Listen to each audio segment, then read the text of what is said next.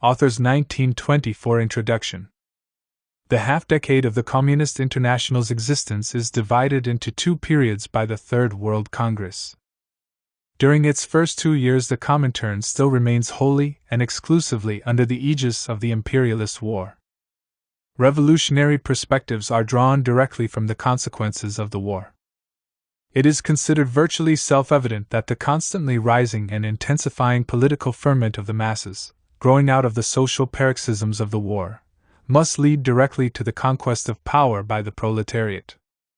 This evaluation of the course of developments found its expression in the manifestos of the First and Second World Congresses, which are included in this volume.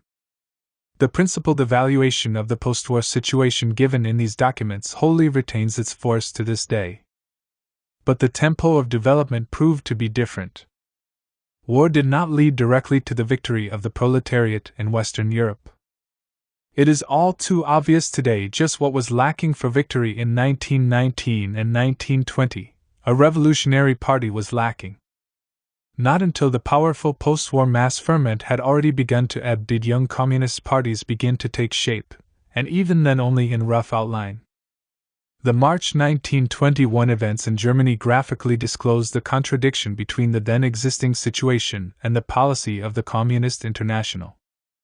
Communist parties, or at least their left wings, impetuously seek to unleash an offensive at a time when the multimillion proletarian masses, after the initial defeats, sullenly take stock of the post-war situation and watchfully observe the communist parties. At the Third World Congress, Lenin formulates this threatening divergence between the line of development of the masses and the tactical line of the communist parties, and with a firm hand secures a decisive turn in the policy of the International. At the present time, when we are far enough removed from the Third Congress to appraise it correctly in retrospect, it can be said that the turn made by the Third Congress was of as great importance to the Communist International as the Brest-Litovsk turn was to the Soviet Republic. Had the Third International continued mechanically to follow the former path, one of whose stages was marked by the March events in Germany, perhaps within a year or two only splinters of communist parties would have been left. With the Third Congress, a new stage begins.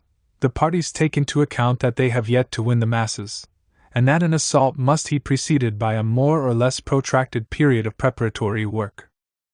There opens up the zone of the United Front, that is, the tactic of fusing the masses on the basis of transitional demands. The speeches and articles in the second part of this volume are devoted to this new stage. This second period of the development of the Communist International, which invariably extended the influence of all its chief sections over the working masses, runs into the mighty revolutionary flood tide in Germany in the latter part of 1923. Europe is once again shaken by wild convulsions, at whose focus stands the Ruhr. The question of power is once again posed in Germany in all its nakedness and acuteness. But the bourgeoisie survived this time as well. A third chapter then opens in the development of the Communist International. The subject for the work of the Fifth World Congress is to define the main political peculiarities and tactical tasks of this new period. Why did the German Revolution fail to lead to victory? The causes for this lie wholly in tactics and not in objective conditions. We have here a truly classic example of a revolutionary situation permitted to slip by. From the moment of the Ruhr occupation, and all the more so when the bankruptcy of passive resistance became evident, it was imperative for the Communist Party to steer a firm and resolute course toward the conquest of power. Only a courageous tactical turn could have unified the German proletariat in the struggle for power. If at the Third Congress and in part of the Fourth Congress we told the German comrades, "You will win the masses only on the basis of taking a leading part in their struggle for transitional demands," then by the middle of 1923 the question became posed differently. After all that the German proletariat had gone through in recent years, it could be led into the decisive battle only in the event that it became convinced that this time the issue was posed, as the Germans say, aufs Ganz, i.e., that it was not a question of this or that partial task, but of the fundamental one, and that the Communist Party was ready to march into battle and was capable of securing victory. But the German Communist Party executed this turn without the necessary assurance, and after an extreme delay. Both the rights and the lefts, despite their sharp struggle against each other, evinced up to September-October a rather fatalistic attitude toward the process of the development of the revolution. At a time when the entire objective situation demanded that the party undertake a decisive blow, the party did not act to organize the revolution, but kept awaiting it.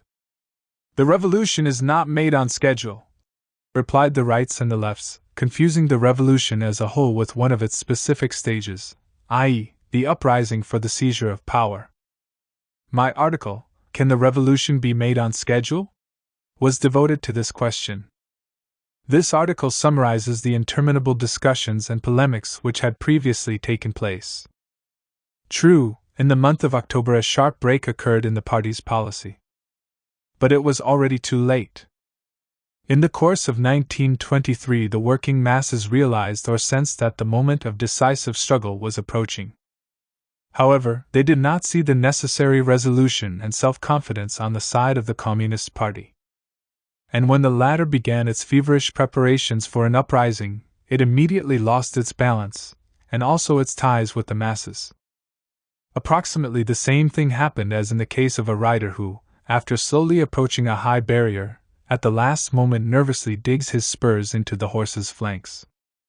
Were the horse to leap over the barrier, it would in all likelihood break its legs. As matters turned out, it stopped at the barrier, and then shied aside. Such are the mechanics of the cruelest defeat of the German Communist Party and the whole International in November of last year. When a sharp shift in the reciprocal relation of forces became delineated, when the legalized fascists moved to the forefront, while the communists found themselves driven underground, some comrades hastened to announce that, "We overestimated the situation, the revolution hasn't matured as yet." Naturally, nothing is simpler than this sort of strategy. First to muff the revolution and then to proclaim it as not yet mature. In reality, however, the revolution failed to lead to victory not because it generally had not matured, but because the decisive link, the leadership, dropped out of the chain at the decisive moment. Our mistake does not lie in our having overestimated the conditions of revolution, but in our having underestimated them. It lies in our inability to understand in time the need of an abrupt and bold tactical turn, from the struggle for the masses to the struggle for power. Our mistake lies in this, that we continued for several weeks to repeat old banalities to the effect that the revolution is not made on schedule, and in this way let slip all time intervals. Did the Communist Party have the majority of the workers behind it in the latter part of last year? It is hard to say what the result would have been had we taken a poll at the time. Such questions are not decided by polls. They are decided by the dynamics of the movement. Despite the fact that a very considerable number of workers still remained in the ranks of the social democracy, only an insignificant minority was ready to take a hostile, and even then a rather passively hostile position toward the overturn. The majority of the social democratic as well as non-party workers sensed keenly the oppressive impasse of the bourgeois democratic regime and awaited the overturn. Their complete and final trust and sympathy could have been won only in the course of the overturn itself. All the talk about the awesome strength of reaction, the many hundred thousands of the Black Reichswehr, etc., proved to be mere monstrous exaggeration, of which there was no doubt from the outset in the minds of people with revolutionary sense.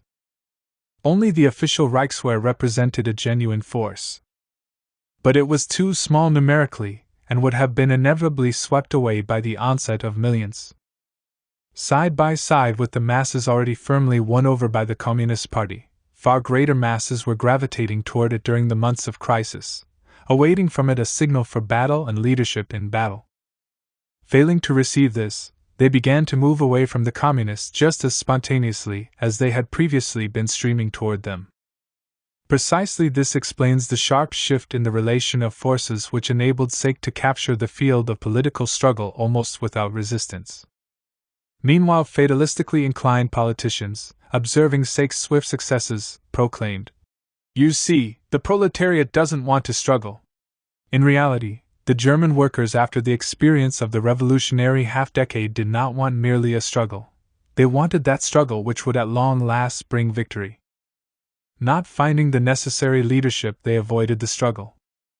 Thereby they showed only that the lessons of 1918 to 21 had become deeply embedded in their memory. The German Communist Party led 3,600,000 workers to the ballot boxes. How many did it lose on the way? It is hard to answer this question. But the results of numerous partial elections to the Landtags, the municipalities, and so on, testify that the Communist Party participated in the recent elections to the Reichstag in an already extremely weakened condition. And despite all this, it still obtained 3,600,000 votes. Look, we are told, the German Communist Party is being severely criticized, and yet it represents a huge force. But, after all, the whole gist of the matter lies in this, that 3,600,000 votes in May 1924, i.e., after the spontaneous ebb of the masses, after the entrenchment of the bourgeois regime, testify that the Communist Party was the decisive force in the latter part of last year, but unfortunately this was not understood and utilized in time.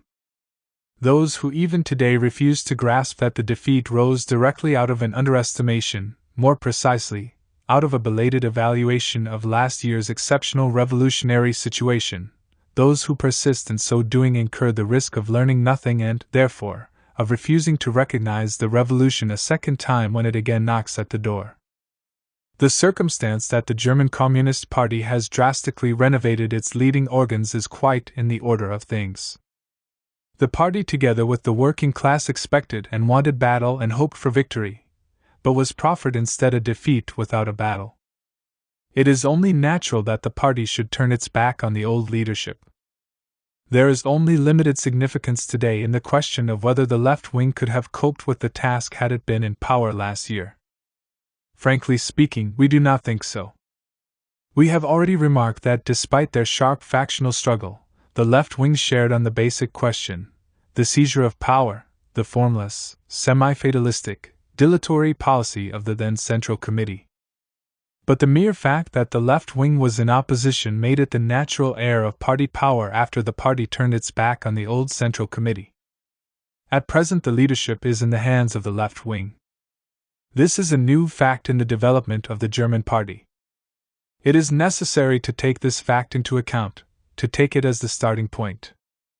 It is necessary to do everything possible to help the party's new leading body cope with its task.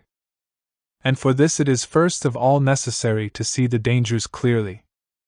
The first possible danger might arise from an insufficiently serious attitude toward last year's defeat, an attitude that nothing out of the ordinary has happened, just a slight delay. The revolutionary situation will soon repeat itself. We proceed as before, toward the decisive assault. This is wrong. Last year's crisis signified a colossal expenditure of revolutionary energy by the proletariat. The proletariat needs time in order to digest last year's tragic defeat, a defeat without a decisive battle, a defeat without even an attempt at a decisive battle. It needs time in order to orient itself once again in a revolutionary way in an objective situation. This does not mean, of course, that a long number of years is required. But weeks will not suffice for it. And it would constitute the greatest danger if the strategic line of our German party were now to impatiently cut across the processes taking place at present in the German proletariat as a consequence of last year's defeat. In the last analysis, what decides, as we know, is economics. Those small economic successes which have been attained in the last few months by the German bourgeoisie are in themselves the inescapable result of the weakening of the revolutionary process, a certain, very superficial and shaky, strengthening of bourgeois law and order, and so on. But the re-establishment of any kind of stable capitalist equilibrium in Germany has not been brought appreciably closer than was the case in the period from July to November of last year. At all events, the road to this equilibrium traverses such mighty conflicts between labor and capital, and France obstructs the way with such difficulties, that the German proletariat is still assured a revolutionary economic foundation for an indefinitely long period ahead. However, those partial processes which occur in the foundation, either temporary aggravations or, on the contrary, temporary mitigations of the crisis and its auxiliary manifestations, are in no case matters of indifference to us. If a relatively well-fed and thriving proletariat is always very sensitive even to a slight worsening of its position, then the long-suffering, long-famished, and exhausted proletariat of Germany is sensitive even to the slightest improvement of its living conditions. This undoubtedly explains the strengthening, again, very unstable, of the ranks of the German social democracy and the trade union bureaucracy which is now manifest. Today more than ever before we are obliged to follow attentively the fluctuations in the commercial and industrial conjuncture in Germany, and the way in which they are reflected in the living standards of the German worker. It is economics that decides, but only in the last analysis. Of more direct significance are those political-psychological processes which are now taking place within the German proletariat, and which likewise have an inner logic of their own. The party received 3,600,000 votes at the elections, a marvelous proletarian corps. But the vacillating elements have moved away from us. Meanwhile, a direct revolutionary situation is always characterized by the flow of vacillating elements toward us. A great many worker social democrats, we may assume, said to themselves during the elections, "We know perfectly well that our leaders are case-hardened scoundrels, but whom can we vote for?" The communists promised to take power, but proved unable to do it and only helped reaction. Are we then to follow the Nazis? And with revulsion in their hearts they cast their votes for the Social Democrats. The school of bourgeois reaction, we may hope, will quickly enough compel the German proletariat in its overwhelming majority to assimilate a revolutionary orientation, this time more definitively and firmly. It is necessary to assist this process in every way. It is necessary to speed it up. But it is altogether impossible to leap over its inevitable phases. To picture the situation as if nothing extraordinary has happened, as if only a slight hitch has taken place, etc., would be false to the core, and would portend the greatest blunders of a strategic order. What has taken place is no superficial stoppage, but an enormous defeat. Its meaning must be assimilated by the proletarian vanguard. Resting on this lesson, the vanguard must speed up the process of rallying the proletarian forces around the 3,600,000. The revolutionary flood tide, then the ebb, and then a new flood tide. These processes have their own inner logic and their own tempo. Revolutions not only unfold, we repeat, revolutions are organized. But it is possible to organize revolution only on the basis of its own internal evolution. To ignore the critical, watchful, skeptical moods among wide circles of the proletariat after what has happened is to head for a new defeat. A day after defeat, even the best revolutionary party cannot arbitrarily call forth a new revolution, any more than the best obstetrician can call forth births every 3 or every 5 months. That last year's revolutionary birth pangs proved false ones does not alter matters.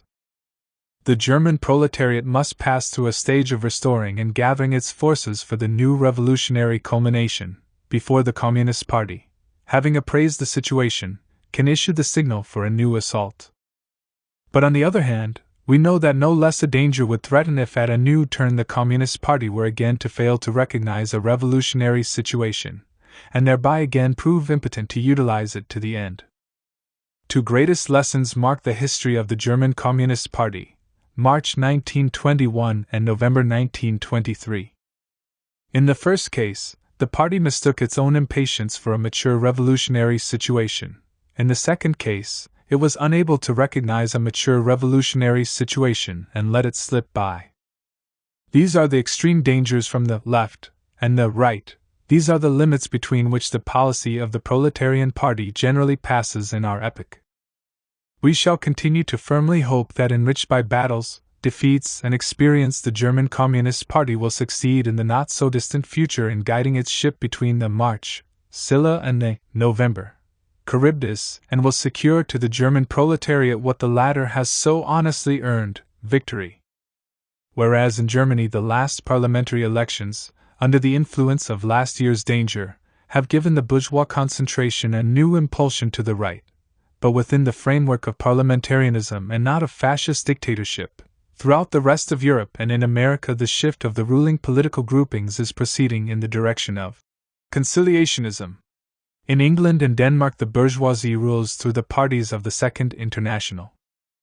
The victory of the left bloc in France signifies either an open or slightly masked, most likely open, participation of the socialists in the government.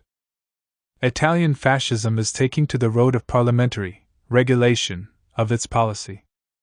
In the United States, the conciliationist illusions are being mobilized under the banner of the Third Party. In Japan, the opposition parties won the elections. When a ship loses its rudder, it is sometimes necessary to keep its left and right engines running alternately. The ship moves in zigzags, a great amount of energy is expended, but the ship keeps moving.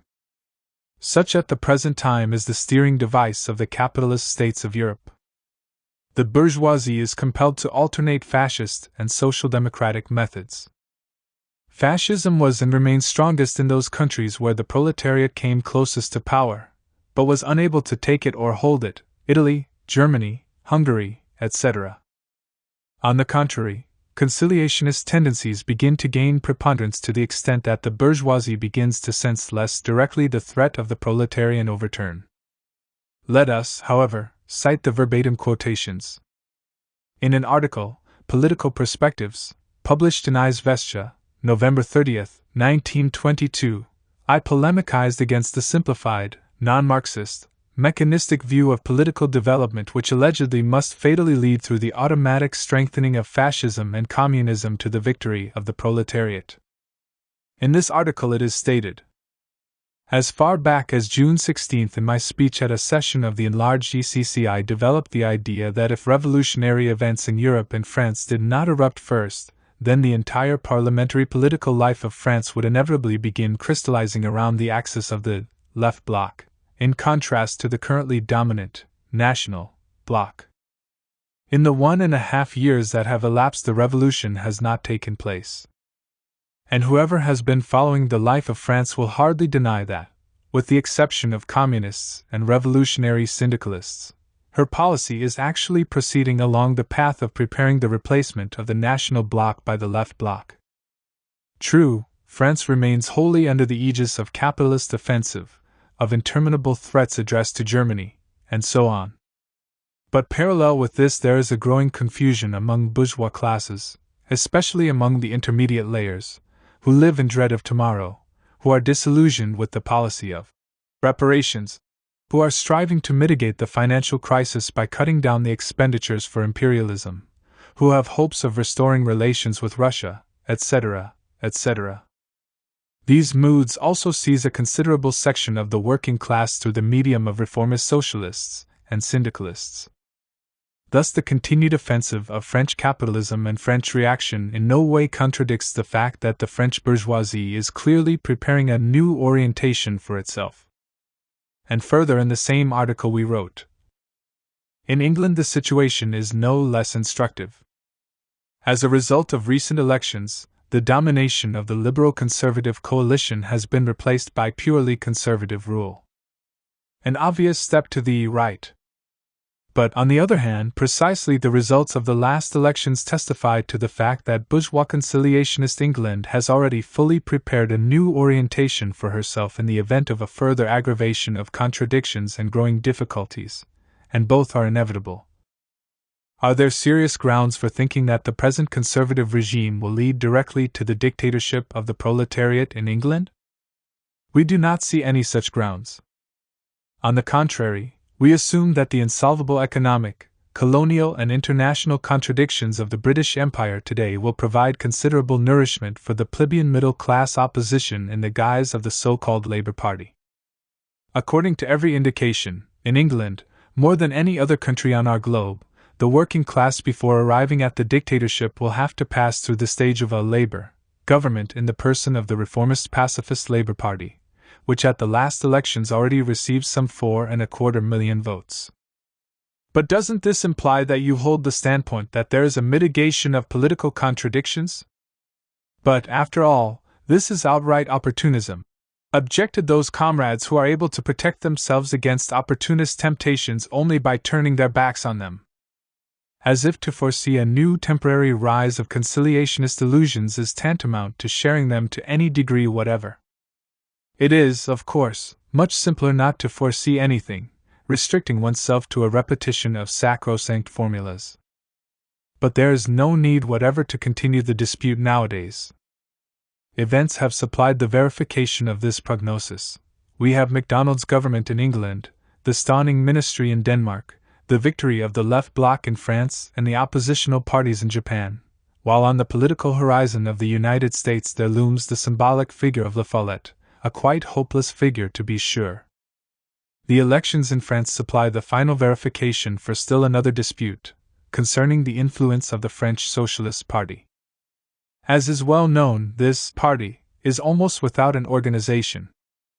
Its official press is extremely wretched and hardly read by anybody. Proceeding from these incontestable facts, some comrades were inclined to evaluate the Socialist Party as an insignificant magnitude. This consoling but false viewpoint found accidental expression even in certain official documents of the Comintern.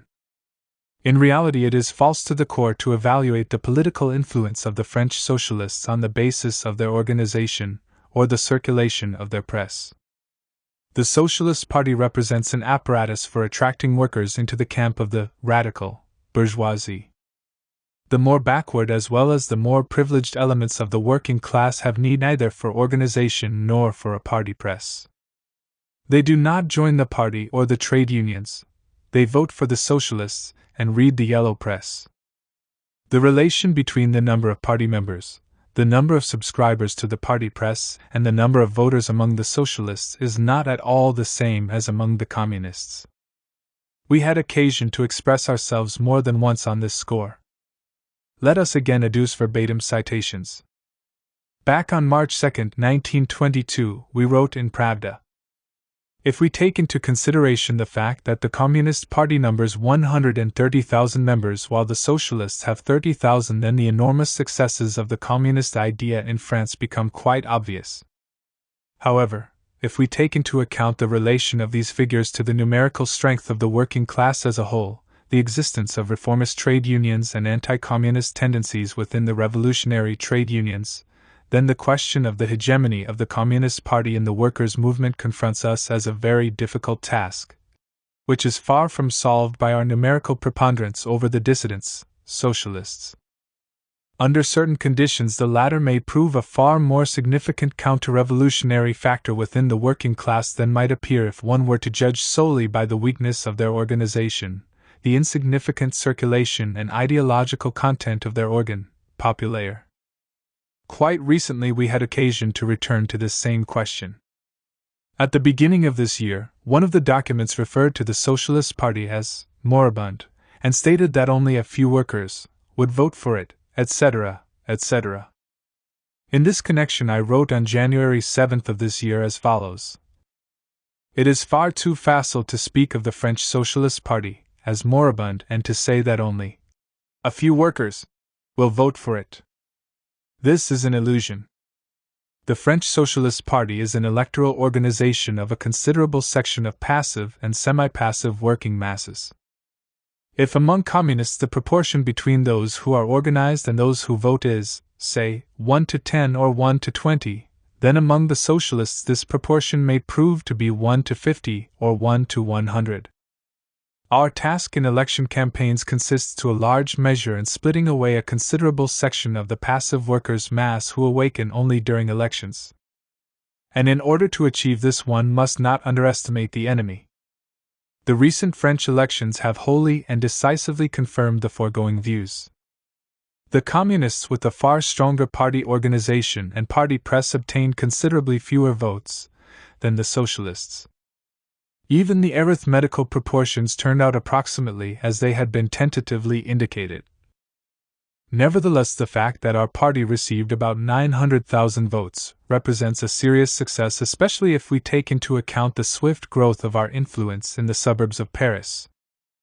There is every reason to expect today that the entry of the Socialist Party into the left bloc and thereby its participation in the government will create favorable conditions for the growth of the political influence of the Communists, as the only party free from any sort of political obligations to the bourgeois regime. In America, the conciliationist illusions of the petty bourgeoisie, primarily the farmers, and the petty bourgeois illusions of the proletariat take the form of the third party. The latter is being mobilized at the present moment around Senator La Follette, or, more correctly, around his name, for the senator himself, almost 70 years old, has not yet found time to leave the ranks of the Republican Party. All this, by the way, is quite in the nature of things. But truly amazing is the position of certain leaders of the American Communist Party, who propose to summon the party to vote for La Follette, hoping in this way to secure for communists influence over the farmers. More than this, they cite the example of Russian Bolshevism, which allegedly won over the peasantry by means of this sort of politics. In addition, of course, there is no lack of variations on the theme which has already lost all semblance of sense, namely, that underestimation of the peasantry is the basic trait of Menshevism. The history of Marxism and Bolshevism in Russia is first of all the history of a struggle against Narodnikism, populism, and Tsarism. This struggle provided the premise for the fight against Menshevism, and it had as its fundamental task the task of assuring the proletarian character of the party. Decades of struggle against petty bourgeois Narodnikism enabled Bolshevism at the decisive moment, i.e., the moment of open struggle for power, to destroy the SRs with a single blow, taking possession of their agrarian program and drawing the peasant masses behind the party. This political expropriation of the SRs was the necessary premise for the economic expropriation of the landlords and the bourgeoisie. It is quite self-evident that the path which certain American comrades are ready to follow has nothing in common with the paths of Bolshevism. For a young and weak Communist Party, lacking in revolutionary temper, to play the role of solicitor and gatherer of progressive voters, for the Republican Senator La Follette is to head toward the political dissolution of the party in the petty bourgeoisie. After all, opportunism expresses itself not only in moods of gradualism but also in political impatience. It frequently seeks to reap where it has not sown, to realize successes which do not correspond to its influence. Underestimation of the basic task, the development and strengthening of the proletarian character of the party. Here is the basic trait of opportunism. Insufficient faith in the powers of the proletariat is the source of the fantastic leaps in a chase after the farmers which may cost the Communist Party its head. That the Communist Party must attentively follow the needs and moods of the farmers, utilizing the current crisis politically in order to extend its influence to the countryside, this is quite self-evident.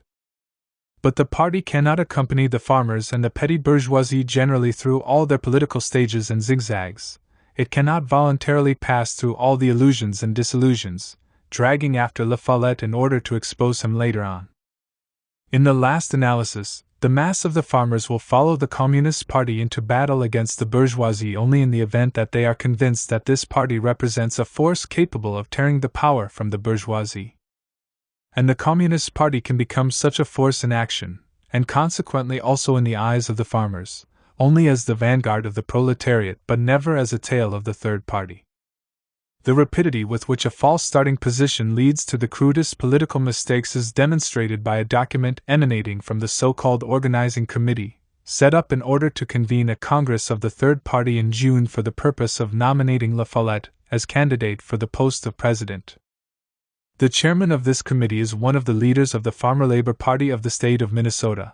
Its secretary is a communist, assigned to this work by the Communist Party. And now this communist has lent his signature to a manifesto which, in appealing to progressive voters, declares that the aim of the movement is to attain national political unity, and which, in refuting charges that the campaign is under the control of the communists, declares that the communists comprise an insignificant minority, and that even were they to try to seize the leadership they could never succeed inasmuch as the party aims to obtain constructive legislation and not any utopias. And for these middle-class abominations the Communist Party assumes responsibility before the eyes of the working class. In the name of what?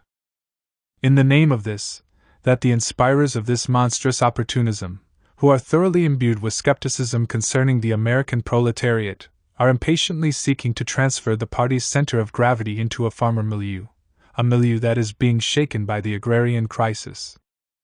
By underwriting, even if with reservations, the worst illusions of the petty bourgeoisie, it is not at all difficult to create for oneself the illusion of wielding influence over the petty bourgeoisie.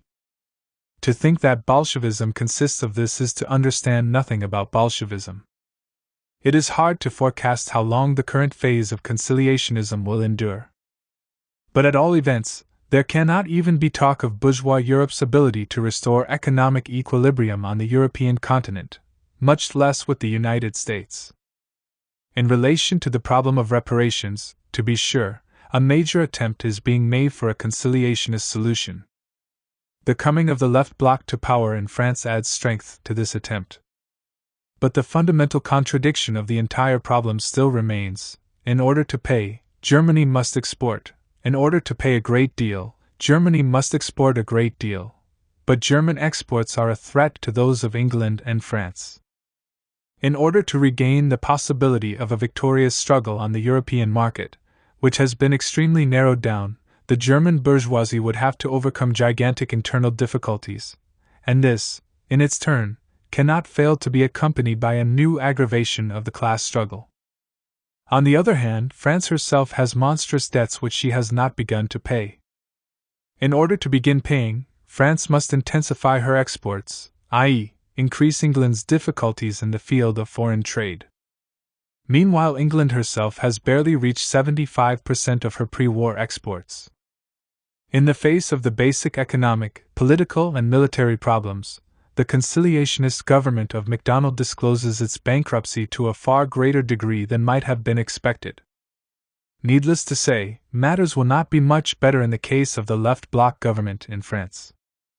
Europe's impasse, now camouflaged by international and internal deals, will once again disclose itself in its revolutionary essence. Without doubt, the communist parties will prove better prepared for that moment. The recent parliamentary elections in a number of countries show that communism already represents a mighty historical force, and that this force is growing. May 20, 1924. Trotsky's footnotes. 1 star. This is the most telling argument of the social democratic adventurers and rascals. LT. 2 star. The Executive Committee of the Communist International naturally rejected this policy, which is so utterly false and so extremely dangerous. The decision of the ECCI was quite opportune. A few days following its adoption, Senator La Follette came out with a rabid attack against the Communists and piously declared that he would have nothing to do with any undertaking with which these rascals, this red spawn of Beelzebub and of Moscow, were connected. Let us hope that this lesson will not prove unfruitful so far as certain super-clever strategists are concerned. LT, June 4, 1924. The First World Congress. Manifesto of the Communist International to the Workers of the World. 72 years ago, the Communist Party proclaimed its program to the world in the form of a manifesto written by the greatest heralds of the proletarian revolution, Karl Marx and Friedrich Engels. Even at that time, communism no sooner entered the arena of struggle than it was beset by baiting, lies, hatred, and persecution of the possessing classes who rightfully sensed their mortal enemy in communism. The development of communism during this 3/4 of a century proceeded along complex paths, side by side with periods of stormy upsurge and new periods of decline, side by side with successes, cruel defeats. But essentially the movement proceeded along the path indicated in advance by the Communist Manifesto. The epoch of final, decisive struggle has come later than the apostles of the socialist revolution had expected and hoped. But it has come. We communists, the representatives of the revolutionary proletariat of the various countries of Europe, America, and Asia who have gathered in Soviet Moscow, feel and consider ourselves to be the heirs and consummators of the cause whose program was affirmed 72 years ago. Our task is to generalize the revolutionary experience of the working class, to purge the movement of the corroding admixture of opportunism and social patriotism, to unify the efforts of all genuinely revolutionary parties of the world proletariat, and thereby facilitate and hasten the victory of the communist revolution throughout the world. Today, when Europe is covered with debris and smoking ruins, the worst pyromaniacs in history are busy seeking out the criminals responsible for the war. In their wake follow their servants, professors, members of parliament, journalists, social patriots, and other political pimps of the bourgeoisie. For many years the socialist movement predicted the inevitability of the imperialist war, seeing its causes in the insatiable greed of the property-owning classes of the two chief camps, and, generally, of all capitalist countries. At the Ball Congress, 2 years before the war exploded, the responsible socialist leaders of all countries branded imperialism as bearing the guilt for the impending war, and threatened the bourgeoisie with the socialist revolution which would descend upon the bourgeoisie's head as the proletarian retribution for the crimes of militarism. Today, after the experience of the last 5 years, after history, having laid bare the predatory appetites of Germany, is unmasking the no less criminal acts of the Allies, the state socialists of the Entente countries continue in the wake of their respective governments to discover the war criminal in the person of the overthrown German Kaiser. On top of this, the German social patriots, who in August 1914 proclaimed Hohenzollerns diplomatic white book to be the holiest evangel of the peoples, are nowadays following in the footsteps of the Entente socialists, and are with vile subservience indicting the overthrown German monarchy, which they had so slavishly served, as the chief war criminal. They thus hope to obscure their own role and at the same time to worm their way into the good graces of the conquerors. But in the light of unfolding events and diplomatic revelations, side by side with the role of the toppled dynasties, the Romanovs, the Hohenzollerns, and the Habsburgs, and of the capitalist cliques of these countries, the role of the ruling classes of France, England, Italy, and the United States stands out in all its boundless criminality. English diplomacy did not lift its visor of secrecy up to the very outbreak of war. The government of the city obviously feared to reveal its intention of entering the war on the side of the Entente lest the Berlin government take fright and be compelled to issue war. In London they wanted war. That is why they conducted themselves in such a way as to raise hopes in Berlin and Vienna that England would remain neutral, while Paris and Petrograd firmly counted on England's intervention. Prepared by the entire course of development over a number of decades, the war was unleashed through the direct and conscious provocation of Great Britain. The British government thereby calculated on extending just enough aid to Russia and France, while they became exhausted, to exhaust England's mortal enemy, Germany. But the might of German militarism proved far too formidable and demanded of England not token but actual intervention in the war.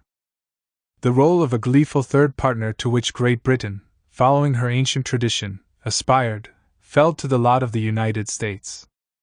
The Washington government became all the more easily reconciled to the English blockade which one-sidedly restricted American stock market speculation in European blood, because the countries of the Entente reimbursed the American bourgeoisie with lush profits for violations of international law. However, the Washington government was likewise constrained by the enormous military superiority of Germany to drop its fictitious neutrality. In relation to Europe as a whole, the United States assumed the role which England had taken in previous wars and which she tried to take in the last war in relation to the continent, namely, weakening one camp by playing it against another, intervening in military operations only to such an extent as to guarantee her all the advantages of the situation. According to American standards of gambling, Wilson's stake was not very high, but it was the final stake, and consequently assured his winning the prize. As a result of the war, the contradictions of the capitalist system confronted mankind in the shape of pangs of hunger, exhaustion from cold, epidemics, and moral savagery. This settled once and for all the academic controversy within the socialist movement over the theory of impoverishment and the gradual transition from capitalism to socialism. Statisticians and pedants of the theory that contradictions were being blunted had for decades fished out from all the corners of the globe real or mythical facts testifying to the rising well-being of various groups and categories of the working class. The theory of mass impoverishment was regarded as buried, amid contemptuous jeers from the eunuchs of bourgeois professordom and mandarins of socialist opportunism. At the present time, this impoverishment, no longer only of a social but also of a physiological and biological kind, rises before us in all its shocking reality. The catastrophe of the imperialist war has completely swept away all the conquests of trade union and parliamentary struggles. For this war itself was just as much a product of the internal tendencies of capitalism as were those economic agreements and parliamentary compromises which the war buried in blood and muck. Finance capital, which plunged mankind into the abyss of war, itself underwent a catastrophic change in the course of this war. The dependency of paper money upon the material foundation of production has been completely disrupted. Progressively losing its significance as the means and regulator of capitalist commodity circulation, paper money became transformed into an instrument of requisition, of seizure, and military economic violence in general. The debasement of paper money reflects the general mortal crisis of capitalist commodity circulation. During the decades preceding the war, free competition, as the regulator of production and distribution, had already been thrust aside in the main fields of economic life by the system of trusts and monopolies. During the course of the war, the regulating directing role was torn from the hands of these economic groups and transferred directly into the hands of military state power. The distribution of raw materials, the utilization of Baku or Romanian oil, Donbass coal, Ukrainian wheat, the fate of German locomotives, freight cars and automobiles, the rationing of relief for starving Europe, all these fundamental questions of the world's economic life are not being regulated by free competition, nor by associations of national and international trusts and consortiums, but by the direct application of military force, for the sake of its continued preservation. If the complete subjection of the state power to the power of finance capital had led mankind into the imperialist slaughter, then through this slaughter finance capital has succeeded in completely militarizing not only the state but also itself, and it is no longer capable of fulfilling its basic economic functions otherwise than by means of blood and iron. The opportunists, who before the World War summoned the workers to practice moderation for the sake of gradual transition to socialism, and who during the war demanded class docility in the name of civil peace and national defense, are again demanding self-renunciation of the proletariat, this time for the purpose of overcoming the terrible consequences of the war. If these preachments were to find acceptance among the working masses, capitalist development in new, much more concentrated and monstrous forms would be restored on the bones of several generations, with the perspective of a new and inevitable world war. Fortunately for mankind, this is not possible. The statization of economic life, against which capitalist liberalism used to protest so much, has become an accomplished fact. There is no turning back from this fact. It is impossible to return not only to free competition but even to the domination of trusts, syndicates, and other economic octopuses. Today the one and only issue is, who shall henceforth be the bearer of statized production, the imperialist state or the state of the victorious proletariat? In other words, is all toiling mankind to become the bond slaves of victorious world cliques who, under the firm name of the League of Nations and aided by an international army and international navy, will here plunder and strangle some peoples and their cast crumbs to others, while everywhere and always shackling the proletariat, with the sole object of maintaining their own rule? Or shall the working class of Europe and of the advanced countries in other parts of the world take in hand the disrupted and ruined economy in order to assure its regeneration upon socialist principles?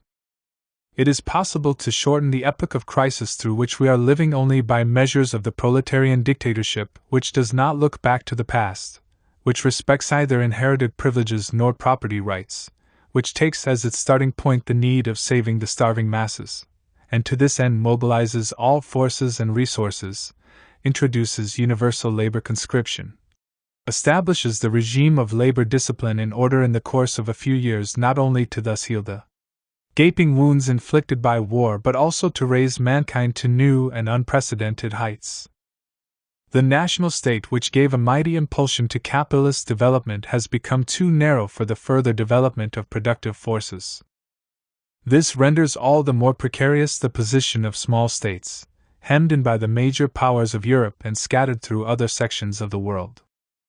These small states, which have arisen at different times as fragments chipped from bigger ones, as so much small change in payment for various services rendered and as strategic buffers, retain their own dynasties, their own ruling cliques, their own imperialist pretensions, their own diplomatic intrigues. Prior to the war, their phantom independence rested on the selfsame thing as the equilibrium of Europe, the uninterrupted antagonism between the two imperialist camps. The war has disrupted this equilibrium. By giving at first an enormous preponderance to Germany, the war compelled the small states to seek their salvation under the magnanimous wings of German militarism. After Germany was crushed, the bourgeoisie of the small states, together with their respective patriotic socialists, turned their faces to the victorious Allied imperialism and began seeking guarantees for their continued independent existence in the hypocritical points of the Wilsonian program. At the same time, the number of small states has increased. Out of the Austro-Hungarian monarchy, out of portions of the former Tsarist Empire, new states have been carved, which were no sooner born than they flung themselves at one another's throats over the question of state boundaries. The Allied imperialists are meanwhile preparing such combinations of small powers, both old and new, as would be bound to themselves through the hold of mutual hatreds and common impotence. While oppressing and violating the small and weak peoples, while dooming them to starvation and destruction, the Allied imperialists, like the imperialists of the Central Empire a brief while ago, do not stop talking about the right of self-determination, which is today being trampled underfoot in Europe as in all other parts of the world. The last war, which was by and large a war for colonies, was at the same time a war conducted with the help of colonies. The colonial populations were drawn into the European war on an unprecedented scale. Indians, Negroes, Arabs, and Madagascans fought on the territories of Europe, for the sake of what? For the sake of their right to continue to remain the slaves of England and France. Never before has the infamy of capitalist rule in the colonies been delineated so clearly. Never before has the problem of colonial slavery been posed so sharply as it is today. A number of open insurrections and the revolutionary ferment in all the colonies have hence arisen. In Europe itself, Ireland keeps signaling through sanguinary street battles that she still remains and still feels herself to be an enslaved country. In Madagascar, Annam, and elsewhere the troops of the bourgeois republic have more than once quelled the uprisings of colonial slaves during the war. In India, the revolutionary movement has not subsided for a single day and has recently led to the greatest labor strikes in Asia, which the English government has met by ordering its armored cars into action in Bombay. The colonial question has been thus posed in its fullest measure not only on the maps at the Diplomatic Congress in Paris but also within the colonies themselves. At best, Wilson's program has as its task to effect a change of labels with regard to colonial slavery. The emancipation of the colonies is conceivable only in conjunction with the emancipation of the working class in the metropolises.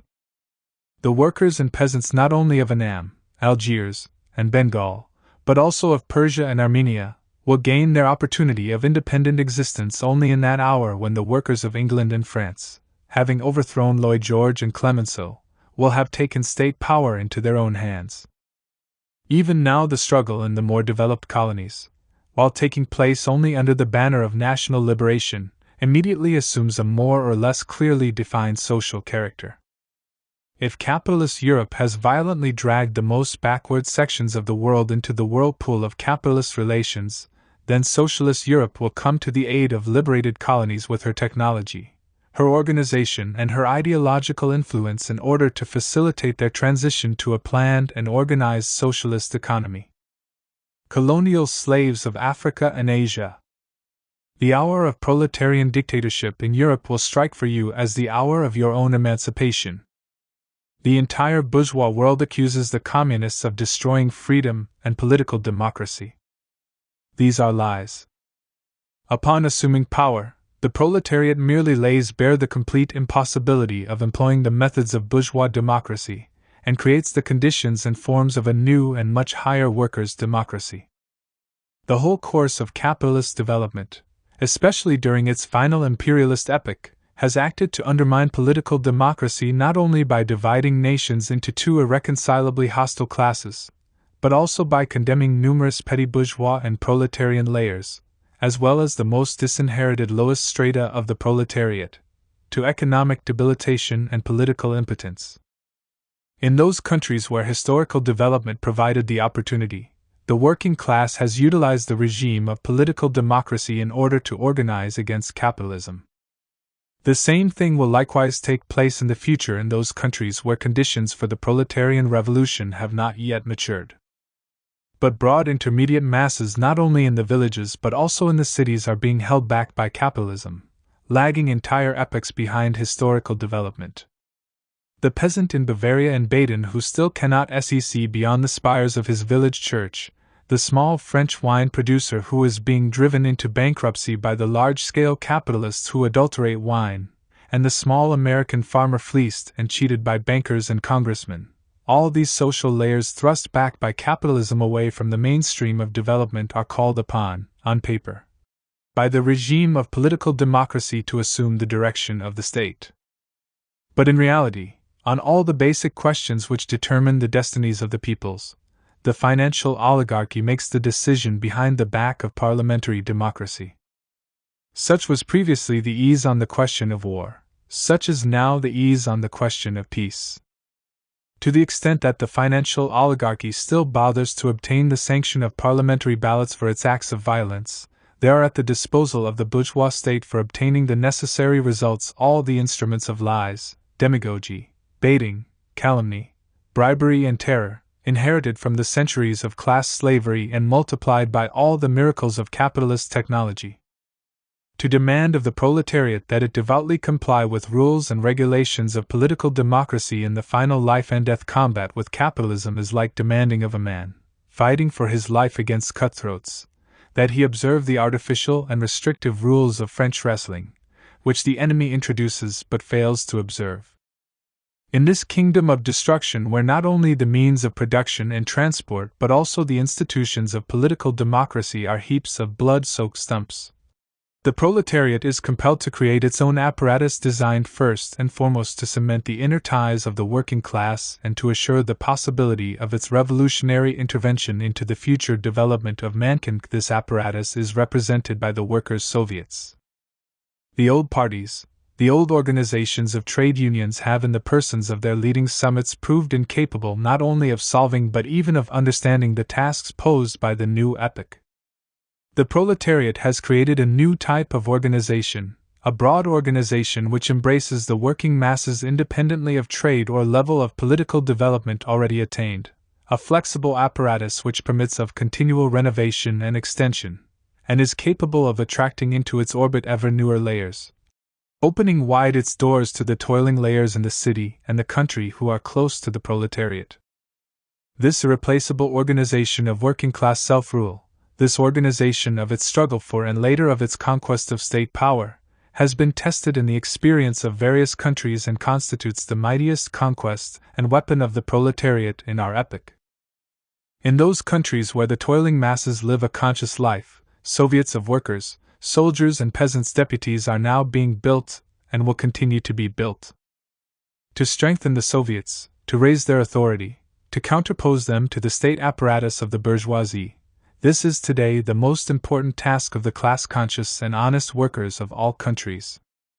Through the medium of Soviets, the working class can save itself from the decomposition which is introduced into its midst by the hellish sufferings of war, by starvation, by the violence of the possessing classes and by the treachery of its former leaders.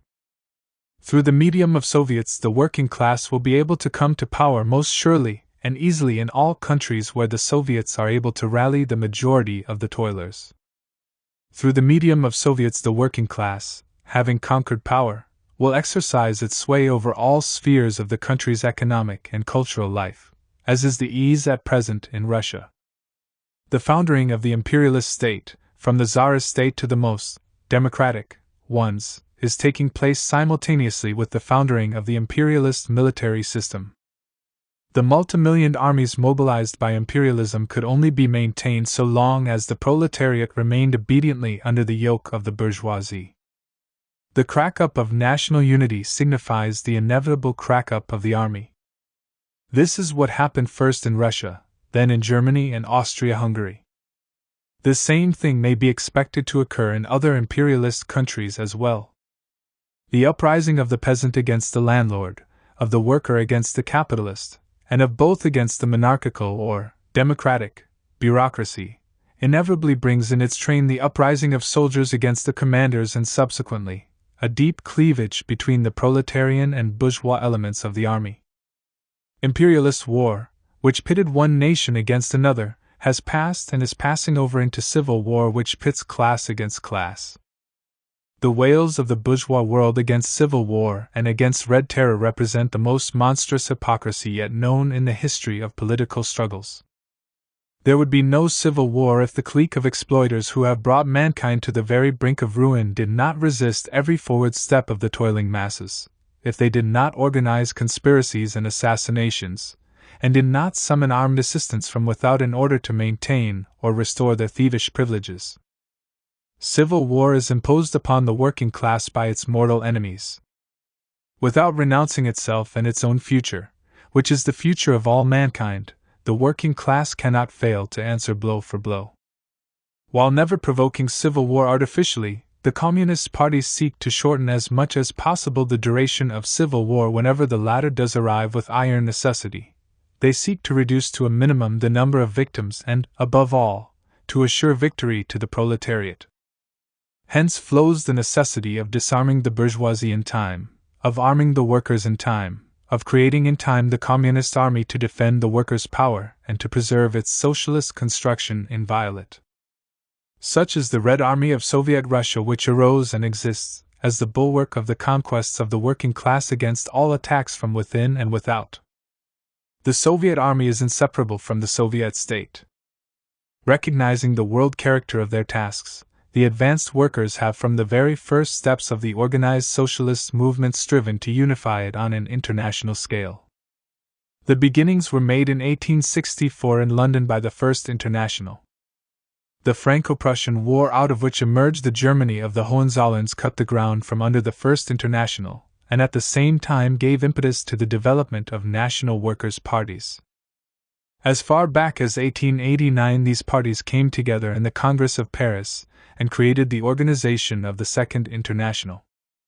But the center of gravity of the labor movement during that period remained wholly on national soil, wholly within the framework of national states, upon the foundation of national industry, within the sphere of national parliamentarianism. The decadex of reformist organizational activity gave birth to an entire generation of leaders, the majority of whom recognized in words the program of the social revolution but renounced it in deeds, becoming mired in reformism, in a docile adaptation to the bourgeois state. The opportunist character of the leading parties of the Second International has been completely disclosed, and it led to the greatest collapse in world history at a moment when the march of historic events demanded revolutionary methods of struggle from the working class parties. If the War of 1870 dealt a blow to the First International, disclosing that there was as yet no fused mass force behind its social revolutionary program, then the War of 1914 killed the Second International, disclosing that the mightiest organizations of the working masses were dominated by parties which had become transformed into auxiliary organs of the bourgeois state. This applies not only to the social patriots who have today clearly and openly gone over to the camp of the bourgeoisie, who have become the latter's favorite plenipotentiaries and trustees and the most reliable executioners of the working class. It also applies to the amorphous and unstable tendency of the socialist center which seeks to re-establish the Second International, that is, to re-establish the narrowness, the opportunism and the revolutionary impotence of its leading summits. The Independent Party of Germany, the present majority of the Socialist Party of France, the Menshevik group of Russia, the Independent Labour Party of England and other similar groups are actually trying to fill the place which had been occupied prior to the war by the old official parties of the Second International. They come forward as hitherto with the ideas of compromise and conciliationism. With all the means at their disposal, they paralyze the energy of the proletariat, prolonging the crisis and thereby redoubling Europe's calamities. The struggle against the socialist center is the indispensable premise for the successful struggle against imperialism. Sweeping aside the half-heartedness, lies and corruption of the outlived official socialist parties, we communists, united in the Third International, consider ourselves the direct continuators of the heroic endeavors and martyrdom of a long line of revolutionary generations from Babeuf to Karl Liebknecht and Rosa Luxemburg. If the First International presaged the future course of development and indicated its paths, if the Second International gathered and organized millions of workers, then the Third International is the international of open mass action, the international of revolutionary realization, the international of the deed. Bourgeois world order has been sufficiently lashed by socialist criticism. The task of the International Communist Party consists in overthrowing this order and erecting in its place the edifice of the socialist order. We summon the working men and women of all countries to unite under the communist banner, which is already the banner of the first great victories. Workers of the world, in the struggle against imperialist barbarism, against monarchy, against the privileged estates, against the bourgeois state and bourgeois property, against all kinds and forms of class or national oppression, unite. Under the banner of workers' soviets, under the banner of revolutionary struggle for power and the dictatorship of the proletariat, under the banner of the Third International, workers of the world unite. The First World Congress. Report on the Communist Party of the Soviet Union and the Red Army. Delivered at the first session of the First World Congress, March 2, 1919. It is clear from the report of Comrade Albert that the question of the Red Guard has become a proverb and a byword in Germany, and if I understood him correctly, speculations anent the possible incursion of our Red Guard into the territories of Eastern Prussia caused Messrs. Ebert and Scheidman to suffer nightmares during their nights of sleeplessness. On this score, Comrade Albert may reassure the rulers of Germany, they have nothing to fear. Fortunately or unfortunately, and this is, of course, a matter of taste, affairs have not yet reached that stage at the present time. As regards the intervention that does threaten us, we can say boldly that today we are in a far better position than was the case last year at the conclusion of the Brest-Litovsk Treaty. It is hardly necessary to dwell on this. At that time we were still wearing diapers so far as the construction of both the Red Army and the Soviet government as a whole was concerned. The Red Army was then actually called the Red Guard, but this appellation has long since dropped out of circulation among us. The Red Guard was the name given the first partisan detachments, improvised groups of revolutionary workers, who, burning with revolutionary zeal, spread the proletarian revolution from Petrograd and Moscow throughout the country. This phase lasted until the initial clash between this Red Guard and the regular German regiments, when it became quite obvious that such improvised detachments, while able to conquer the Russian counter-revolution, were impotent before a disciplined army and in consequence could not serve as the real shield of the revolutionary socialist republic. This marks a breaking point in the attitude of the working masses toward the army, and a start in the scrapping of old methods of army organization. Under the pressure of events, we proceeded to the creation of a healthy army, organized on principles dictated by military science. Now, our program calls for a people's militia. But it is impossible even to talk of a people's militia, this demand of political democracy, in a country where the dictatorship of the proletariat is in power, for an army is always intimately bound up with the character of the reigning power. War, as old Clausewitz says, is the continuation of politics by other means. The army is the instrument of war, and it must therefore correspond to politics. Since the government is proletarian, therefore the army, too, must be proletarian in its social composition. For this reason we introduced a set of rigid restrictions into the army. Since May of last year we passed from a volunteer army, from the Red Guard, to an army based on compulsory military service, but we accept into our army only workers and peasants, non-exploiters of labor. The impossibility of seriously considering a people's militia in Russia becomes even clearer if we take into account the fact that within the boundaries of the former Tsarist Empire there were, and are still to be found at one and the same time, several armies of classes hostile to us. In the Don province there even exists a monarchist army consisting of bourgeois elements and rich Cossacks, and under the command of Cossack officers. Furthermore, in the Valda and Ural provinces there was the army of the Constituent Assembly. After all, this army was also designed as a people's army, and was so designated, but it quickly fell apart. The honorable members of the Constituent Assembly remained with empty hands. They found it necessary, entirely against their will, to leave the Valda province and to accept the hospitality of our Soviet government. Admiral Kolchak simply placed the government of the Constituent Assembly under arrest, and the army was converted into a monarchist army. We thus observe that in a country involved in a civil war, the army can be built only along the line of class principle. We did exactly that, and we got results. On our road we were confronted with great difficulties resulting from the question of the commanding personnel. Our primary concern, naturally, was to train red officers from among the workers and the most advanced peasant youth. This is a job we tackled from the outset, and here at the doors of this building you can see not a few red ensigns who will shortly enter the army as red officers. We have quite a number of them. I don't want to specify the exact figure inasmuch as military secrets should always remain military secrets. This number, I repeat, is rather large. But we could not bide our time until red generals arose out of our red ensigns, inasmuch as the enemy did not extend us such a breathing spell, and we had to turn to the old commanding personnel and find capable people among these reserves. This, too, was crowned with success. Naturally, we sought our officers not amid the glittering salons of military courtesans, but we did find in more modest circles people who were quite capable, and who are now helping us in the struggle against their own former colleagues. On the one side, we have the best and the most honest elements among the old officers' corps, whom we surround with sensible communists in the capacity of commissars, and on the other, the best elements from among the soldiers, workers and peasants in the lower commanding posts.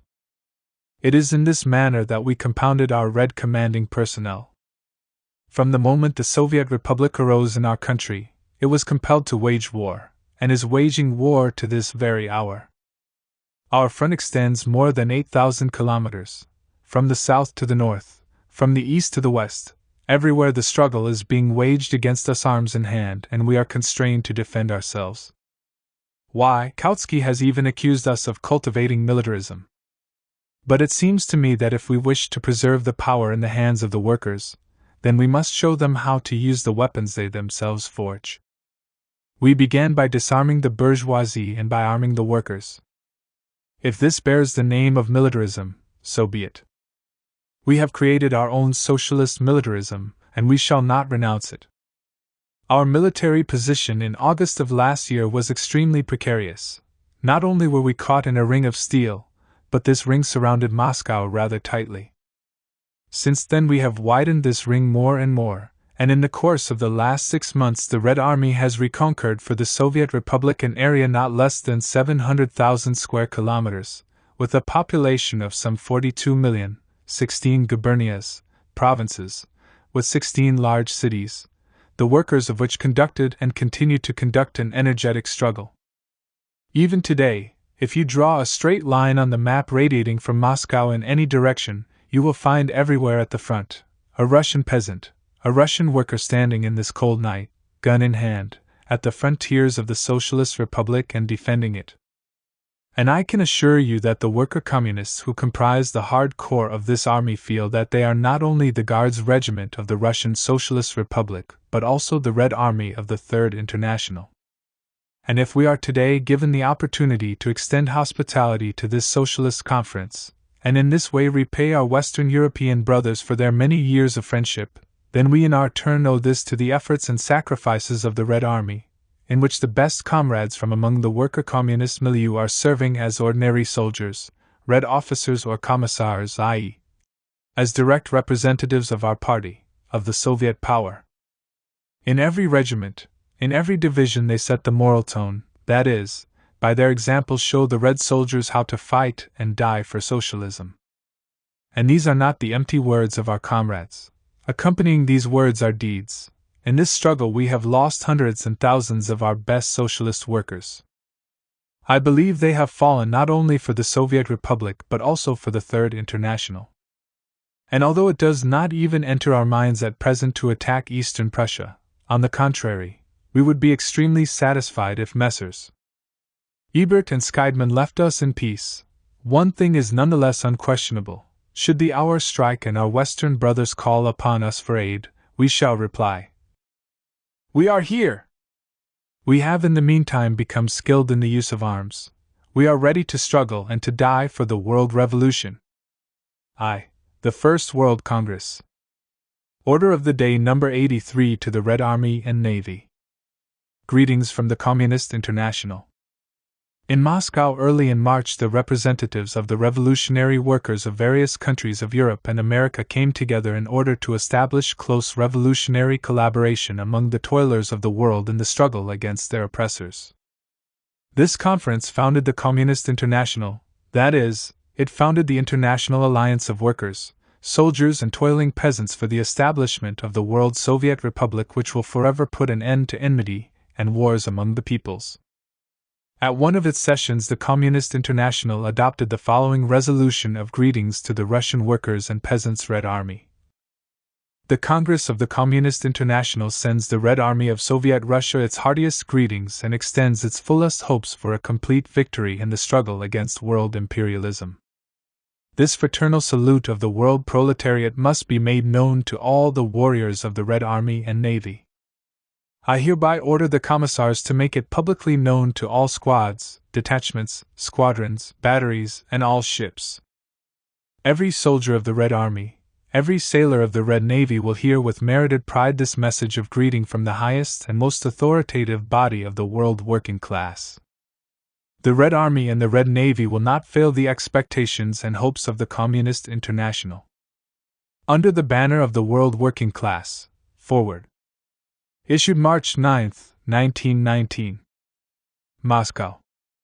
L. Trotsky, Chairman of the Military Revolutionary Council of the Republic.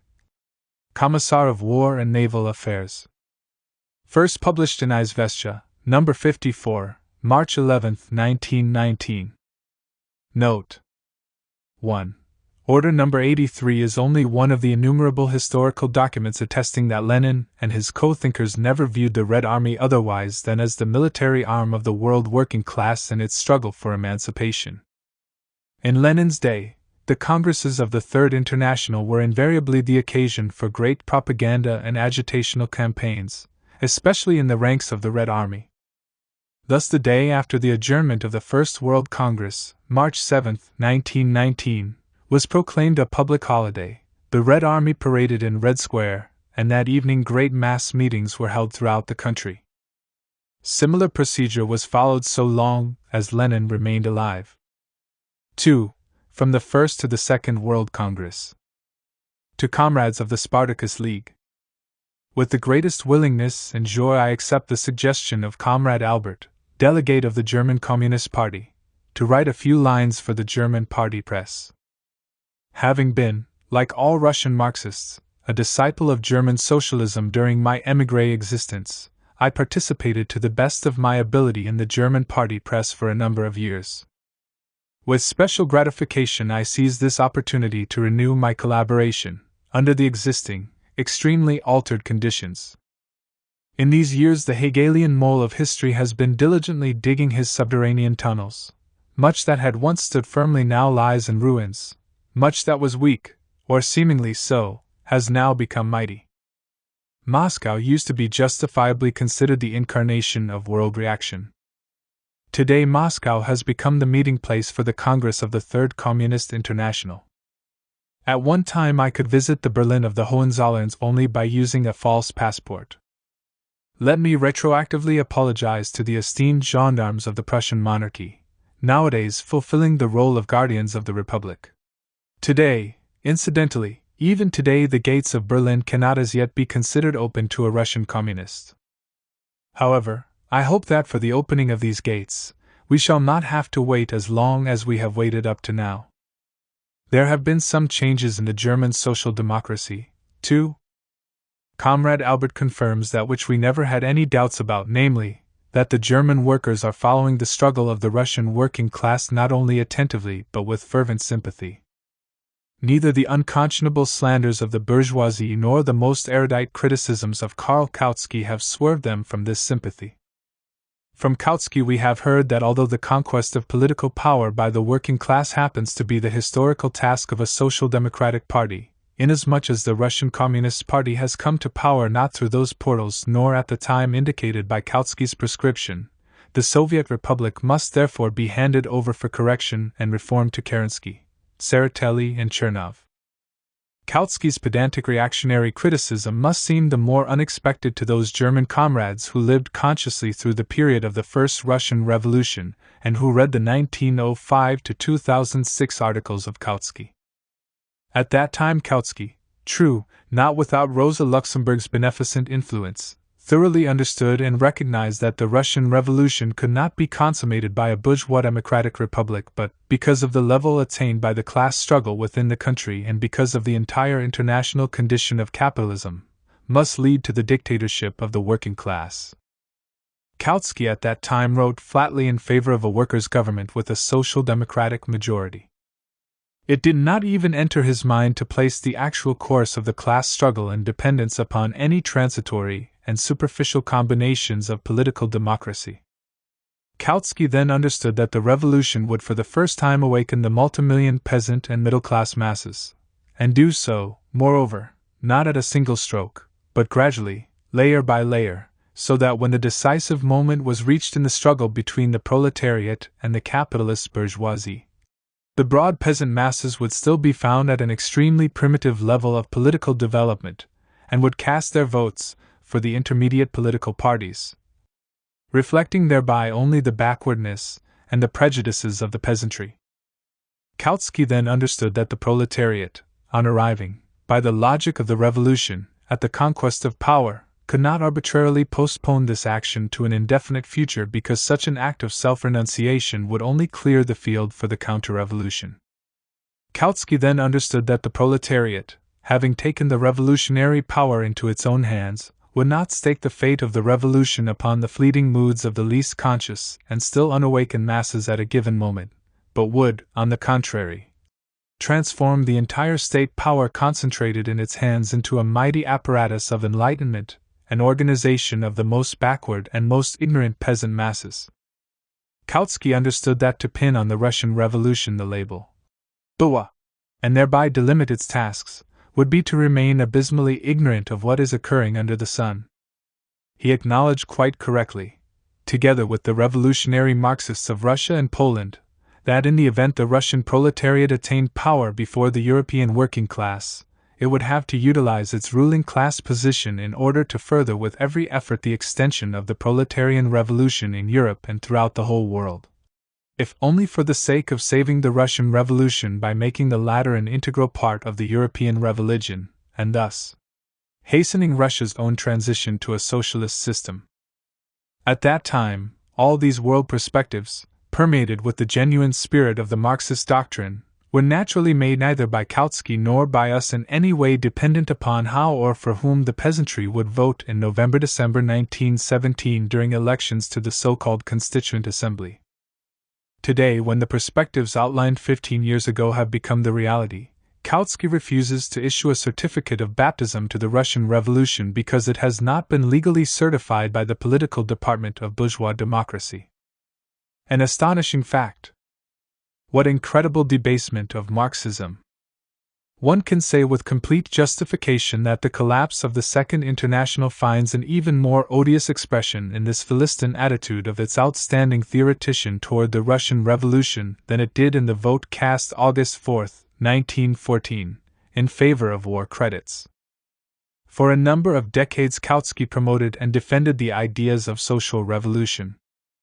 Today, when the revolution has come, Kautsky shies away in terror. He abjures the Soviet power in Russia. He stands hostilely opposed to the mighty movement of the communist proletariat of Germany. Kautsky closely resembles a schoolmaster who, year in and year out, within the four walls of a stuffy schoolroom keeps repeating to his pupils a description of spring and then, in the decline of his pedagogical career, happens to stumble into the lap of nature during springtime, fails to recognize spring, is driven to frenzy, insofar as frenzy is proper to school teachers, and begins proving that the greatest disorder prevails in nature, that is, that the real spring is no spring at all, for it is occurring contrary to nature's laws. How good it is that the workers do not hearken to even the most authoritative pedants, but do hearken to the voice of spring.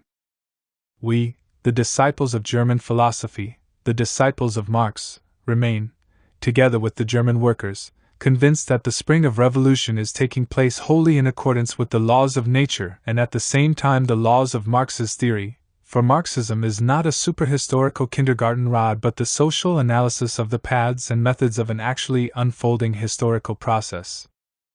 We likewise learned from Comrade Albert that the revolutionary German workers rejected those accusations which were leveled in their time against us by the selfsame Trotskyian Independent Party, which indicted us for deeming it possible to conclude the Brest-Litovsk peace with victorious German militarism. Bernstein in his time circulated literary productions wherein he not only submitted to harsh judgment our having concluded peace with the Hohenzollern diplomats, but also accompanied his criticism with darkest insinuations. He accused us, no more, no less, consciously deceiving the Russian workers about the inevitability of the German Revolution, solely for the purpose of covering up our intrigues with the Hohenzollern government. I refrain from referring to the fact that these theoreticians of Marxism, who consider themselves genuine realists and sages, didn't understand even a few months ago the inevitability of a social catastrophe in Germany, whereas we, utopians, had predicted it from the very first day of the war. But isn't it astounding political stupidity to proclaim the German Revolution impossible, that is, to acknowledge the immutability of mighty German militarism, while at the same time demanding that the government of a weakened and exhausted country like Russia should at all costs continue waging, hand in hand with English imperialism, war against Hohenzollern? According to Bernstein and company, we were guilty of failing to monopolize the struggle against German imperialism, and resting our hopes on the revolutionary activity of the German proletariat. But here, too, we were proved correct. Contrary to the logic of pedants and schoolteachers, the German working class has settled scores with the monarchy, and is moving on the correct path toward the complete destruction of the rule of the bourgeoisie. Unfortunately, I haven't the opportunity of ascertaining whether the English and French Bernsteins are now indicting the German working class because it is compelled to agree to a peace with Anglo-French imperialism. But we Russian communists do not for a moment doubt that the terrible peace now being imposed by the world bandits on the German people will react completely to the damage of the ruling classes of the Entente. Since the argument relating to the illegitimate birth of the dictatorship of the Russian working class does not exercise any great influence upon the German workers, a new argument is now being advanced in order to traduce the Russian Revolution. The Soviet government is aiming, mind you, to invade Eastern Prussia with the Red Army. We don't doubt that this fiction, too, which political charlatans are circulating in order to frighten and deceive idiots, meets with no credence among German workers. It is our considered opinion that we shall fulfill our duty to the international revolution if we preserve the rule of the working class on the soil of Russia. This task demands of the Russian proletariat an enormous straining of forces and revolutionary self-sacrifice. Up to now, our Red Army has successfully coped with its task. In the last 6 months, it has liberated from the White Guard gangs an area of 700,000 square kilometers with a population of 42 million souls. We confidently expect that the Workers' and Peasants' Army will not only maintain socialist power on this territory but also sweep clean those provinces of the Federated Republic where the power of the bourgeoisie is still being maintained with the assistance of foreign imperialists. As regards Germany, we consider that the task of transforming her into a socialist republic is first of all the business of the German working class. Precisely for this reason, this business is in firm and reliable hands. We send to the German proletarians our fervent greetings and ask them to believe that never have they been so close and dear to the heart of every Russian communist as they are today, when amid incredible hardships in the struggle against traitors and turncoats, with the road dotted with lifeless bodies of their best fighters like Liebknecht and Luxemburg, they are tirelessly and courageously marching toward final victory. March 9, 1919. 2. From the First to the Second World Congress. A creeping revolution. The German Revolution bears clear traits of similarity with the Russian. But no less instructive are its traits of dissimilarity. At the beginning of February, revolution took place in Germany.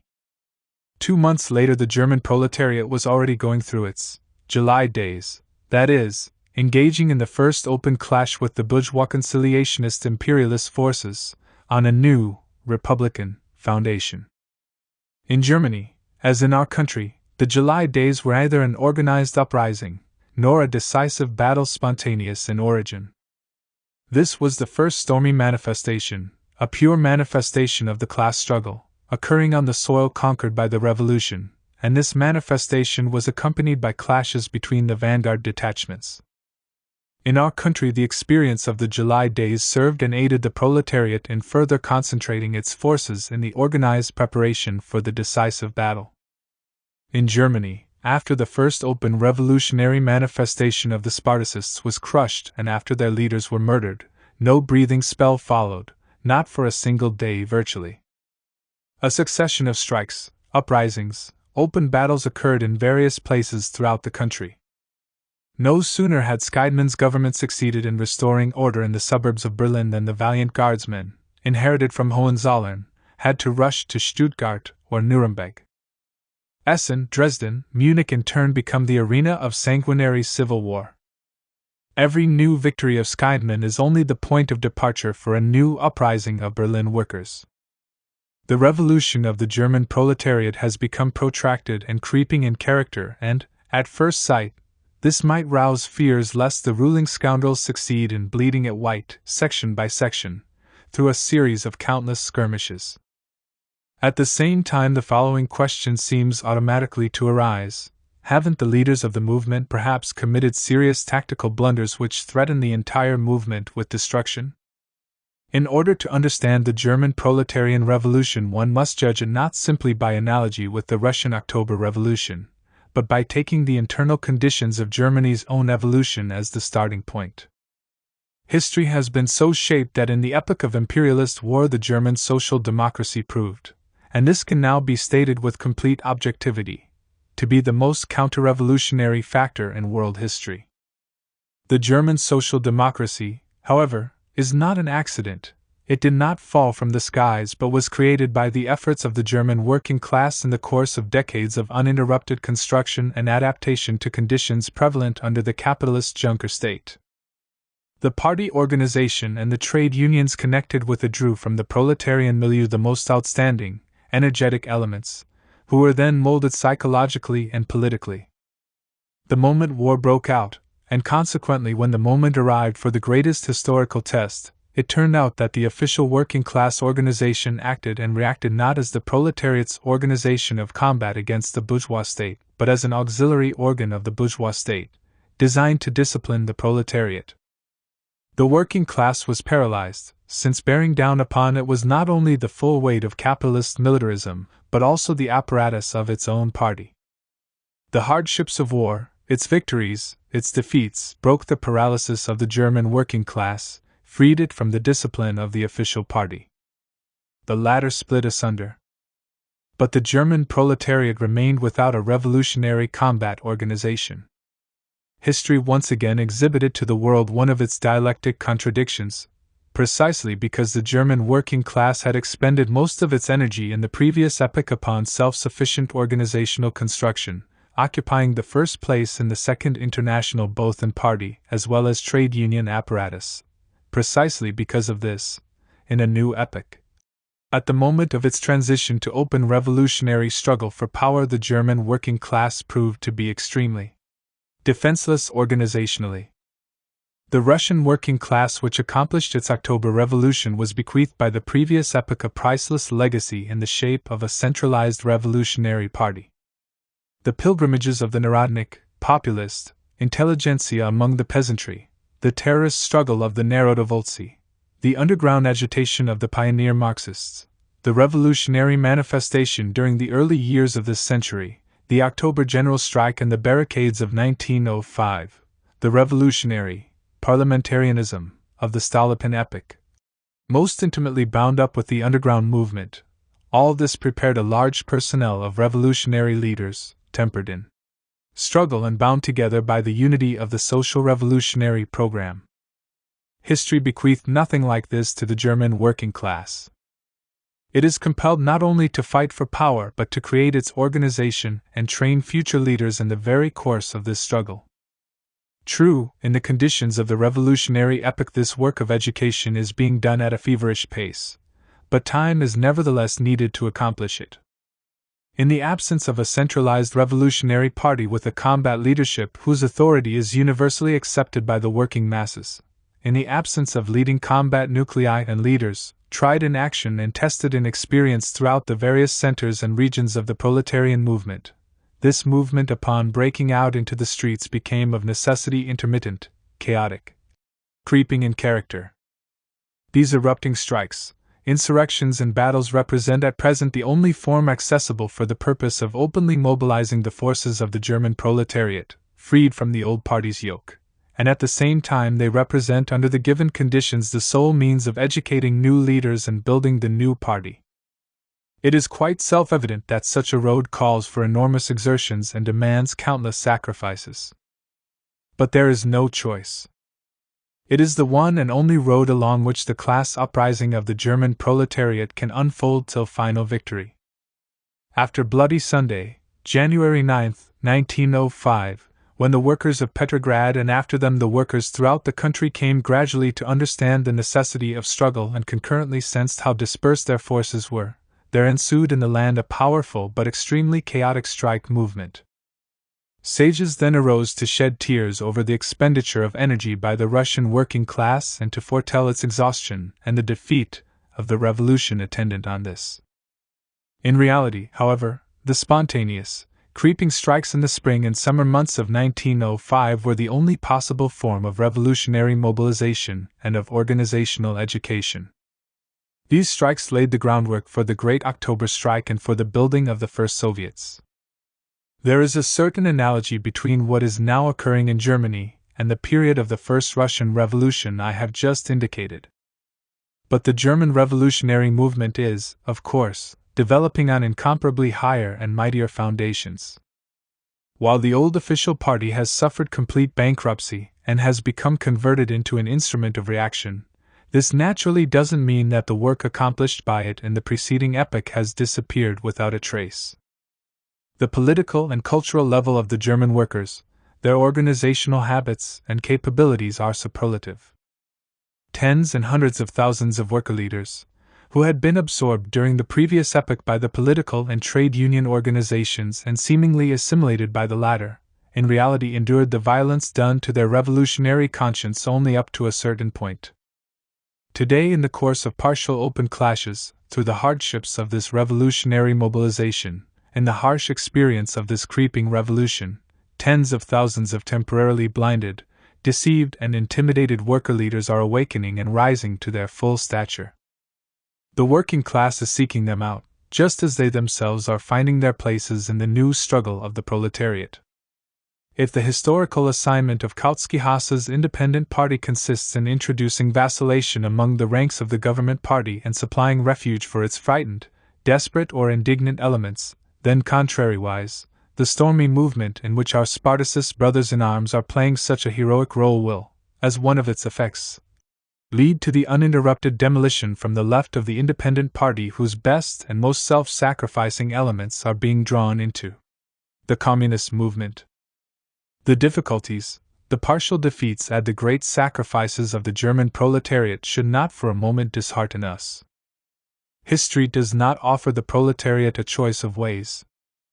The stubborn, unabated erupting and re-erupting, creeping revolution is clearly approaching the critical moment when, having mobilized and trained all its forces in advance for combat, the revolution will deal the class enemy the final mortal blow. First published in Pravda, number 85, April 23, 1919. 2. From the First to the Second World Congress. Great days. The czars and the priests, ancient rulers of the Moscow Kremlin, we must assume, never had a premonition that within its grey walls would one day gather the representatives of the most revolutionary section of modern mankind. However, it did happen. In one of the halls of a former juridical institution, where weary ghosts of criminal statutes from Tsarist codices still wander, today the delegates of the Third International sit in session. Assuredly, the mole of history did not excavate poorly beneath the Kremlin walls. This material setting of the Communist Congress is only an external expression, and affixes its seal upon the enormous changes which have occurred in the last 10 or 12 years in the entire world situation. In the era not only of the First International but also the Second, Tsarist Russia was the chief bulwark of world reaction. At international socialist congresses, the Russian Revolution was represented by émigrés upon whom the majority of the opportunist leaders of European socialism looked down with ironic condescension. These parliamentarian and trade union functionaries were filled with an unconquerable conviction that it was the lot of semi-Asiatic Russia to suffer the evils of revolution, while Europe remained assured of a gradual, painless, tranquil evolution from capitalism to socialism. But in August, from the heights of civilization, mankind was cast into the abyss of shocking barbarism and sanguinary brutalization. Despite the fact that Marxist theory had foreseen and forecast the bloody catastrophe, the social reformist parties were caught unawares. Perspectives of peaceful development turned into lowering smoke and reeking rubbish. The opportunist leaders were able to find no other task for themselves than to summon the working masses to the defense of the bourgeois national state. On August 4, 1914, the Second International ignobly perished. From that moment, all genuine revolutionists, heirs to the spirit of Marxism, set the creation of a new international as their task, the international of irreconcilable revolutionary struggle against capitalist society. The war unleashed by imperialism knocked the entire capitalist world out of its equilibrium. All questions were starkly revealed as questions of the revolution. The old revolutionary patchworkers brought into play all their skill in order to preserve a semblance of former hopes, old deceits, and old organization. In vain. War, not for the first time in history, turned out to be the mother of revolution. The imperialist war was the mother of the proletarian revolution. To the Russian working class and its battle-tempered Communist Party belongs the honor of making the beginning. By its October Revolution, the Russian proletariat not only swung open the Kremlin doors for the representatives of the international proletariat, but also lodged the cornerstone in the edifice of the Third International. The revolutions in Germany, Austria, Hungary, the tempestuous sweep of the Soviet movement and of civil war, sealed by the martyrdom of Karl Liebknecht and Rosa Luxemburg and many thousands of nameless heroes, have demonstrated that Europe has no roads different from Russia's.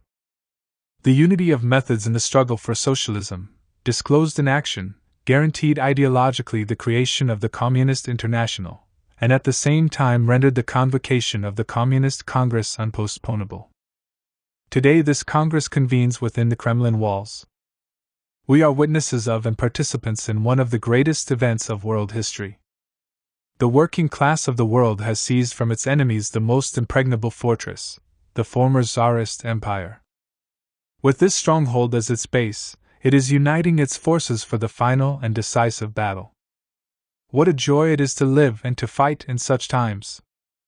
First published in Communist International, May 1919. 2. From the First to the Second World Congress. En route. Thoughts on the progress of the proletarian revolution. Once upon a time the Church had a saying, "The light shineth from the east." In our generation the revolution began in the east. From Russia it passed over into Hungary, from Hungary to Bavaria, and doubtless it will march westward through Europe. This march of events is taking place contrary to prejudices, allegedly Marxist and rather widespread among broad circles of intellectuals, and not those of Russia alone. The revolution through which we are now living is proletarian, and the proletariat is strongest in the old capitalist countries where it is much larger numerically, better organized, more class-conscious.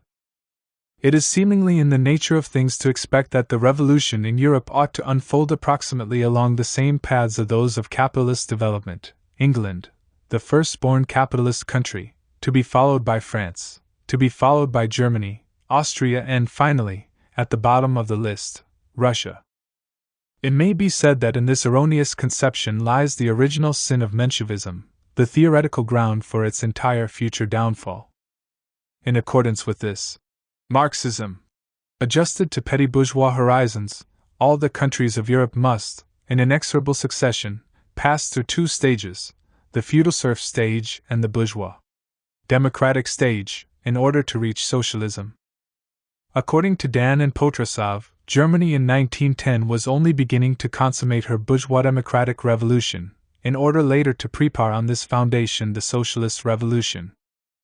Just what these gentlemen meant by socialist revolution, they could never explain.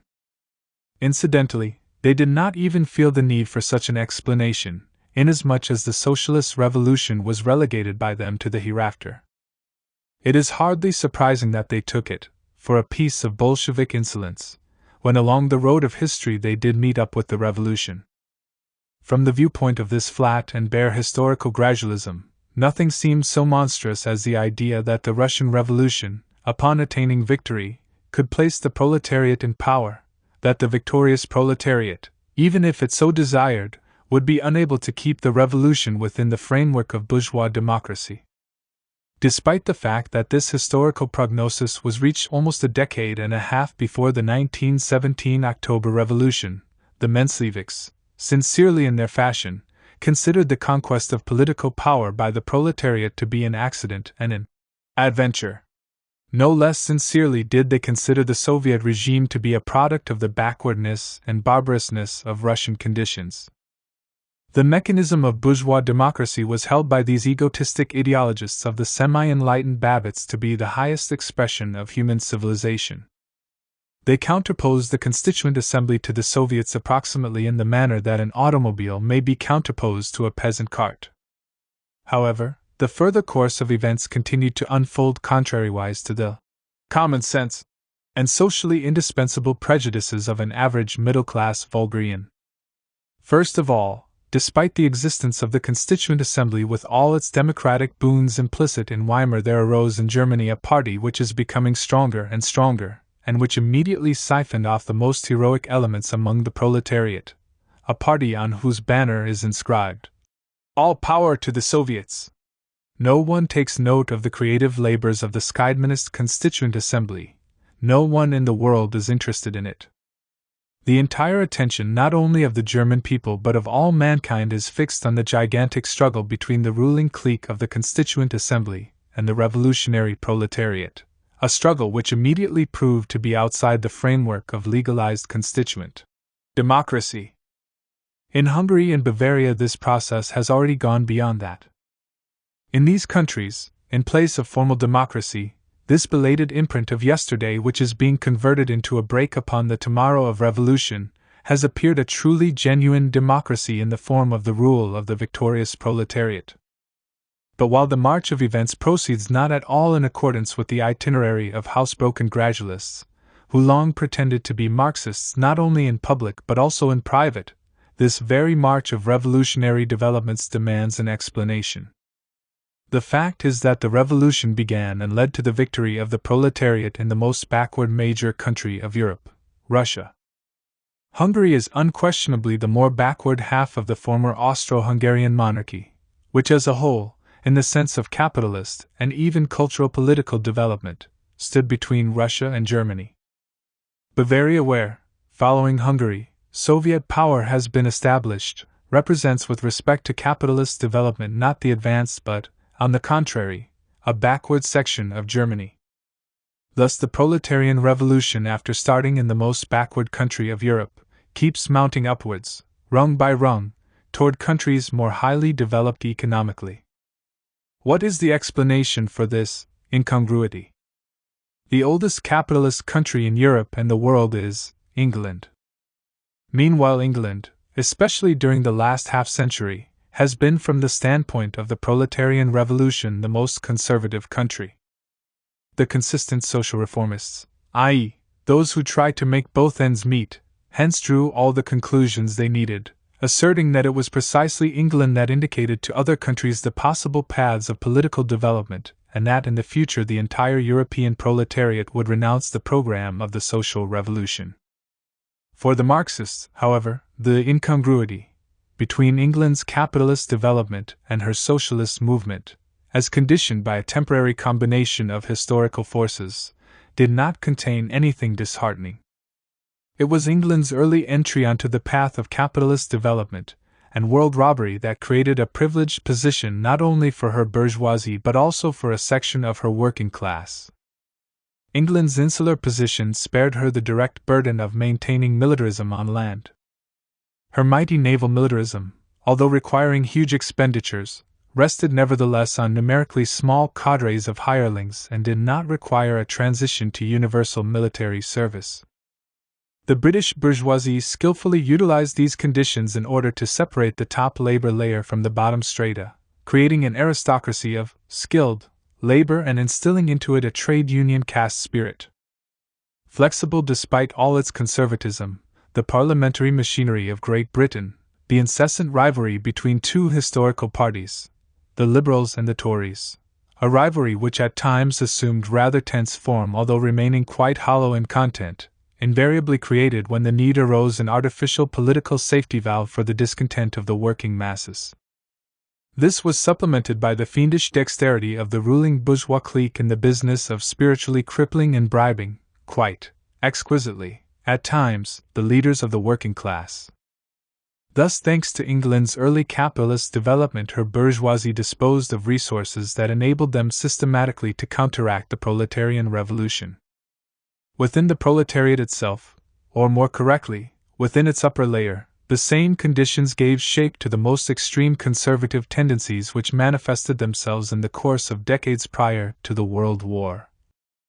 While Marxism teaches that class relations arise in the process of production and that these relations correspond to a certain level of productive forces, while Marxism further teaches that all forms of ideology and, first and foremost, politics correspond to class relations, this does not at all mean that between politics, class groupings, and production there exist simple mechanical relations, calculable by the four rules of arithmetic. On the contrary, the reciprocal relations are extremely complex. It is possible to interpret dialectically the course of a country's development, including its revolutionary development, only by proceeding from the action, reaction, and interaction of all the material and superstructural factors, national and worldwide alike, and not through superficial juxtapositions, or through formal analogies. England accomplished her bourgeois revolution in the 17th century. France, at the end of the 18th century. France was for a long time the most advanced, the most cultured country on the European continent. The French social patriots still sincerely believed even at the beginning of this war that the entire fate of mankind rotated around Paris. But once again, just because of her early bourgeois civilization, France developed powerful conservative tendencies within her capitalism. The slow organic growth of capitalism did not mechanically destroy French handicrafts, but pulled them along, simply relegating them to different positions, assigning them a more and more subordinate role. The Revolution, by selling the feudal estates at auction to the peasantry, created the French village, extremely viable, tenacious, stubborn, and petty bourgeois. The great French Revolution of the 18th century, bourgeois both in its most extreme objectives as well as results, was at the same time profoundly national, in the sense that it rallied round itself the majority of the nation and, first and foremost, all of its creative classes. For a century and a quarter this revolution established the bond of common remembrances and traditions between a considerable section of the French working class and the left elements of bourgeois democracy. Jouers was the greatest and last representative of this conservative ideological bond. Under these conditions, France's political atmosphere couldn't fail to infect broad layers of the French proletariat, especially the semi-handicraftsmen with petty bourgeois illusions. Conversely, it was precisely the rich revolutionary past that gave the French proletariat an inclination to settle scores with the bourgeoisie on the barricades. The character of the class struggle, lacking clarity in theory, but extremely tense in practice, kept the French bourgeoisie constantly on guard and compelled it to go over early to the export of finance capital. While on the one hand seducing the popular masses, including the workers, by a dramatic display of anti-dynastic, anti-clerical, republican, radical and other tendencies, the French bourgeoisie, on the other hand, availed itself of the advantages accruing from its primogeniture and from its position of world usurer in order to check the growth of new and revolutionizing forms of industrialism within France herself. An analysis of the economic and political conditions of French evolution, and furthermore not only on a national but an international scale, can alone provide an explanation of why the French proletariat, split up after the heroic eruption of the Paris Commune into groups and sects, anarchist on the one wing, and possibilist on the other, proved incapable of engaging in open revolutionary class action, of struggling directly for state power. For Germany, the period of vigorous capitalist flowering began after the victorious wars of 1864, 1866, 1871.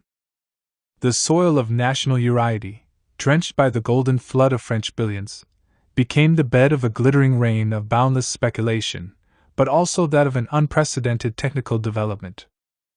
In contrast to the French proletariat, the working class of Germany grew at an extraordinary rate and expended most of its energies on gathering, fusing, organizing its own ranks.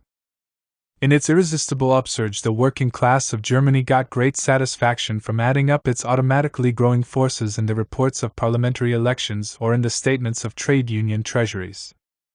The victorious competition of Germany on the world market created conditions equally favorable for the growth of the trade unions as well as for the unquestionable improvement in the living standard of a section of the working class.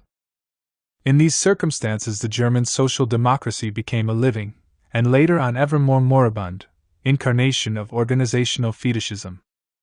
With its roots deeply intertwined in the national state and national industry, and in the process of adaptation to the entire complexity and entanglement of German social-political relations, which are a combination of modern capitalism and medieval barbarism, the German social democracy along with the trade unions under its leadership became in the end the most counter-revolutionary force in the political evolution of Europe. The danger of such a degeneration of the German social democracy had long ago been pointed out by Marxists, although we must admit that no one had foreseen how catastrophic would be the character of this process in the end. Only by throwing the dead weight of the old party off its back has the advanced German proletariat now been able to enter the road of open struggle for political power. As regards the development of Austria-Hungary, it is impossible from the viewpoint of interest to us to say anything which would not likewise apply in a clearer form to the development of Russia. The belated development of Russian capitalism immediately imparted to it an extremely concentrated character. When in the 40s of the last century Knopf established English textile factories in the central Moscow area, and when the Belgians, the French and the Americans transplanted to the virginal Ukrainian and Novorussian steppes the huge metallurgical enterprises constructed in accordance with the latest word in European and American technology, they did not consult textbooks to learn whether they should wait until Russian handicraft developed into manufacture, while manufacture in its turn brought us to the large-scale factory. On this soil, i.e., on the soil of poorly digested economic textbooks, there once arose the famous but essentially puerile controversy over whether Russian capitalism was natural or artificial in character. If one were to vulgarize Marx and look upon English capitalism not as the historical starting moment of capitalist development but rather as the all-imperative stereotype, then Russian capitalism would appear as an artificial formation, implanted from without. But if we analyze capitalism in the spirit of Marx's genuine teachings, that is, as an economic process which first evolved a typical national form and which then outgrew this national framework and evolved world ties, and which in order to bring the backward countries under its sway sees no need of returning to the tools and usages of its infant days, but employs instead the last word in technology, the last word in capitalist exploitation and political blackmail, if we analyze capitalism in this spirit, then the development of Russian capitalism with all its peculiarities will appear wholly natural, as an indispensable, component part of the world capitalist process. This applies not alone to Russia. The railways which have cut across Australia were not the natural outgrowth of the living conditions either of the Australian Aborigines or of the first generations of malefactors who were, beginning with the epoch of the French Revolution, shipped off to Australia by the magnanimous English metropolises. The capitalist development of Australia is natural only from the standpoint of the historical process taken on a world scale. On a different scale, on a national, provincial scale, it is, generally speaking, impossible to analyze a single one of the major social manifestations of our epoch. Just because the Russian large-scale industry violated the natural order of succession of national economic development, by taking a gigantic economic leap over transitional epochs, it thereby prepared not only the possibility, but the inevitability of the proletarian leap over the epoch of bourgeois democracy. The ideologist of democracy, Jowers, pictured democracy as the nation's supreme tribunal rising above the warring classes. However, inasmuch as the warring classes, the capitalist bourgeoisie and the proletariat, not only constitute the formal poles within the nation but are also its chief and decisive elements, what remain as the supreme tribunal, or more correctly the court of arbitration, are only the intermediate elements, the petty bourgeoisie, crowned with the democratic intelligentsia. In France, with her centuries-long history of handicrafts and of handicraft urban culture, with her struggles of city communes and, later, her revolutionary battles of bourgeois democracy, and finally, with her conservatism of a petty bourgeois variety, democratic ideology has until recently still rested on a certain historical soil. An ardent defender of the interests of the proletariat, and profoundly devoted to socialism, Jowers, as the tribune of a democratic nation, came out against imperialism. Imperialism, however, has demonstrated quite convincingly that it is mightier than the democratic nation, whose political will imperialism is so easily able to falsify by means of the parliamentary mechanism. In July 1914, the imperialist oligarchy, on its way to war, strode over the tribune's corpse, while in March 1919, through the Supreme Tribunal of the democratic nation, it officially exonerated the murderer of Jowers, thereby dealing a mortal blow to the last remaining democratic illusions of the French working class. In Russia, these illusions from the outset did not have any kind of support beneath them. With the ponderous sluggishness of its meager development, our country didn't have time to create an urban handicraft culture. The citizenry of a provincial town like Okharov is equipped for pogroms which once so greatly alarmed Gorky, but it is, without a doubt, unequipped for an independent democratic role. Just because England's development had occurred, according to Marx, the development of Russia according to this same Marx had to proceed in an entirely different way. Nurtured under the high pressure of foreign finance capital and aided by foreign technology, Russian capitalism in the course of a few decades gave form to a million-headed working class, which cut like a sharp wedge into the milieu of all Russian political barbarism. Without the massive traditions of the past behind it, the Russian workers, in contrast to the Western European proletariat, took on not only traits of cultural backwardness and ignorance, which the semi-literate, indigenous, urban citizens never wearied of pointing out, but also traits of mobility, initiative, and receptivity to the most extreme conclusions deriving from their class position.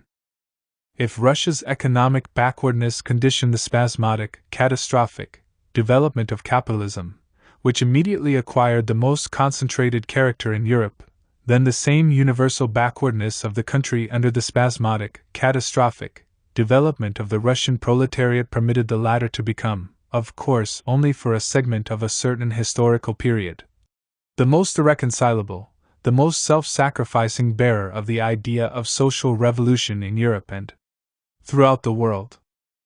2.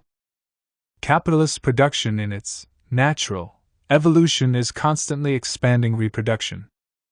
Technology keeps rising, the amount of material boom keeps growing, the mass of the population becomes proletarianized. Expanded capitalist production deepens capitalist contradictions.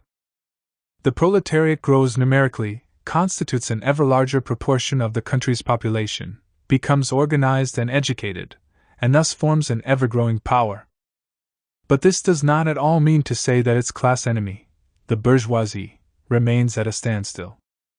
On the contrary, expanded capitalist production presupposes a simultaneous growth of the economic and political might of the big bourgeoisie.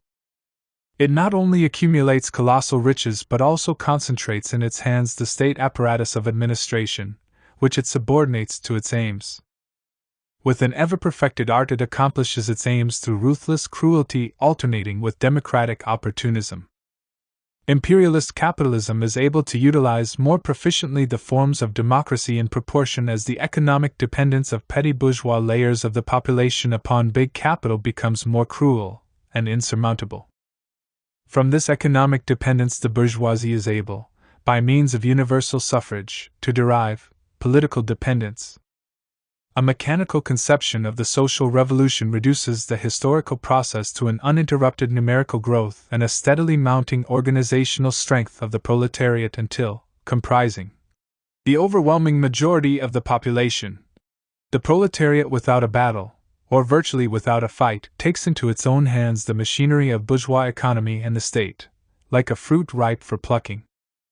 In reality, however, the growth of the proletariat's productive role parallels the growth of the bourgeoisie's might. As the proletariat becomes organizationally fused and politically educated, the bourgeoisie is in its turn impelled to perfect its apparatus of rule and to arouse against the proletariat ever newer layers of the population, including the so-called New Third Estate, i.e., the professional intellectuals who play a most prominent role in the mechanics of capitalist economy. Both enemies gain in strength simultaneously. The more powerful a country is capitalistically, all other conditions being equal, the greater is the inertia of peaceful class relations. All the more powerful must be the impulse necessary to drive both of the hostile classes, the proletariat and the bourgeoisie, out of the state of relative equilibrium and to transform the class struggle into open civil war. Once it has flared, the civil war, all other conditions being equal, will be the more bitter stubborn. The higher the country's attained level of capitalist development, the stronger and more organized both of the enemies are, the greater the amount of material and ideological resources at the disposal of both. The conceptions of proletarian revolution which prevailed in the Second International did not in reality transgress the framework of self-sufficient national capitalism. England, Germany, France, Russia were regarded as independent worlds moving in one and the same orbit towards socialism, and located along the different stages of this path. The hour of the coming of socialism strikes when capitalism attains its utmost limits of maturity, and thereby the bourgeoisie is compelled to surrender its place to the proletariat, as the builder of socialism. This nationally limited conception of capitalist development provides the theoretical and psychological grounds of social patriotism. Socialists of each country deem themselves duty-bound to defend the national state as the natural and self-sufficient foundation of socialist development. But this conception is false to the core and profoundly reactionary. By becoming worldwide, capitalist development thereby snapped those threads which in the past epoch bound the fate of the social revolution with the fate of one or another more highly developed capitalist country. The closer capitalism knit together the countries of the whole world into a single complex organism, all the more inexorably did social revolution, not only in the sense of its common destiny but also in the sense of its place and time of origin, fall into dependence upon the development of imperialism as a world factor. And primarily in dependence upon those military conflicts which imperialism must inevitably provoke and which, in their turn, must shake the equilibrium of the capitalist system to its roots. The great imperialist war is that frightful instrument by means of which history has disrupted the organic, evolutionary, peaceful character of capitalist development. Growing out of capitalist development as a whole, and at the same time appearing before the national consciousness of each individual capitalist country as an external factor, imperialism acts as if to discount the difference in levels attained by the development of the respective capitalist countries. At one and the same time, they were all drawn into the imperialist war. Their productive foundations, their class relations were shaken simultaneously. Given this condition, the first countries to be driven out of the state of unstable capitalist equilibrium were those whose internal social energy was weakest, i.e., precisely those countries youngest in terms of capitalist development. Here an analogy virtually imposes itself. the analogy between the inception of imperialist war and the inception of civil war. 2 years before the Great World Slaughter, the Balkan War erupted. Basically, the selfsame forces and tendencies operated in the Balkans as throughout the rest of Europe. These forces were inexorably leading capitalist mankind to a bloody catastrophe. But in the great imperialist countries there likewise operated a mighty inertia of resistance both in domestic as well as foreign relations. Imperialism found it easier to push the Balkans into war precisely because on this peninsula there are smaller, weaker states, with a much lower level of capitalist and cultural development, and consequently with less of the inertia of peaceful development. The Balkan War, which arose as a consequence of subterranean earthquakes, not of Balkan but of European imperialism, as the direct forerunner of the world conflict, attained, however, an independent significance for a certain period. Its course and its immediate outcome were conditioned by the resources and forces available on the Balkan Peninsula. Hence the comparatively brief duration of the Balkan War. A few months sufficed to measure the national capitalist forces on the poverty-stricken peninsula. With an earlier start, the Balkan War found an easier solution. The World War started later precisely because each of the belligerents kept glancing fearfully down into the abyss toward which it was being dragged by unbridled class interests. Germany's extraordinarily augmented power, counterposed to the ancient power of Great Britain, constituted, as is well known, the historical mainspring of the war, but this same power long kept the enemies from an open break. When the war did break out, however, the power of both camps conditioned the prolonged and bitter character of the conflict. The imperialist war, in its turn, pushed the proletariat along the path of civil war. And here we observe an analogous order. Countries with a younger capitalist culture are the first to enter the path of civil war inasmuch as the unstable equilibrium of class forces is most easily disrupted precisely in these countries. Such are the general reasons for a phenomenon which seems inexplicable at first sight, namely, that in contradistinction to the direction of capitalist development from west to east, the proletarian revolution unfolds from east to west. But since we are dealing with a most complex process, it is quite in the nature of things that upon these indicated basic causes there arise countless secondary causes, some of which tend to reinforce and aggravate the action of the chief factors while others tend to weaken this action. In the development of Russian capitalism, the leading role was played by European finance and industrial capital, particularly and especially that of France.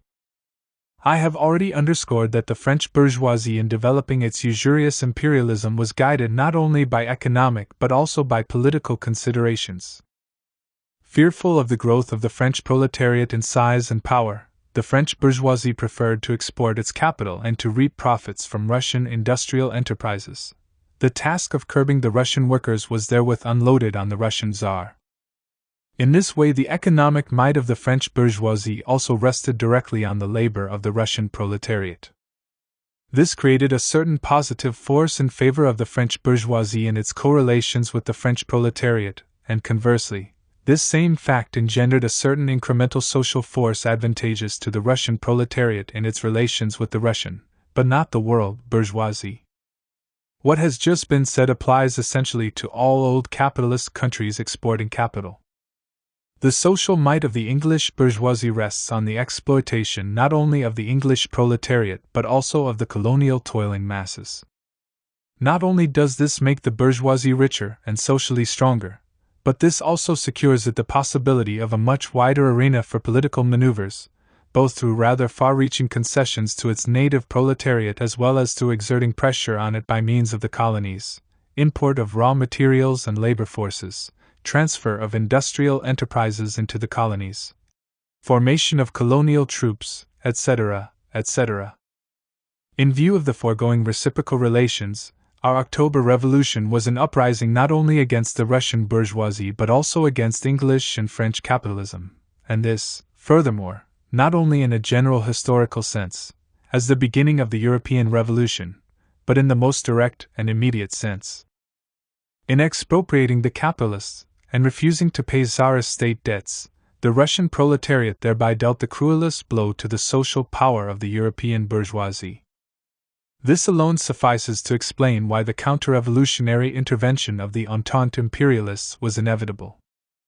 On the other hand, this same intervention was rendered possible only because the Russian proletariat found itself placed by history in a position which compelled the Russian workers to accomplish their revolution before it could be accomplished by their older and much stronger European brothers. Hence flow those supreme difficulties which the Russian proletariat is compelled to overcome upon taking power. The social democratic Philistines have sought to conclude from this that there was no need of going out into the streets in October. Unquestionably, it would have been far more economical for us to have begun our revolution after the English, the French, and the German revolutions. But in the first place, history does not at all offer a free choice in this connection to the revolutionary class, and nobody has yet proved that the Russian proletariat is assured a revolution, economical in character. Second, the very question of revolutionary economy of forces has to be reviewed not on a national but on a world scale. Precisely because of the entire preceding development, the task of initiating the revolution, as we have already seen, was not placed on an old proletariat with mighty political and trade union organizations, with massive traditions of parliamentarianism and trade unionism, but upon the young proletariat of a backward country. History took the line of least resistance. The revolutionary epoch burst in through the most weakly barricaded door. Those extraordinary and truly superhuman difficulties which thereupon fell upon the Russian proletariat have prepared, have hastened, and have to a certain degree made easier the revolutionary work that lies still ahead for the Western European proletariat. In our analysis there is not an atom of messianism. The revolutionary primogeniture of the Russian proletariat is only temporary.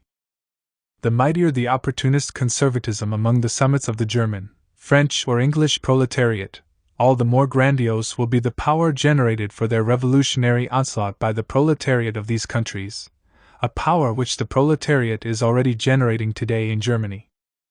The dictatorship of the Russian working class will be able to finally entrench itself and to develop into a genuine, all-sided socialist construction only from the hour when the European working class frees us from the economic yoke and especially the military yoke of the European bourgeoisie, and, having overthrown the latter, comes to our assistance with its organization and its technology. Concurrently, the leading revolutionary role will pass over to the working class with the greater economic and organizational power. If today the center of the Third International lies in Moscow, and of this we are profoundly convinced, then on the morrow this center will shift westward, to Berlin, to Paris, to London. However joyously the Russian proletariat has greeted the representatives of the world working class within the Kremlin walls, it will with an even greater joy send its representatives to the Second Congress of the Communist International in one of the Western European capitals. For a World Communist Congress in Berlin or Paris would signify the complete triumph of the proletarian revolution in Europe and consequently throughout the world. First published in Izvestia, numbers 90 and 92, April 29 to May 1, 1919. Trotsky's footnote. 1 star. Here are some theses one might propose for a Kotskian dissertation. Russia intervened prematurely in the imperialist war. She ought to have remained on the sidelines and devoted her energies to developing her productive forces on the basis of national capitalism. This would have provided an opportunity for the social relations to mature for the social revolution. The proletariat might have arrived to power within the framework of democracy. And so on and so forth. At the beginning of the revolution, Kautsky served as a commissioner under Hohenzollerns Minister for Foreign Affairs. It is too bad that Kautsky did not serve as a commissioner under the Lord God Jehovah when the latter was predetermining the paths of capitalist development. Lt. 2. From the First to the Second World Congress. French Socialism on the Eve of Revolution. The internal situation of France is filled with deepest contradictions. These contradictions sometimes even seem somewhat enigmatic. We receive news far too scant to be able to make out all the zigzags of France's internal development. In recent weeks, the radio brought us tidings of strikes, demonstrations, ferments, tidings of the rising revolutionary surf. At the same time, the latest radiograms inform us that imperialist reaction has scored a complete victory in the parliamentary elections. At first glance, what a glaring contradiction! And yet this contradiction is best explained by the theory of communism, Marxism, and most strikingly corroborates the correctness of this theory. Parliamentarianism is an instrument of bourgeois rule. Parliamentarianism becomes all the more obsolete the further we move into the epoch of the proletarian revolution.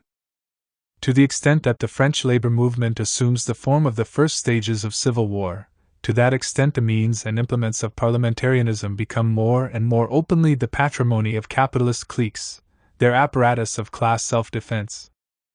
The victory of Clemenceauian reaction in the elections is not a refutation of the proximity of the proletarian revolution in France but, on the contrary, its clearest confirmation.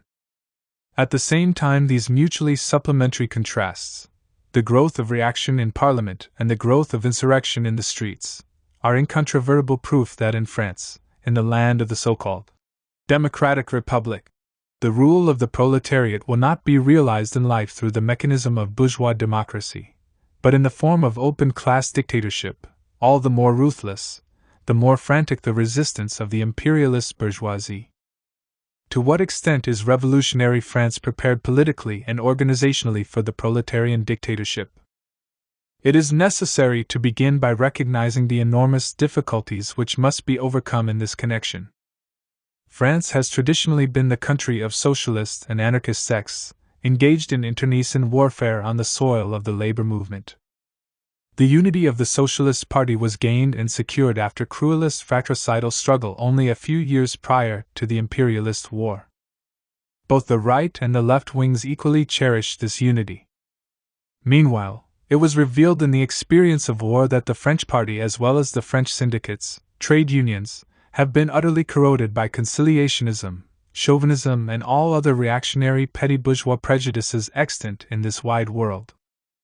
The French proletariat has a glorious revolutionary past. Nature and history have endowed it with a superb warlike temperament.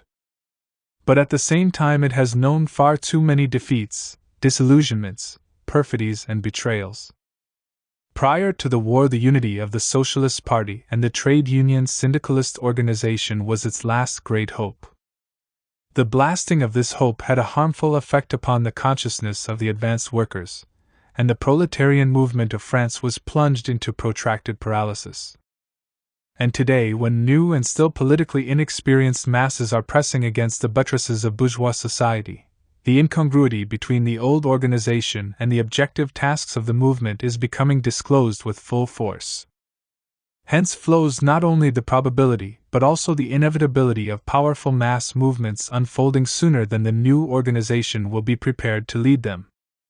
Quite obvious is the urgency of creating in advance organizational ramparts throughout the districts, organizational points of support with the requisite independence, not bound by the discipline of the old political or trade union organizations, and capable of promptly taking their place at the head of the movement. Our French comrades are wholly occupied with just this. If the revolutionary groupings prove too weak at the outset to give the movement genuine leadership, at a subsequent stage, after the first revolutionary surge, they will quickly gain forces, grow stronger, and become consolidated in the course of the struggle itself. So far as one can judge from afar, this twofold task, building the organization virtually anew while at the same time assuming the leadership of a swiftly unfolding mass movement, presents the main difficulty in carrying on revolutionary work in France at present. Strikes, says the courageous revolutionary syndicalist, Manat, are flaring up on all sides. But its inner bankruptcy does not permit the General Confederation of Labor, CGT, to lead them. A new apparatus is necessary. It is impossible, however, to postpone the movement until the necessary leading organization is created. On the other hand, these spontaneous strikes, which tend to become transformed into decisive revolutionary events, cannot lead to victory without a genuine revolutionary organization, one that doesn't tell the workers lies, doesn't deceive them, doesn't hide from them nor throws sand into their eyes, doesn't betray them in the cloakrooms of parliamentarianism or of economic conciliationism, but leads them unswervingly to the end. such an organization must still be created. Where are we heading? From dissatisfaction to more dissatisfaction, from strike to strike, from semi-economic, semi-political strikes to strikes purely political in character. We are heading directly for the overthrow of the bourgeoisie, that is, revolution. The dissatisfied masses are taking long strides along this path. So writes L'Ouvrière, the newspaper of Manat and Rosmer. The revolutionary representatives of the French proletariat jointly with the Central Communist Corps, both socialist as well as syndicalist in origin, who although small numerically are equipped with a clear and conscious knowledge of the aims of the movement, have as their task to firmly integrate all those new leaders who come to the forefront during strikes, demonstrations and, generally, all other manifestations of the genuine mass movement. The task consists, without fearing difficulties, in assuming right now the leadership of this spontaneous movement and in consolidating on this soil one's own organization as an apparatus of the direct uprising of the proletariat. This presupposes, in its turn, a complete break with the discipline of those organizations which are counter-revolutionary in essence, that is, in relation to the basic tasks of the movement, and which are represented by the parties of Renaud Longuet and the trade unions of João Mariam. While the response of the working masses was very meager on July 21 when the strike was called to protest the Entente's intervention in Russian affairs, the blame for it must not be placed on the workers. In the last few years the workers in general and the French workers in particular have been deceived more sedulously, with more fiendish ingenuity, and with more tragic consequences than ever before in history. The majority of those leaders, who used memorized phrases in order to summon the workers to struggle against capitalism, openly put on the livery of imperialism in the autumn of 1914. The official syndical and party organizations, with which the advanced workers had become accustomed to associate the idea of emancipation, became the instruments of capitalism. The working class is now heroically striving to regain its feet after the fall, to shake off the effects of the blow. Hence the unprecedented influx into the syndicates. But at the same time a working class, disarmed ideologically and confused politically, is hammering out with difficulty a new orientation for itself. And this work is not facilitated but, on the contrary, impeded in the extreme if the revolutionary leaders remain too long in a transitional position, if they do not appear before the masses with the necessary independence and resoluteness, but remain instead submerged against the main background of the old party and syndicate organizations. Whatever may be the motivation for preserving the unity of the old organization, it must remain incomprehensible to the revolutionary masses why those who summon them to revolution continue to sit at the same table with individuals who have deceived them, and especially those individuals who so brazenly and shamefully betrayed them during the war. The revolutionary mass dearly values its own unity in struggle, but it is doubtful whether it will easily understand the unity of the revolutionary fighters with the clique of João Mariam and Renaud Longuet. Under the conditions of the present epoch, the slogan of preserving unity flows from the psychology of the official organization, leaders, chairmen, secretaries, parliamentarians, editors, and, generally, apparatus functionaries of the old syndical and parliamentary workers' democracy who feel the ground slipping under their feet. The proletariat, however, has today the choice either of disintegrating completely, becoming atomized and bringing forth at the top privileged retainers of triumphant imperialism, or of fusing its ranks to rise up against capitalism. The working class needs its unity of revolutionary struggle, the unity of class uprising, whereas the unity of outlived organizations keeps becoming more and more of a barrier along the road to the unity of the proletarian revolutionary uprising. The masses thrown off balance by the war today need more than ever before clarity in ideas, precision in slogans, a road that is straight and leaders who do not waver. Yet the tactic based on preserving the unity of old organizations yields a caricature parliamentarianism within the workers' organizations under the old administration. It is as if they are ministerial cabinets, within opposition, with established statutory regulations, official inquiries, votes of confidence, and so forth and so on. By establishing ties with conciliationists through a unified organization, The communist opposition thereby places itself on fundamental questions and dependence on the will of the conciliationist majority, and squanders its energy in adapting itself to syndical and party parliamentarianism. Petty items and incidents of an internal organizational struggle thus acquire a disproportionate importance at the expense of the basic questions of the revolutionary mass movement. Caricature, parliamentarianism, within the workers' organizations leads to further consequences. Secretaries and chairmen, socialist ministers, journalists, and deputies level charges against the opposition, accusing it of seeking to seize their easy chairs and portfolios. The opposition excuses itself and not infrequently becomes signatory to declarations of esteem for the leading figures of the opposing side, painstakingly underscoring that the opposition conducts a struggle against principles and not against personalities. This leads, in its turn, to the entrenchment of the conciliators in the posts they occupy. La Vieuvrière of September 24 states that the vote of confidence at the Metal Workers' Convention was not intended to underwrite the policy of the conciliationist administration but to express personal confidence in and personal sympathy for the secretaries. In other words, it was a vote of middle-class sentimentality, and not that of courageous class policy. Comrade Caron convincingly demonstrates in his article that those who so voted, and especially the masses back of them, are in spirit wholly with the partisans of the Third International. If they nonetheless voted confidence in the leadership, it was solely because their minds are being lulled by false arguments to the effect that one must struggle against ideas and not against personalities. After all, by their vote of confidence in Merriam they continued in a responsible post a man who fobs off the ideas of opportunism, conciliationism, and subservience to capitalism. At the Convention of Postal and Telegraph Workers, the conciliationist policy of the administration was approved by 197 votes against 23, with 7 abstentions.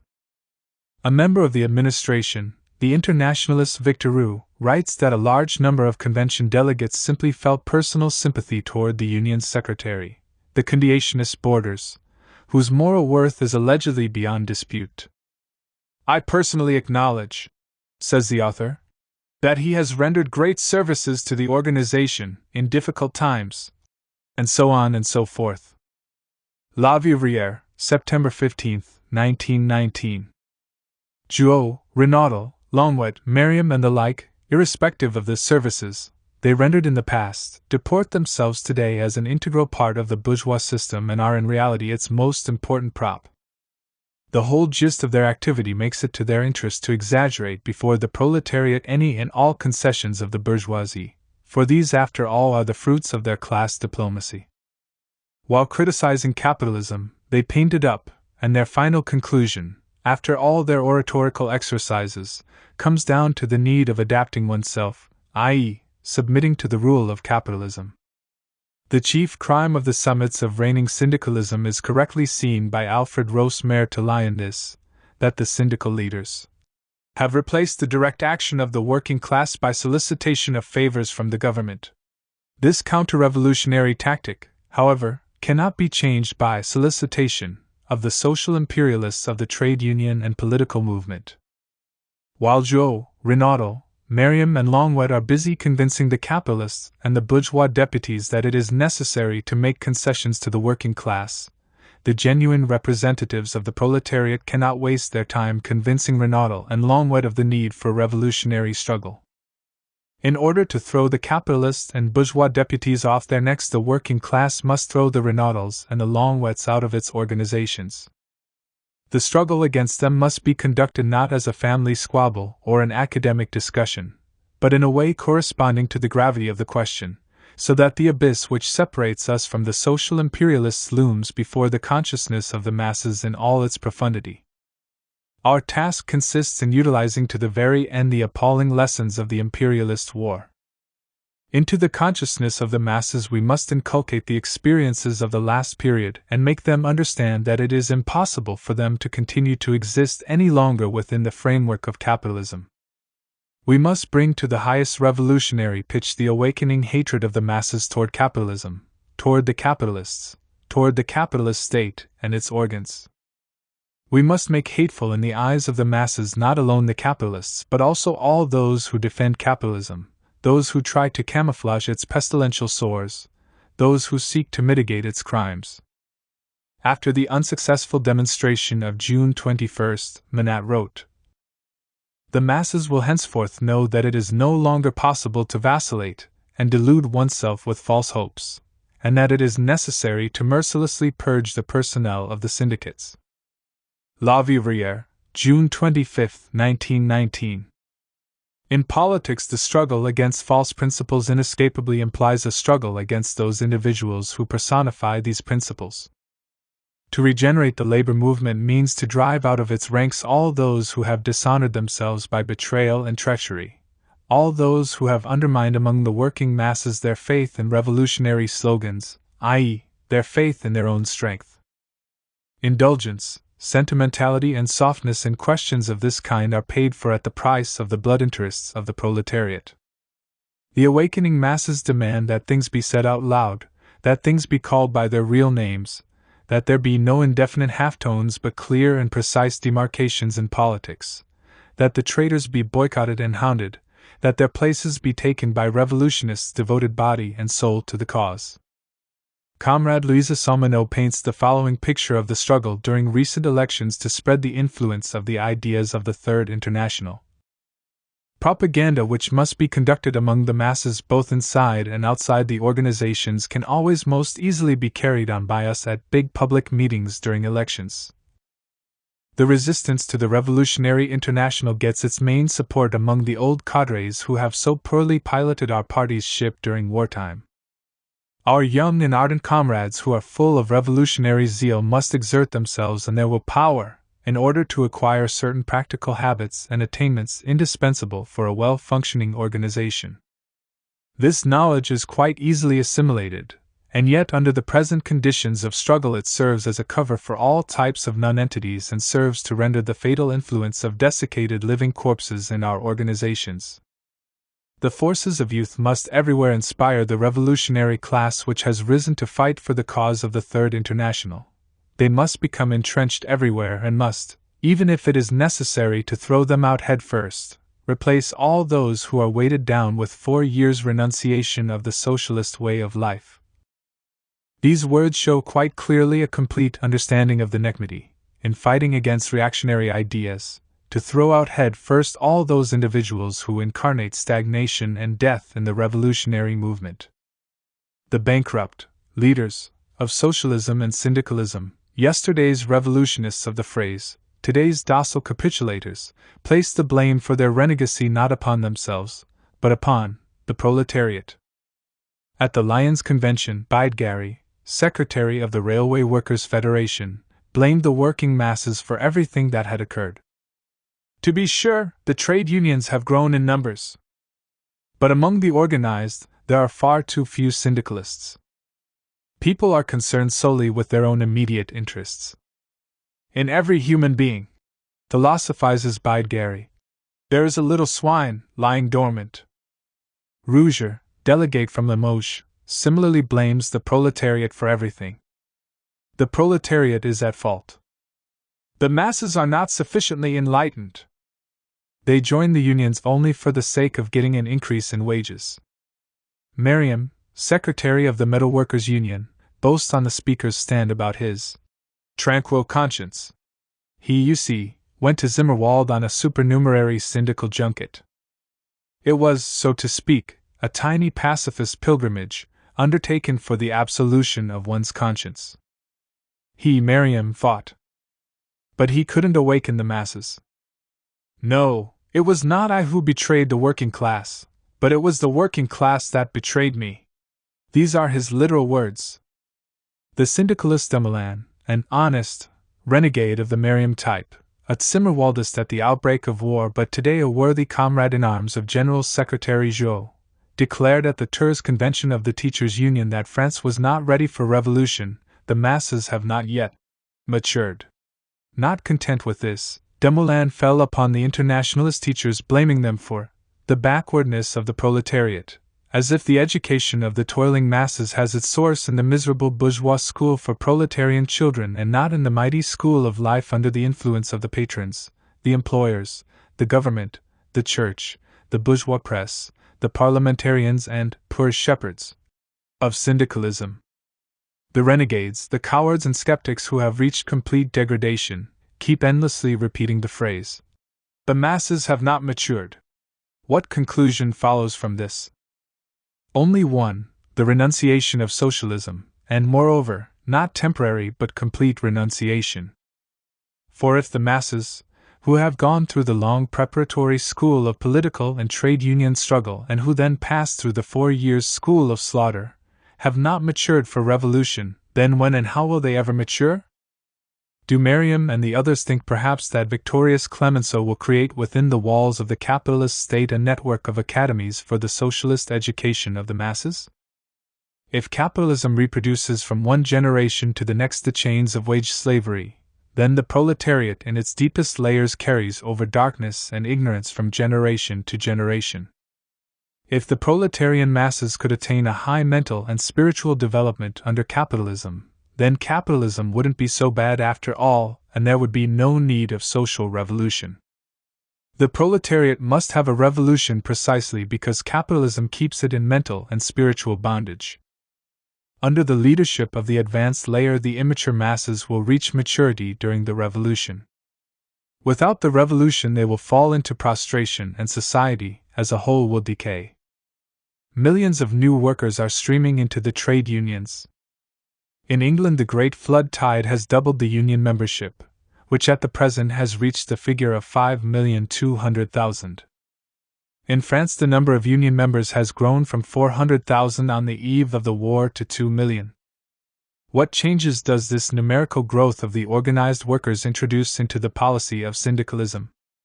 The workers join the trade union solely for the sake of immediate material gains, replied the conciliators. This theory is false from beginning to end. The great influx of workers into the trade unions is elicited not by petty, day-to-day questions, but by the colossal fact of the World War. The working masses, not only the top layers but the lowest depths as well, are roused and alarmed by the greatest historical upheaval. Each individual proletarian has sensed to a never equaled degree his helplessness in the face of the mighty imperialist machine. The urge to establish ties, the urge to unification and consolidation of forces has manifested itself with unprecedented power. Hence flows the surge of millions of workers into the trade unions or into the Soviets of deputies, i.e., into organizations as do not demand political preparation but represent the most general and most direct expression of the proletarian class struggle. Having lost faith in the proletarian masses, the reformists of the Merriam-Longwhite stripe must seek for points of support among the enlightened and humanitarian representatives of the bourgeoisie. And, as a matter of fact, the political insignificance of these people finds its most annihilating expression in their attitude of reverential rapture before the great Democrat, Woodrow Wilson. People who deem themselves the representatives of the working class have shown themselves capable of seriously believing that American capitalism could place at the head of its state a man with whom the European working class could go marching hand in hand. These gentlemen have apparently heard nothing of America's real reasons for intervening in the war, nor of Wall Street's unconscionable machinations, nor of the role of Wilson, whom the super-capitalists of the United States have entrusted with raising the slogans of Philistine pacifism in order to cover up their bloody extortions. Or was it perhaps their assumption that Wilson could gainsay the capitalists, and realize his program in life against the will of the billionaires? Or did they perhaps reckon that Wilson could with his syllables of priestly exhortation compel Clemenceau and Lloyd George to get busy liberating the small and weak peoples and establishing universal peace? Not so very long ago, that is, after the sobering school of the Versailles peace negotiations, Merriam launched an attack at the Lyons Conference against the syndicalist Lepidot, who permitted himself, oh, horror of horrors, to refer disrespectfully to Mr. Wilson. No one has the right, Merriam proclaimed, to insult Wilson at a syndicalist convention. What price is the tranquility of Merriam's conscience? If his groveling is not paid for by American dollars, and we readily grant that such is not the case, it nevertheless remains the selfsame base groveling of a self-effacing flunky before the Democrat, made mighty by the grace of the dollar. One must indeed reach the last stage of spiritual degradation to be capable of pinning the hopes of the working class upon the bourgeoisies. Men of probity, leaders, who are capable of such politics can have nothing in common with the revolutionary proletariat. They must be mercilessly thrown out. People who have perpetrated all this, said Manat at the Lyons Convention of the Syndicalists, are unworthy of remaining the interpreters of the ideas of the French labor movement.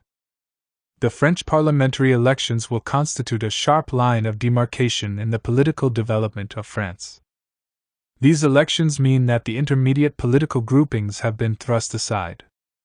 Through the parliament, the bourgeoisie has handed the power over to the financial oligarchy, and the latter has entrusted the generals with conquering the country for it.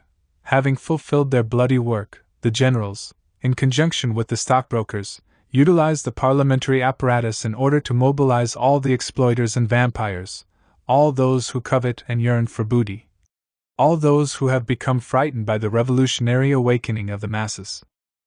The Parliament is becoming the political general staff of the counter-revolution. The revolution is coming out into the streets, and is seeking to create its own extra-parliamentary general staff. The elimination within the country of intermediate, middle groupings, the radicals and the radical socialists, leads inevitably to the selfsame thing within the labor movement. Longuet and Merriam have subsisted on their hopes in the enlightened, reformist forces of bourgeois society. The bankruptcy of the latter condemns the Longuet-Merriam tendency to death, for with the disappearance of an object, its shadow likewise disappears. The countless shadings from Renaudel to Laureate, from Jouot to Manat, will drop out of circulation within the briefest interval. Two fundamental groupings will remain, Clemenceau and his followers, on the one hand, the revolutionary communists on the other. There cannot even be talk of any longer preserving unity, even if only a formal one, in the party and syndicalist organizations. The proletarian revolution must and will create its own central political staff from among the united socialists and syndicalists of the revolutionary communist tendency.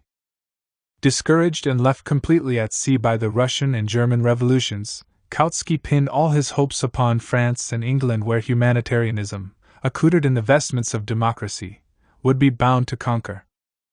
In reality, we see that in these countries, among the summits of bourgeois society, power is conquered by reaction of the most monstrous sort, reaction reeling through fumes of chauvinism, fangs bared and eyes shot with blood.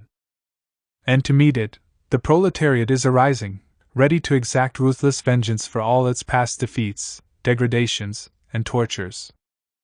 The combat will be not for quarter but to the death. Victory will be with the working class. The proletarian dictatorship will sweep away the garbage heap of bourgeois democracy and clear the road for the communist system of society. November 20th, 1919. Trotsky's footnotes. 1 star. I use for all later reference the packet, just received, of the Revolutionary Syndicalist Weekly La Vie Ouvrière, June to September 1919. This paper is edited by our French friends Manat and Rosmer, who haven't for a moment furled their banner in this epoch of the greatest disintegration and renegacy among the self-styled leaders. LT. 2 star. Salmonot is conducting a tireless agitation for the ideas of the Third International. Together with Comrade Laureate, she stands at the head of the Communists of Socialist Party and not syndicalist origin. There are close ties between communist syndicalists and the communist socialists. Laureate and Salmonot collaborate on the weekly La Vie Ouvrière. LT. 2. From the First to the Second World Congress. Jean Longuet. Dear friend, a fortunate accident, and Jean Longuet's courteousness, which has become proverbial, provided me with a stenographic text of a speech delivered on September 18th by this socialist deputy in the French Chamber of Deputies as it was last constituted. This speech is entitled, Against Imperialist Peace, for Revolutionary Russia. For half an hour I was plunged by Longwet's pamphlet into the French parliamentary atmosphere in the epoch of the bourgeois republic's decline, and it led me to recall the refreshing contempt with which Marx used to refer to the artificial atmosphere of parliamentarianism. In order immediately to placate his opponents, Jean Longwet begins by reminding his colleagues that never did he lose his sense of proportion nor his courtesy before the assembled body. He associates himself entirely and wholeheartedly with those correct considerations which were upheld here by our colleague Viviani with his wonderful eloquence. When Longwet tries to set to work with his lancet of criticism, the most brazen swashbucklers of imperialism instantly try to gag him by shouts of Alsace-Lorraine. Ah, but urbanity is the outstanding trait of Jean Longwet. Out of considerations of urbanity he seeks first of all to find a common ground with his opponents. Alsace-Lorraine? Why didn't he, Longwet, just say that he himself finds a number of fortunate paragraphs in the peace treaty? An insinuation has just now been made here concerning Alsace-Lorraine. We're all in accord on this score. And Jean Longwet hides instantly in his vest pocket his critical lancet, which bears a remarkable resemblance to a nail file. In his criticism of the peace treaty, Longwet proceeds from the same concept of the nation as the one proffered by none other than Renan, that reactionary Jesuit without a god.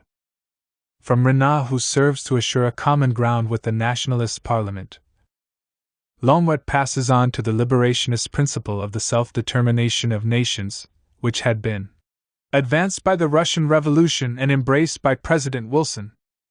It is precisely this principle, messieurs, yes, this noble high principle of Renan, Lenin, and Wilson, that Jean Longwet would like to see embodied in the peace treaty.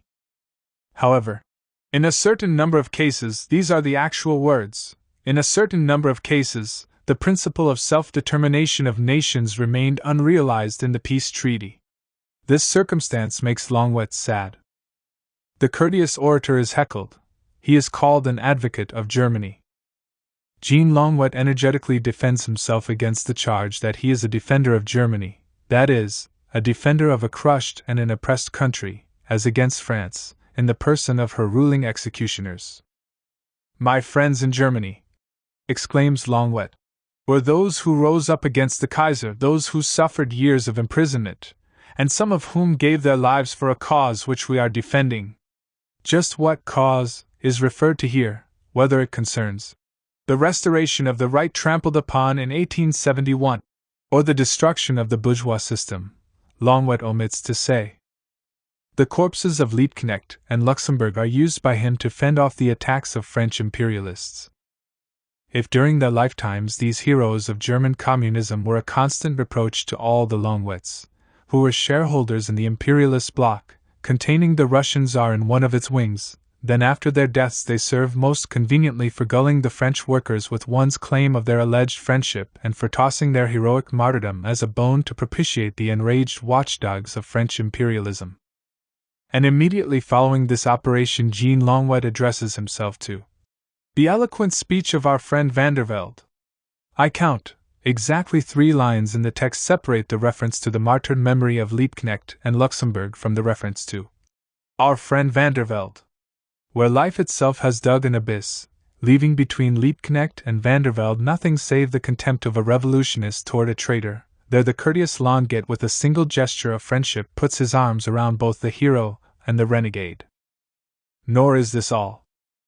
In order to legitimize his respect for Liebknecht, in the parliamentary sense of the word, Longwet calls as witness His Majesty's Minister Vandervelde, who recognized, and who should know this better than Vandervelde? That 2 people had saved the honor of German socialism, Liebknecht and Bernstein. But Liebknecht, after all, considered Bernstein a paltry sycophant of capitalism. But Bernstein, after all, considered Liebknecht a madman and a criminal. What of it? On the footboards of expiring parliamentarianism, in the artificial atmosphere of falsehood and conventionality, courteous Jean Longwet effortlessly couples Liebknecht with Vandervelde and with Bernstein just as he had a while earlier effected a merger between Renan, Lenin, and Wilson. But the parliamentary lieutenants of imperialism are in no haste to take their stand upon a common ground, which Longwet has fertilized with his eloquence. No, they refused to yield an inch of their position. Whatever may have been Van der Velde's testimonials to Liebknecht and Bernstein, the Belgian socialists did, after all, vote for the peace treaty. Tell us, Monsieur Longwet, whether the Belgian socialists voted for the peace treaty? Yes or no? Here. Jean Longwet himself is preparing, in order to belatedly repair his socialist reputation, to vote against the treaty, whose appearance he had prepared by his entire previous conduct. For this reason he simply does not answer this yes or no question. Did your Belgian friends vote for the infamous, ignoble Versailles Treaty, so utterly permeated with cruelty, greed, and baseness? Yes or no? Jean Longwet keeps silent. So long as a fact is not mentioned from a parliamentary tribunal, it is virtually non-existent. Jean Longwet is not obliged to cite the ignoble actions of his eloquent friend Van der Velde, so long as he is able to quote from Van der Velde's stylized speeches. And so, Van der Velde. Belgium. Violation of neutrality. We all stand united here. We all brand this violation of a small country's independence. True, the Germans issued their protests somewhat belatedly. Alas, such is the march of history. Only slowly, only gradually. With melancholy, Longwet explains, does the consciousness of a raped and a deceived people awaken. Wasn't that the case in our own country 47 years ago after the Empire? Just at that moment the vigilant lieutenants of capitalism prick up their ears lest Longwet say, don't our own people suffer your rule up to the present day? Aren't our people deceived, scorned, and oppressed by you? Isn't it converted by you into an international hangman? Was there ever an epoch, was there ever a people which was constrained by the will and the violence of its government to play a more ignominious, criminal, and hangman's role than is now being played by the enslaved people of France? At just that moment our most courteous Jean Longwet, by merely turning a phrase, unloaded 47 years from the shoulders of the French people in order to unmask the criminal clique of oppressors, deceiving and trampling upon the people, not among Clemenceau's government of victory but rather among the government of Napoleon III, long ago overthrown and since far surpassed in vileness. And here again the deputy's hands wield a harmless little lancet. You are supporting Trotsky and his 1,200,000 soldiers, who may on the morrow provide the cadres for a great army against us. An amazing charge. Why shouldn't the representatives of the Bourse, the French stock market, support Trotsky, who is the German watchman of the Bourse? They are united in the league of hate against the revolutionary proletariat. But this question, the only one that is real, doesn't exist for Longwet. He dangles before his colleagues the threat that Trotsky's army will move. Against us. Against whom? Trotsky strangles Rosa Luxemburg, Karl Liebknecht, and their party. Against us, against the French communists? No, against the Third Republic, against the joint state enterprise of Clemenceau Barthe Briand Longwet. And again, Alsace-Lorraine.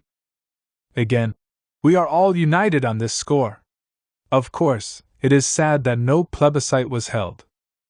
All the more so since we had absolutely nothing to fear from a plebiscite. Incidentally, the coming elections will take the place of a plebiscite.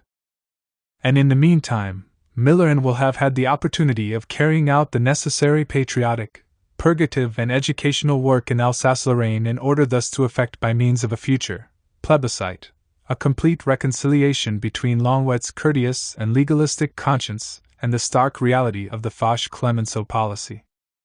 Longwet pleads for only one thing, that the work of purgation be done with a sense of proportion in order not to abate the profound sympathies of Alsace-Lorraine towards France. A small dose of humanitarianism for Milleran, and everything will be for the best in this best of all possible worlds. French capitalism has seized the Saar-Coal basin. Here has been no restoration of violated laws.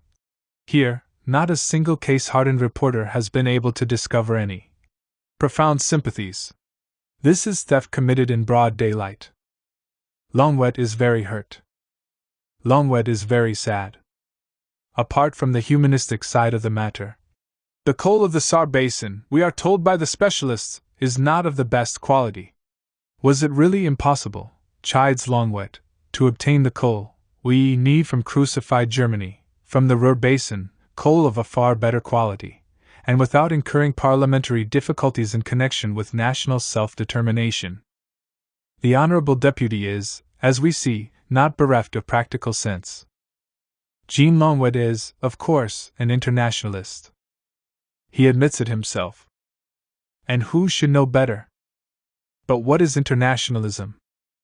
We never understood it in the sense of the degradation of the fatherland, and our own fatherland is beautiful enough to have no need of counterposing itself to the interests of any other nation.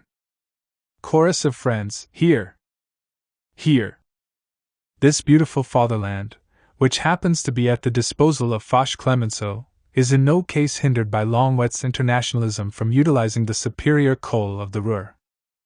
The sole requirement is the observance of those forms of parliamentary symmetry which, you will notice, evokes the approbation of all our friends.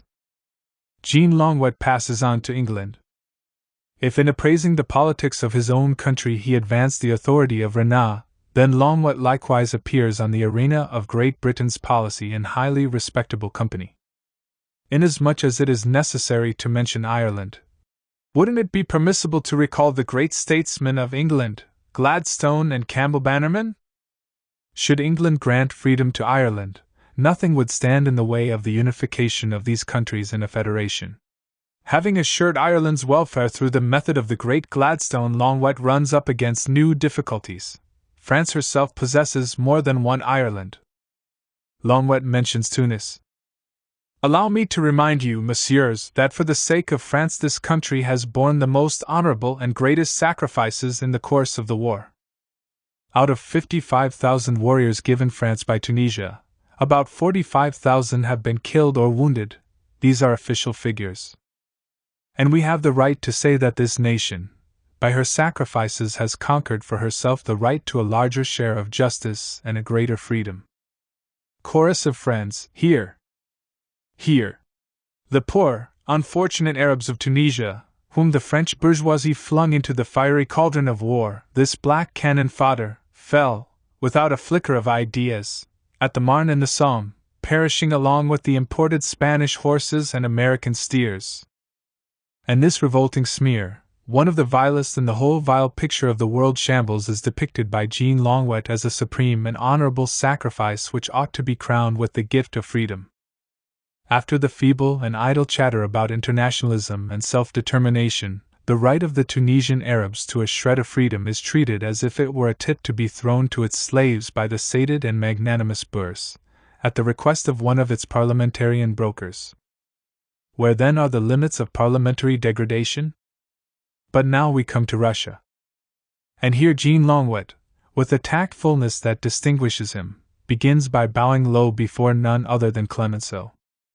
Haven't all of us here unanimously applauded Clemenceau when he read from the tribunal of this chamber the clause relating to the abrogation of the infamous Brest-Litovsk Treaty? On recalling the Brest-Litovsk peace, Jean Longwet loses all self-control. The Brest-Litovsk peace is the monument to the bestiality and ignominy of Prussian militarism. Longwet hurls thunder and lightning. The reason is rather simple. Parliamentary bolts of lightning against the Brest-Litovsk peace, which has long ago been swept away by the revolution, provides a very favorable and happy background for the deputy's delicate critical operations on the Peace of Versailles. Jean Longwet favors peace with Soviet Russia. But naturally, not in any compromising sense. No, Longwet has sure knowledge of a good road to this peace. It is the road of none other than Wilson, who has sent his plenipotentiary Bullet to Soviet Russia. The meaning and content of Bullet's mission are sufficiently well known today. His conditions represented a harsher version of the Brest-Litovsk clauses of Kuhlmann and Chernin. Included were both the dismemberment of Russia and cruel pillage of her economy. But let us choose a different topic for discussion. Wilson is, as everybody knows, in favor of the self-determination of nations, and as for Bullet, I consider Mr. Bullet to be one of the most forthright, one of the most honest, well-intentioned men whom I have had the good fortune to meet. What a consolation it is to learn from Longwet that the American stock market still disposes of men of probity, while in the French Parliament there are still to be found deputies who know the true worth of American virtue. Having paid the tribute of gratitude to Clemenceau and Bullitt for their kindness to Russia, Longwet does not refuse to address a few words of encouragement to the Republic of the Soviets. "No one will believe," says he, "that the Soviet regime could have maintained itself for 2 years unless it had the backing of the broadest masses of the Russian people. It could not have built an army of 1,200,000 soldiers, led by the best officers of old Russia, and fighting with the ardor of the volunteers of 1793. This point in Longwet's speech is the apogee. Recalling the armies of the Convention, he becomes submerged in national tradition, uses it as a cover for all the class contradictions, embraces Clemenceau in heroic recollections, and at the same time provides a historical formula to effect indirectly the legal adoption of the Soviet state and the Soviet army. Such is Longwet. Such is official French socialism. Such is the parliamentarianism of the Third Republic in its most democratic aspect. Conventionalities and phrases, senility and evasiveness, courteous falsehoods, arguments and tricks of a shyster lawyer who, however, seriously takes the planks of the speaker's stand for the arena of history. Today, when class is openly pitted against class, when historical ideas appear armed to the teeth and all litigation is settled by cold steel, socialists of the Longwet type are an outrageous mockery of our epoch. We have just seen him as he is. He kowtows to the right, bends curtsies to the left, pays homage to the great Gladstone who deceived Ireland, kneels before his physical grandfather, Marx, who despised and hated the hypocrite Gladstone, lauds the Tsarist favorite Viviani, the first minister-president of the imperialist war, combines Renan with the Russian Revolution, Wilson with Lenin and Vandervelde with Liebknecht, slips under the rights of nations, a foundation consisting of Rurcoll and Tunisian skeletons, and in performing all these incredible wonders, compared with which swallowing fire is child's play, Longwet remains true to himself as the courteous incarnation of official socialism and the crown of French parliamentarianism. Dear friend, it is high time to put an end to this protracted misunderstanding. The French working class is faced with problems far too great, with tasks far too important and far too sharply posed to tolerate any longer a combination of contemptible Longwetism with the great reality of the proletarian struggle for power. We need above all clarity and truth. Every worker must clearly understand just who are his friends and enemies. He must clearly know where his reliable comrades in arms are, and where the base traitor is to be found. Liebknecht and Luxembourg are with us, while Longwet and Vandervelde must be mercilessly thrown into that filthy bouilloire heap from which they seek so vainly to crawl to the socialist road. Our epoch demands ideas and words of full weight as the prerequisites for fully weighted deeds. We have no need any longer for the obsolete decorations of parliamentarianism, its chiaroscuro, its optical illusions. The proletariat of France needs the clean, brave air of the proletarian streets. It needs clarity of thought in its brain, a firm will in its heart, and a rifle in its hands. A definitive settlement with Longwetism is the unpostponable demand of political hygiene. And while I have reacted to Longwet's speech with an emotion for which there is no appropriate label in the courteous lexicon of parliamentarianism, here at the close of my letter I am able to think with joy of the superb cleansing job which the ardent French proletariat will accomplish throughout the utterly bespattered edifice of the bourgeois republic, when it finally proceeds to the solution of its last historical task. December 18, 1919. Moscow. 2. From the First to the Second World Congress. On the coming Congress of the Comintern. A. The conditions for entering the Third International. I. Social patriots and their bourgeois inspirers are calling attention to the fact that the leaders of the Third International, or Moscow, or the Bolsheviks, confront other parties with dictatorial demands pertaining to expulsion of members, changes in tactic, etc., in the guise of conditions for entering the Third International. Socialists of the center, Trotskyites, Longidists, repeat these accusations in a somewhat weaker and diluted form. They seek to cut to the quick the national feelings of the workers in various countries by arousing their suspicions that someone is trying to dictate to them from outside.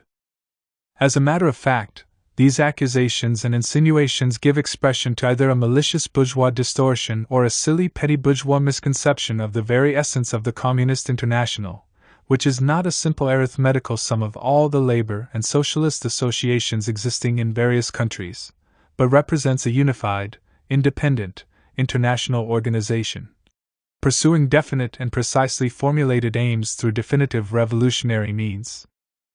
By joining the ranks of the Third International, an organization of a given country not only becomes subordinate to the common, vigilant, and exacting leadership, but itself acquires the right to actively participate in the leadership of all other sections of the Communist International.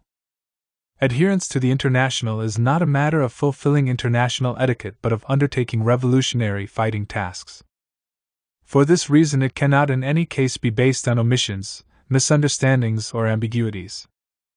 The Communist International contemptuously rejects all those conventionalities which used to entangle relations within the Second International from top to bottom, and which had as their mainstay this, that the leaders of each national party pretended not to notice the opportunist, chauvinist declarations and actions of the leaders of other national parties, with the expectation that the latter would repay in the same coin.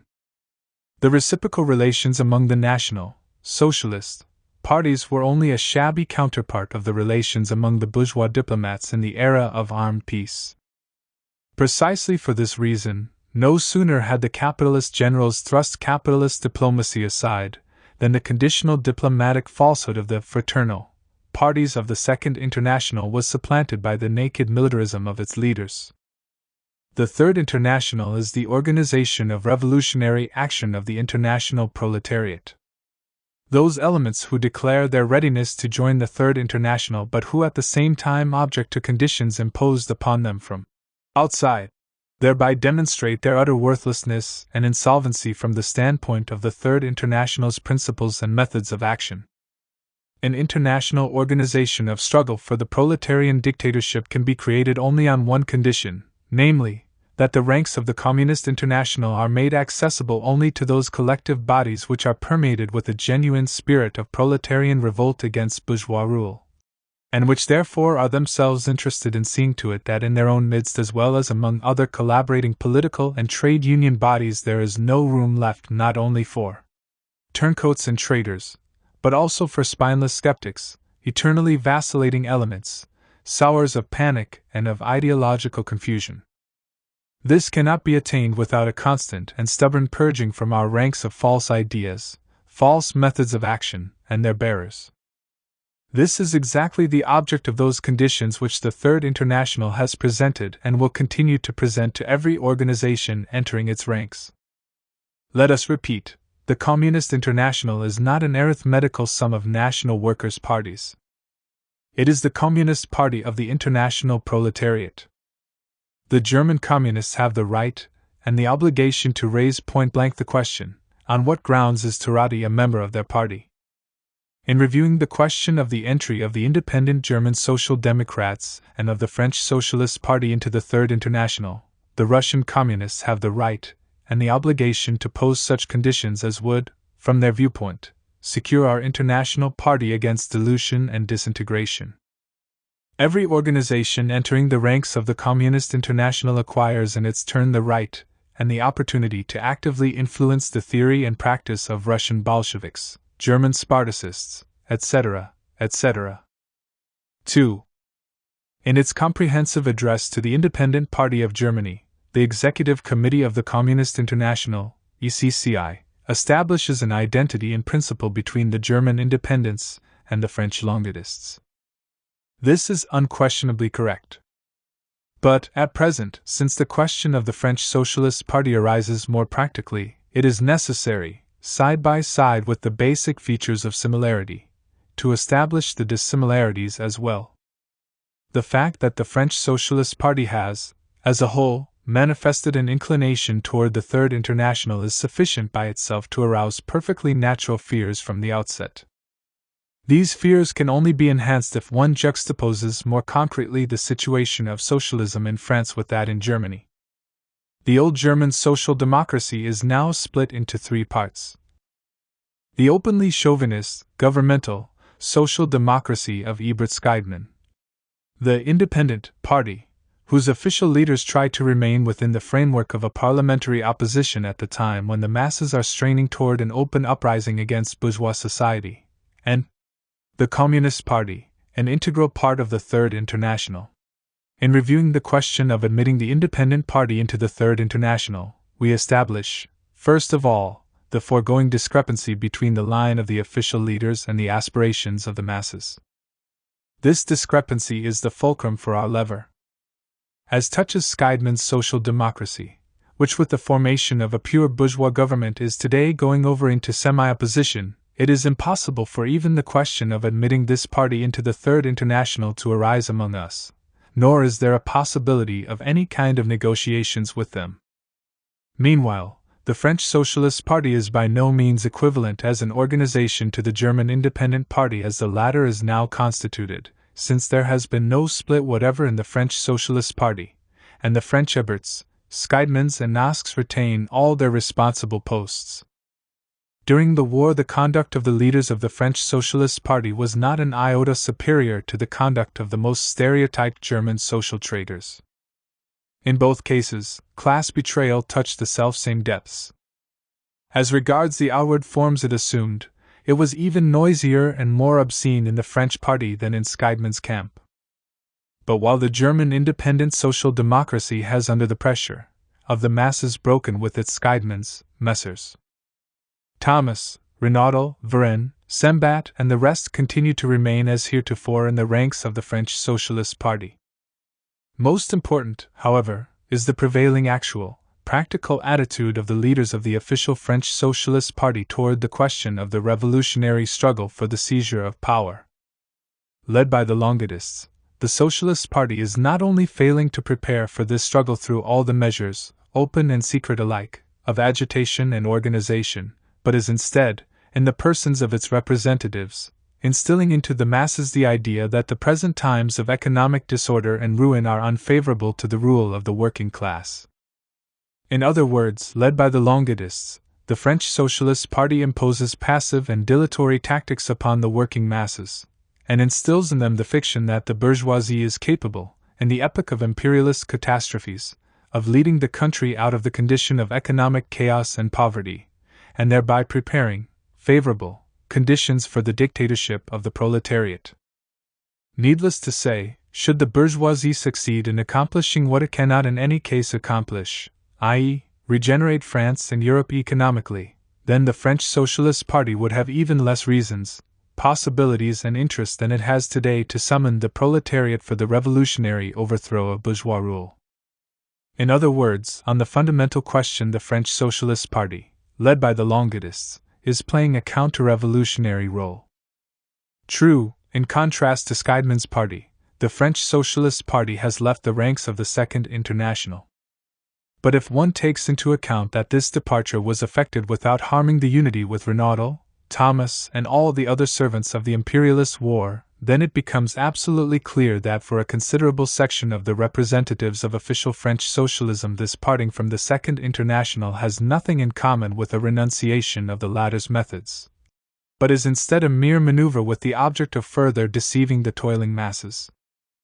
During the war, the French Socialist Party opposed itself so vehemently to Scheidman's Kaiser socialism that nowadays not only Longuet, Mistral, Pressmain and other adherents of the Centre but also Renaudel, Thomas, and Varenne find it extremely awkward to remain within the purlieus of the Second International, and rub elbows with Ebert, Scheidman and Nosky as closest co-thinkers. Thus the exodus from Huysmans' kitchen was dictated to official French socialism by the primacy of its patriotic position. True, everything was done to invest this patriotic refusal of immediate collaboration with Nosky and Scheidman with the guise of a gesture dictated by internationalism as well. But the phraseology of the Strasbourg Resolution can neither erase nor even mitigate the significance of the fact that the French Communists are not in the ranks of the Strasbourg Party majority, while it does include all the notorious chauvinists. the Independent Party of Germany, opposed as an organization to the patriotic social democracy, is compelled to conduct an open ideological and political struggle against the latter in the press and at public meetings, and thereby, despite the super-opportunist character of its newspapers and leaders, it is aiding in the revolutionization of the working masses. In France, on the contrary, we observe in the recent period a growing rapprochement between the former majority and the former longuetist minority, and the disappearance of any serious ideological, political, and organizational struggle between them. Under these conditions, the question of admitting the French Socialist Party into the Third International presents even more difficulties and dangers than the entry of the German independent social democracy. 3. Before the French Socialist Party, insofar as it is nowadays raising practically the question of entering the Third International, we must pose completely clear and precise questions, based upon the foregoing considerations. Only forthright and precise answers confirmed by the party, i.e., by the action of its corresponding section, can give a real content to the question of the entry of the French Socialists and their party into the international communist organization. These questions are approximately as follows. 1. Do you recognize as heretofore that it is the duty of a socialist party to advocate national defense with regard to the bourgeois state? Do you consider it permissible to support the French bourgeois republic directly or indirectly in those military clashes with other states which might arise? Do you consider it permissible to vote for war credits either at the present time or in the event of a new world war? Do you reject categorically the treacherous slogan of national defense? Yes or no? 2. Do you consider it permissible for socialists to participate in a bourgeois government either in peacetime or in war? Do you consider it permissible for a socialist fraction in Parliament to support a bourgeois government directly or indirectly? Do you consider it possible to any longer tolerate in the ranks of your party scoundrels who sell their political services to the capitalist government, or to capitalist organizations and the capitalist press, either in the capacity of responsible agents for the thievish League of Nations, Albert Thomas, or as editors of the bourgeois press, A. Varenne, or as attorneys and parliamentary defenders of capitalist interests, Paul Boncoeur, etc., etc.? Yes or no? 3. In view of the thievish and predatory violence done by French imperialism to a number of weak peoples, especially the backward colonial peoples of Africa and Asia, do you consider it your duty to conduct an irreconcilable struggle against the French bourgeoisie, against its parliament, and its army in questions of world spoliation? Do you assume the obligation of supporting, by all available means, this struggle wherever it arises, and above all, in the form of an open uprising of the oppressed colonial peoples against French imperialism? Yes or no? 4. Do you consider it necessary to immediately launch a systematic and ruthless struggle against official French syndicalism which has entirely oriented itself toward economic conciliationism, class collaboration, patriotism, etc., and which is systematically replacing the struggle for revolutionary expropriation of the capitalists through the proletarian dictatorship by a program of nationalizing railways and mines under the capitalist state? Do you consider it the duty of the Socialist Party, hand in hand with Lauriat, Manat, Rosmer, and others, to initiate an energetic campaign among the working masses in favor of purging the French trade union movement of Jouot, Dumoulin, Merriam, and other betrayers of the working class? Yes or no? 5. Do you believe it possible to tolerate in the ranks of the Socialist Party disseminators of passivity who paralyze and drain the revolutionary will of the workers by instilling in them the idea that the present moment is unfavorable for their dictatorship? Or, on the contrary, do you consider it your duty to unmask before the working masses that piece of deception according to which the present moment, as interpreted by agents of the bourgeoisie, always remains suitable only for the rule of the bourgeoisie? This was so on the day before yesterday, because Europe was then living through a period of mighty industrial boom, which tended to decrease the number of those dissatisfied. It was so yesterday, because the issue was that of national defense. It is so today, because it is necessary to heal the wounds suffered through the heroic feats of national defense, and it will be so on the morrow, Because the restorationist work of the bourgeoisie will lead to the provocation of a new war, and together with it will also arise the duty of national defense.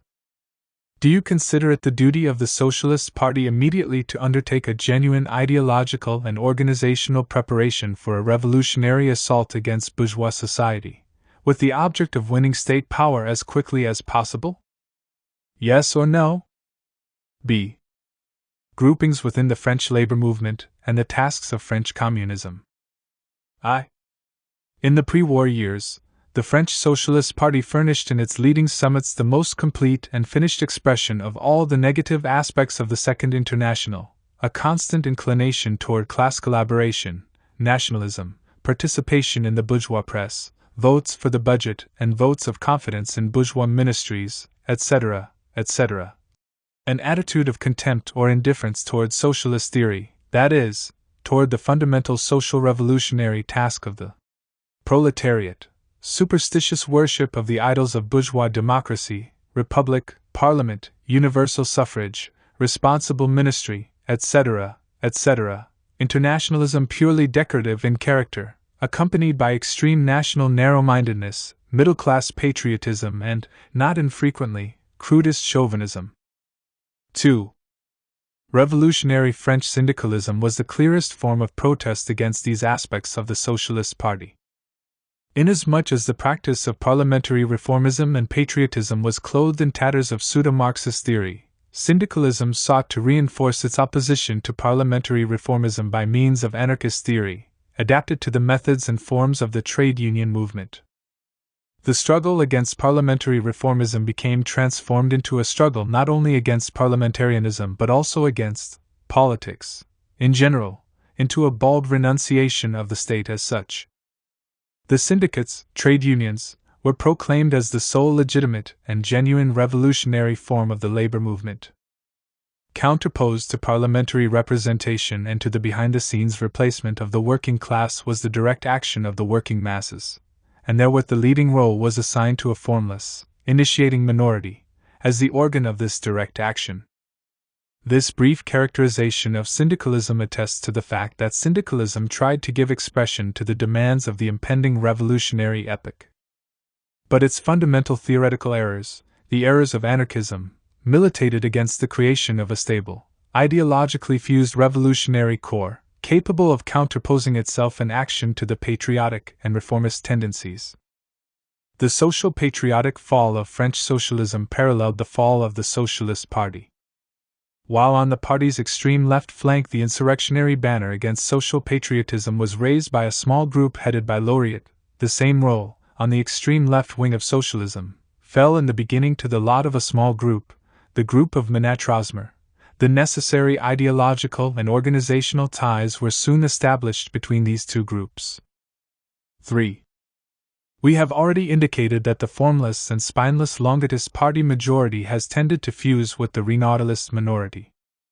As for the so-called syndicalist minority, which at the last syndicalist convention of Lyons obtained on certain questions the support of 1/3 of the total number of delegates, it still represents an extremely formless tendency in which revolutionary communists stand shoulder to shoulder with anarchists who still haven't broken with their old prejudices, and with the Longitists, conciliationists, of French syndicalism. Within this minority there still exists very strong anarchist superstitions against the conquest of state power, and moreover, in many cases, behind such superstitions there lurks a plain and simple fear of revolutionary initiative, along with an absence of will to action. From the milieu of this syndicalist minority came the idea of a general strike as the means of realizing in life the nationalization of railways. Advanced jointly with the reformists as a slogan of conciliation with bourgeois classes, the program of nationalization is essentially being counterposed as an all-national task to the pure class program, i.e., the revolutionary expropriation of the railways and of other capital by the working class.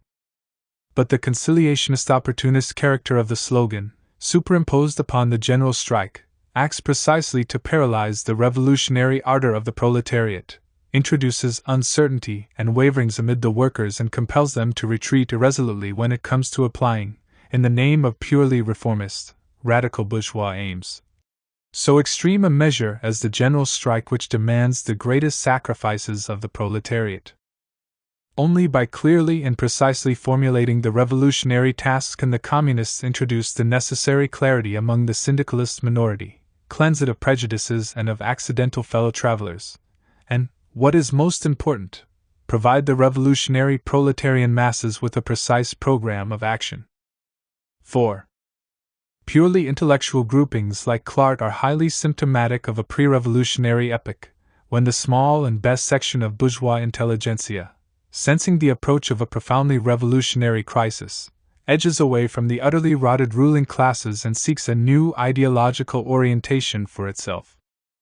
Organically inclined toward individualism and toward separating out as isolated groupings on the basis of personal sympathies and views, elements of this type are, by their very nature as intellectuals, capable neither of elaborating nor, all the less so, of applying a definitive system of revolutionary ideas, and they therefore reduce their work to an abstract and purely idealistic propaganda, painted up to resemble communism and diluted with a purely humanitarian bias. Sincerely sympathetic to the proletarian communist movement, elements of this type, however, tend not infrequently to swerve away from the proletariat at the most critical moment when the weapon of criticism is replaced by the criticism of weapons, only in order once again to resume their sympathies for the proletariat when the latter, gaining the opportunity, takes the power in its hands and is thus enabled to unfold its cultural creativeness. The task of revolutionary communism lies in explaining to the advanced workers the purely symptomatic significance of groupings of this sort, and in criticizing their idealistic passivity and limitedness. The advanced workers can in no case group themselves into a chorus for the intellectual prima donnas. They must create an independent organization, which carries on its work independently of the ebb and flow of sympathies of even the best section of bourgeois intellectuals. v. Side by side with a fundamental review of the theory and practice of French parliamentary socialism, what is needed today in France is a thoroughgoing review of the theory and practice of French syndicalism, lest its obsolete prejudices muddle up the development of the revolutionary communist movement. It is quite self-evident that a continued denial of politics and of the state by French syndicalism would constitute a capitulation to bourgeois politics and to the capitalist state. It is not enough to deny the state, it is necessary to conquer the state in order to surmount it. The struggle for the conquest of the state apparatus is revolutionary politics. To renounce it is to renounce the fundamental tasks of the revolutionary class.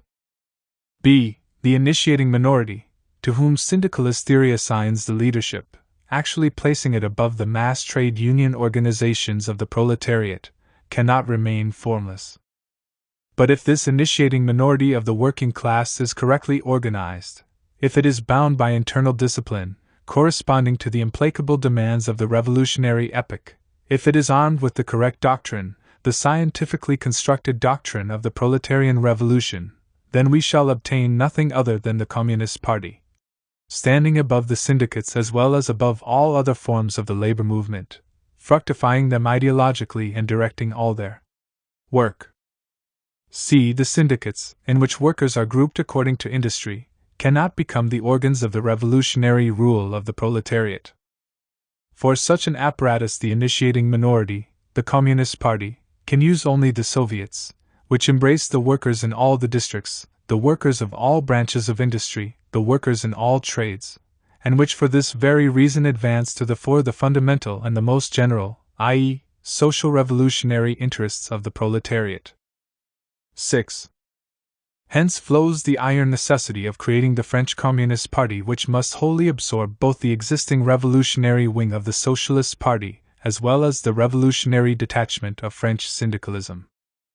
The party must create its own apparatus, absolutely independent, rigidly centralized, and separate and apart from both the present Socialist Party as well as the CGT and the local syndicates. The current position of the French Communists, who constitute, on the one hand, an internal opposition within the CGT, and on the other, an internal opposition within the Socialist Party, seems to convert French communism into a non-independent factor, into a sort of negative supplement to the existing basic organs, the party and the syndicates, and deprives it of the necessary fighting power. of direct ties with the masses and of its authority of leadership. French communism must emerge at all costs from this preparatory stage. The way out is to undertake immediately the building of the centralized Communist Party and, above all, to establish immediately in the chief centers of the labor movement daily newspapers which, in contrast to the existing dailies, will not be organs of internal organizational criticism and abstract propaganda, but organs of direct revolutionary agitation for and political leadership of the struggle of the proletarian masses. The creation of the Combat Communist Party of France is at the present time a life and death question for the revolutionary movement of the French proletariat. July 22, 1920. 3. The Second World Congress. Speech on Comrade Zinofyev's report on the role of the party. The Second World Congress. Comrades! It may seem fairly strange that 3/4 of a century after the appearance of the Communist Manifesto discussion should arise at an international Communist Congress over whether a party is necessary or not. Comrade Levi has underscored just this aspect of the discussion, pointing out that for the great majority of the Western European and American workers this question was settled long ago, and that in his opinion a discussion of this question will hardly help raise the prestige of the Communist International. For my part, one proceed from the assumption that there is a rather sharp contradiction between the march of historical events and the opinion expressed here with such Marxist magnanimity to the effect that the broad masses of workers are already excellently aware of the necessity of the party. It is self-evident that if we were dealing here with Messrs. Scheidman, Trotsky, or their English co-thinkers, it would, of course, be unnecessary to convince these gentlemen that a party is indispensable to the working class. They have created a party for the working class and handed it over into the service of bourgeois and capitalist society. But if what we have in mind is the proletarian party, then it is observable that in various countries this party is passing through different stages of its development. In Germany, the classic land of the old social democracy, we observe a titanic working class, on a high cultural level, advancing uninterruptedly in its struggle, dragging in its wake sizable remnants of old traditions. We see, on the other hand, that precisely those parties which pretend to speak in the name of the majority of the working class, the parties of the Second International, which express the moods of a section of the working class, compel us to pose the question whether the party is necessary or not.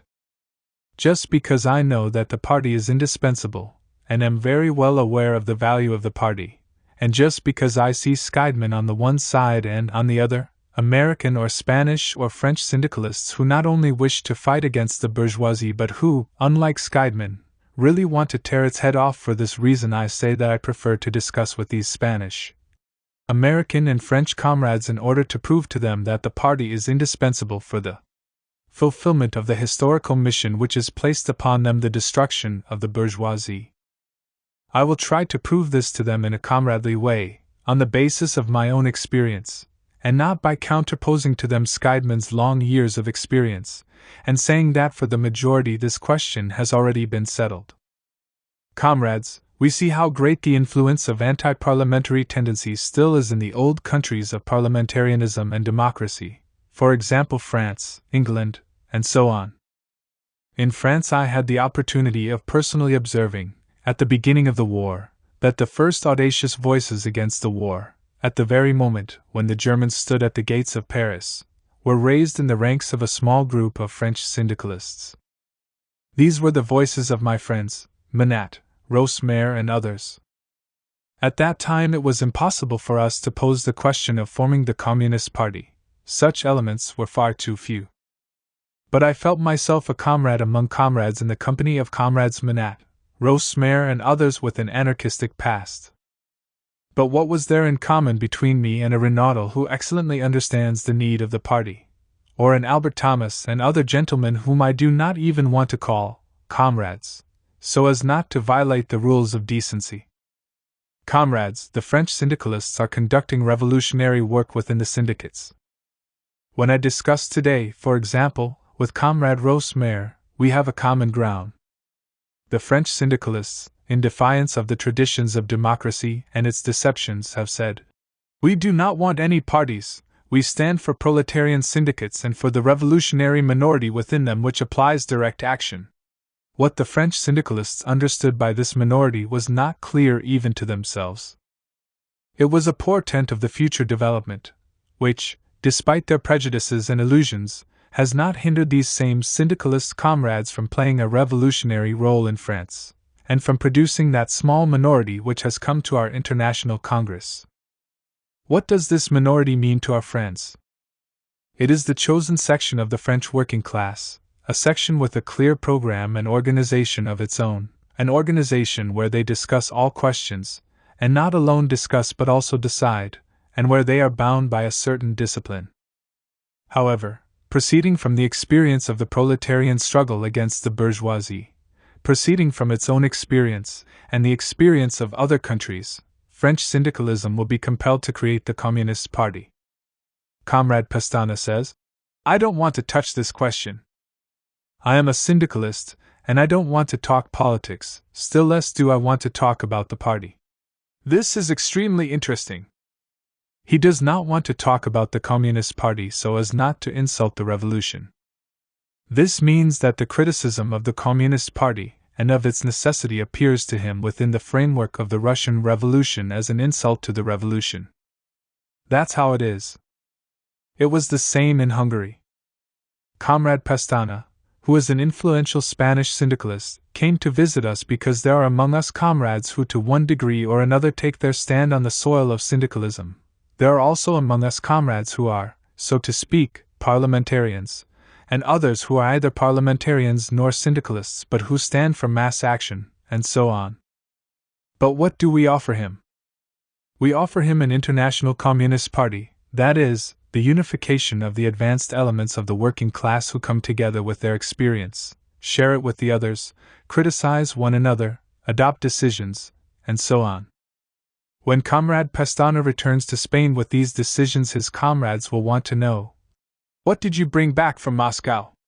He will then present them with the theses and ask them to vote the resolution up or down, and those Spanish syndicalists, who unite on the basis of the proposed theses, will form nothing else but the Spanish Communist Party. Today we have received a proposal from the Polish government to conclude peace. Who decides such questions? We have the Council of People's Commissars, but it too must be subject to certain control. Whose control? The control of the working class as a formless, chaotic mass? No. The Central Committee of the party is convened in order to discuss the proposal and to decide whether it ought to be answered. And when we have to conduct war, organize new divisions and find the best elements for them, where do we turn? We turn to the party. To the Central Committee. And it issues directives to every local committee pertaining to the assignment of communists to the front. The same thing applies to the agrarian question, the question of supplies, and all other questions. Who will decide these questions in Spain? The Spanish Communist Party, and I am confident that Comrade Pestana will be one of the founders of this party. Comrade Serrati, to whom it is, of course, unnecessary to prove the need of a party, for he is himself the leader of a large party, asks us ironically, "Just what do we understand by a middle peasant and a semi-proletarian? And isn't it opportunism for us to make them various concessions?" But what is opportunism, comrades? In our country the power is in the hands of the working class, which is under the leadership of the Communist Party, and which follows the lead of the party that represents it. But in our country there exists not only the advanced working class, but also various backward and non-party elements who work part of the year in the village and the other part in the factory. There exist various layers of the peasantry. All this has not been created by our party. We inherited it from the feudal and capitalist past.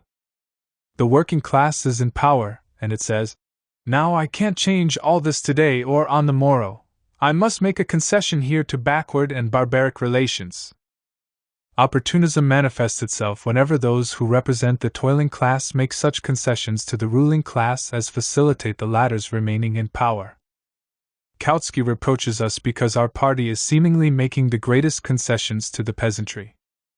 The working class, in power, must hasten the evolutionary process of the greatest part of the peasantry, helping it to pass over from a feudal mode of thinking to communism, and must make concessions to the backward elements. Thus I think that the question for which a solution has been found that appears opportunist to Comrade Serrati is not at all a question that lowers the dignity of the Communist Party of Russia. But even if such were the case, even if we had committed this or that mistake, it would only mean that we are operating in a very complex situation and are compelled to maneuver. Power is in our hands, but just the same we had to retreat before German imperialism at Brest-Litovsk and later, before English imperialism. And, in this particular instance, we are maneuvering between the various layers of the peasantry. Some we attract to us, others we repel, while a third layer is crushed by us with an iron hand. This is the maneuvering of the revolutionary class which is in power and which is capable of committing mistakes. But these mistakes enter into the party's inventory, an inventory of the party which concentrates the entire experience accumulated by the working class. That is how we conceive of our party. That is how we conceive of our international. 3. The Second World Congress. Manifesto of the Second World Congress, Part 1. I. International Relations after Versailles. The bourgeoisie throughout the world sorrowfully recalls its yesteryears. All of its mainstays in foreign and domestic relations have been either overthrown or shaken. Tomorrow looms like a black threat over the exploiter's world. The imperialist war has completely destroyed the old system of alliances and mutual guarantees which lay at the bottom of the world balance of power and armed peace. The Versailles Treaty has created no new balance of power in place of the old. First Russia, and then Austria-Hungary and Germany were eliminated as factors from the world arena. The mightiest countries which had occupied first places in the system of world seizures found themselves transformed into objects of plunder and dismemberment. Before the victory-flushed imperialism of the Entente there opened up new and vast horizons of colonial exploitation, beginning immediately beyond the Rhine, embracing all of Central and Eastern Europe and extending far to the Pacific Ocean. Are either the Congo or Syria, Egypt or Mexico in any way comparable to the steppes, forests and mountains of Russia and the skilled labor power of Germany? The new colonial program of the conquerors is self-determined. The workers' republic in Russia is to be overthrown, Russian raw material is to be plundered, and the German worker coerced into processing it with the aid of German coal, while the armed German entrepreneur acts as overseer, thus assuring a flow of finished products and, with them, profits to the victors. The program of organizing Europe, advanced by German imperialism at the moment of its greatest military successes, has been inherited by the victorious Entente. When the rulers of the Entente place the defeated bandits of the German Empire in the defendant's dock, the latter will truly be judged by a court of peers, their peers in crime. But the victor's camp likewise contains a number of those who have themselves been vanquished. Intoxicated by chauvinist fumes of a victory which she won for others, bourgeois France considers herself the commandress of Europe. In reality, never before has France and the very foundations of her existence been so slavishly dependent upon the more powerful states, England and North America, as she is today. For Belgium, France prescribes a specific economic and military program, transforming her weaker ally into an enslaved province, but in relation to England, France herself plays the role of Belgium, only on a somewhat larger scale. From time to time the English imperialists allowed the French usurers to exercise their arbitrary rule within specified limits on the continent. In this way they skillfully divert from themselves, and unload on France, the sharpest indignation of the toilers of Europe and of England herself. The power of ruined and blood-drained France is illusory, almost burlesque in character. Sooner or later this will penetrate even into the brains of French social patriots. The specific weight of Italy in world affairs has dropped even lower. Without coal, without grain, without raw materials, with her internal equilibrium completely disrupted by the war, bourgeois Italy is incapable, though not from lack of ill will, of fully realizing in life her right to plunder and violate even those colonial nooks and corners allotted her by England-Japan, torn within her feudal shell by capitalist contradictions. Stands on the verge of the profoundest revolutionary crisis which is even now, despite a favorable international situation, paralyzing her flight into the imperialist skies. And so, there remain only two genuine world powers, Great Britain and the United States. English imperialism has rid itself of the Asiatic rivalry of Tsarism and of the terrible German competition. British naval might has reached its zenith. Great Britain encircles continents with a chain of subject peoples. Having laid violent hands upon Finland, Estonia and Latvia, she is depriving Sweden and Norway of their last vestiges of independence, and is transforming the Baltic Sea into one of Britain's bays. She faces no opposition in the North Sea. By means of the Cape Colony, Egypt, India, Persia, Afghanistan, she has transformed the Indian Ocean into a British Sea. Ruling the oceans, England controls the continents. Her role as a world power is delimited only by the American Dollar Republic and by the Russian Soviet Republic. The World War has completely dislodged the United States from its continental conservatism, isolationism. The program of an ascending national capitalism, America for the Americans, the Monroe Doctrine, has been supplanted by the program of imperialism, the whole world for the Americans.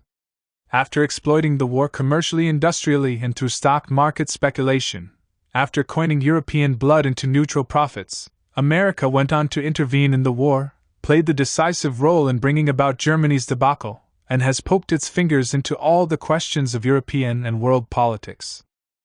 Under the League of Nations flag, the United States made an attempt to extend to the other side of the ocean its experience with the federated unification of large, multinational masses, an attempt to chain to its chariot of gold the peoples of Europe and other parts of the world, and bring them under Washington's rule. In essence, the League of Nations was intended to be a world monopoly corporation. Yankee and Company. The President of the United States, the great prophet of platitudes, has descended from Mount Sinai in order to conquer Europe, 14 points in hand. Stockbrokers, cabinet members, and businessmen never deceive themselves for a moment about the meaning of this new revelation. But by way of compensation, the European socialists, with doses of Trotsky brew, have attained a condition of religious ecstasy and accompanied Wilson's sacred ark, dancing like King David.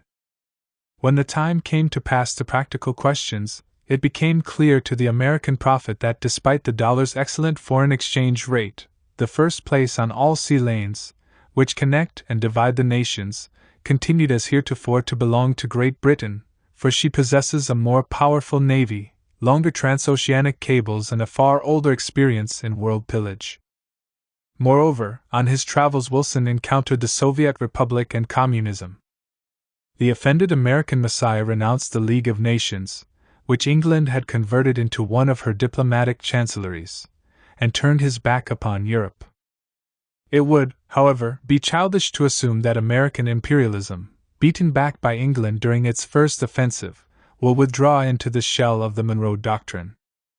No, by continuing to subordinate the Western Hemisphere to itself more and more violently, by transforming the countries of Central and South America into its colonies, the United States, through its two ruling parties, the Democrats and the Republicans, is preparing to create, as a counterweight to the English League of Nations, a league of its own, i.e., a league with North America as the center of the world system. To begin the job properly, the United States intends during the next 3 to 5 years to make its navy more powerful than England's. Therewith imperialist England is confronted with the question: to be or not to be?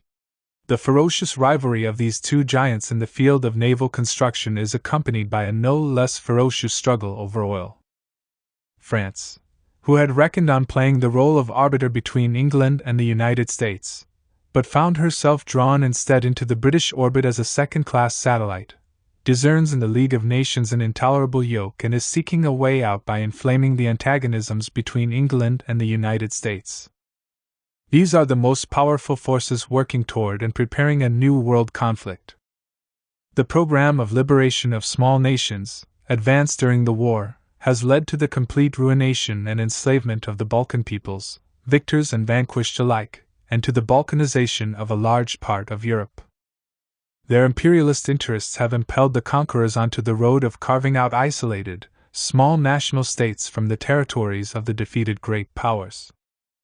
There is not even a semblance here of the so-called national principle. Imperialism consists of overcoming national frameworks, even those of the major states. The new and tiny bourgeois states are only byproducts of imperialism. In order to obtain temporary points of support, imperialism creates a chain of small states, some openly oppressed, others officially protected while really remaining vassal states: Austria, Hungary, Poland, Yugoslavia, Bohemia, Finland, Estonia, Latvia, Lithuania, Armenia, Georgia, and so on.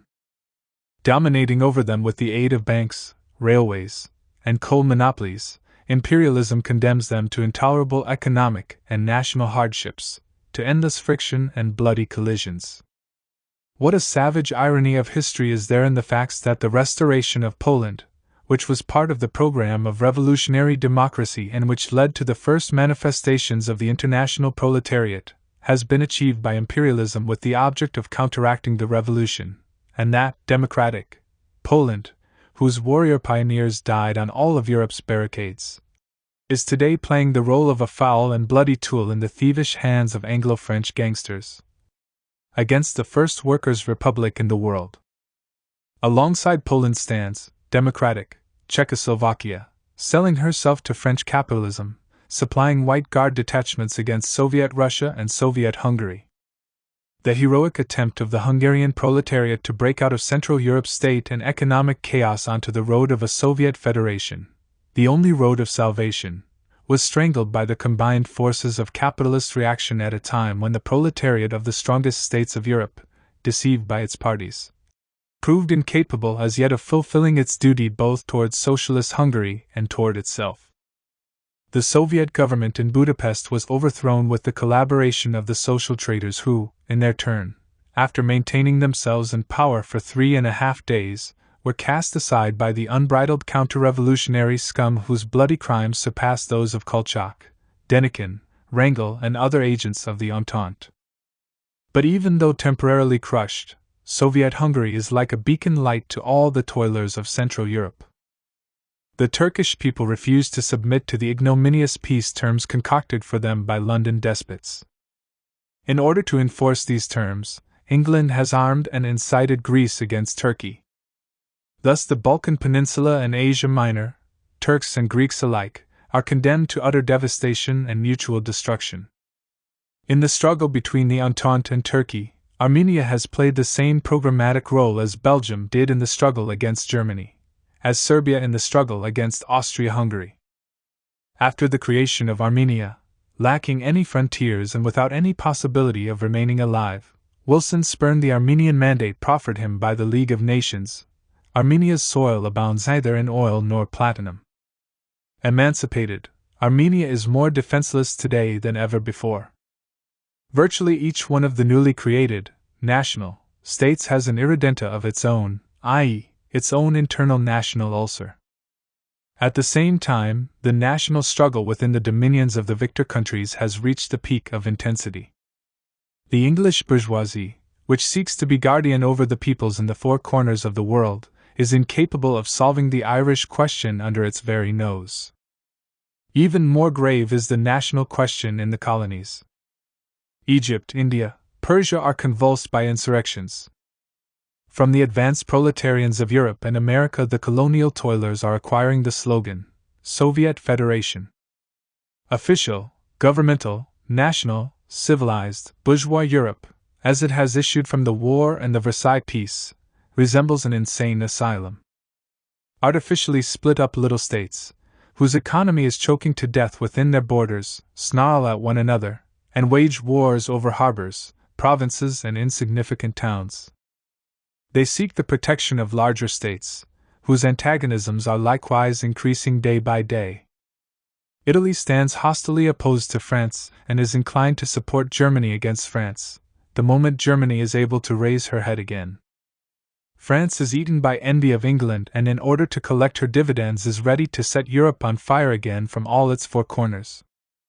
England, with the help of France, keeps Europe in a condition of chaotic impotence, thus untying her own hands for world operations aimed against the United States. The United States allows Japan to become mired in eastern Siberia in order meanwhile to secure by the year 1925 its naval preponderance over Great Britain, provided, that is, Britain doesn't decide to measure forces before then.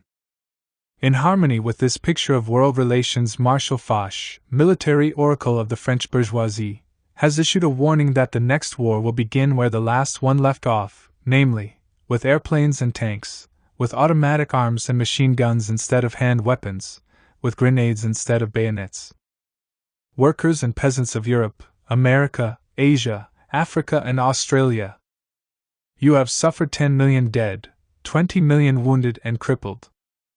Today you at least know what you have gained at this price. 2. The economic situation. Meanwhile, the impoverishment of mankind proceeds apace. Through its mechanisms, the war has destroyed those world economic ties whose development once constituted one of the most important conquests of capitalism. Since the year 1914, England, France, and Italy have been cut off from Central Europe and the Near East. Since the year 1917, from Russia. A few war years destroyed what it took a whole number of generations to create. Human labor, expended even to this end, was reduced to a minimum. Throughout these years, wherever it was necessary to process existing supplies of raw material into the shape of finished goods, labor was employed primarily to produce the means and tools of destruction.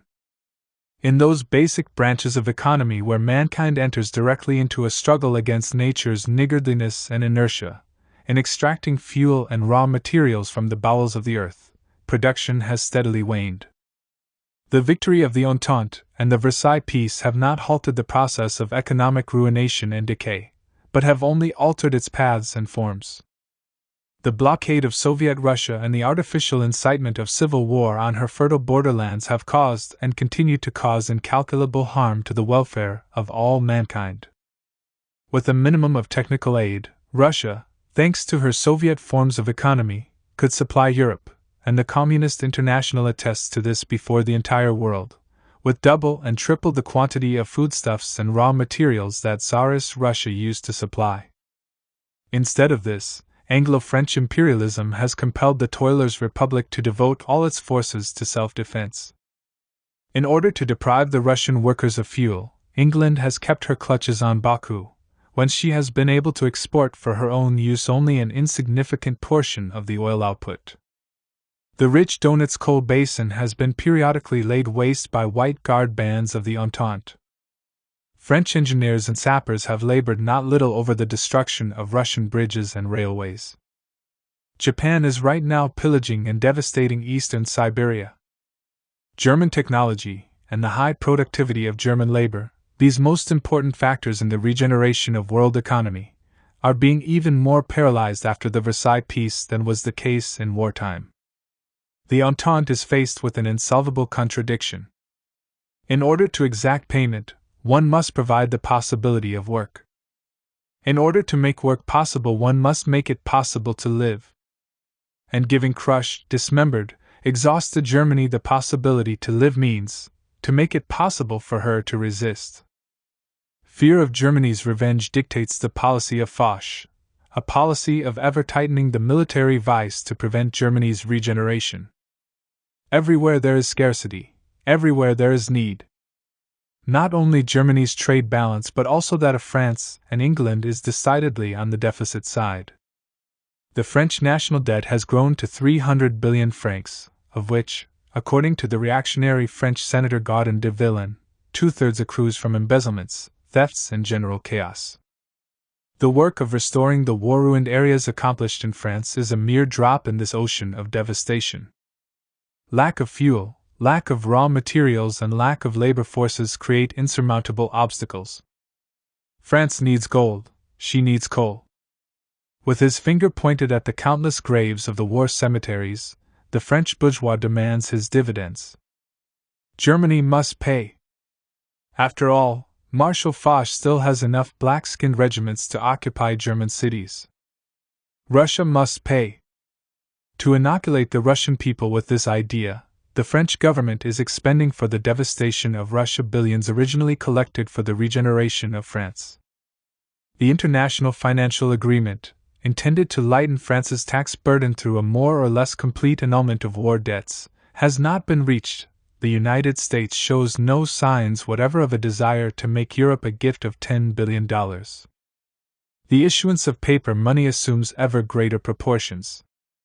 While in Soviet Russia the growth of paper money and its depreciation, side by side with the simultaneous development of statized economy, its planned distribution of necessities and its ever-expanding payment of wages in kind, signify only one of the results of the withering away of commodity money economy. In capitalist countries the growing mass of paper money signifies the deepening of economic chaos and an inevitable crash. The conferences of the Entente travel from one locality to the next. They seek inspiration in all of Europe's vacation resorts. All hands are outstretched, demanding reimbursement in proportion to the number of men killed in the war.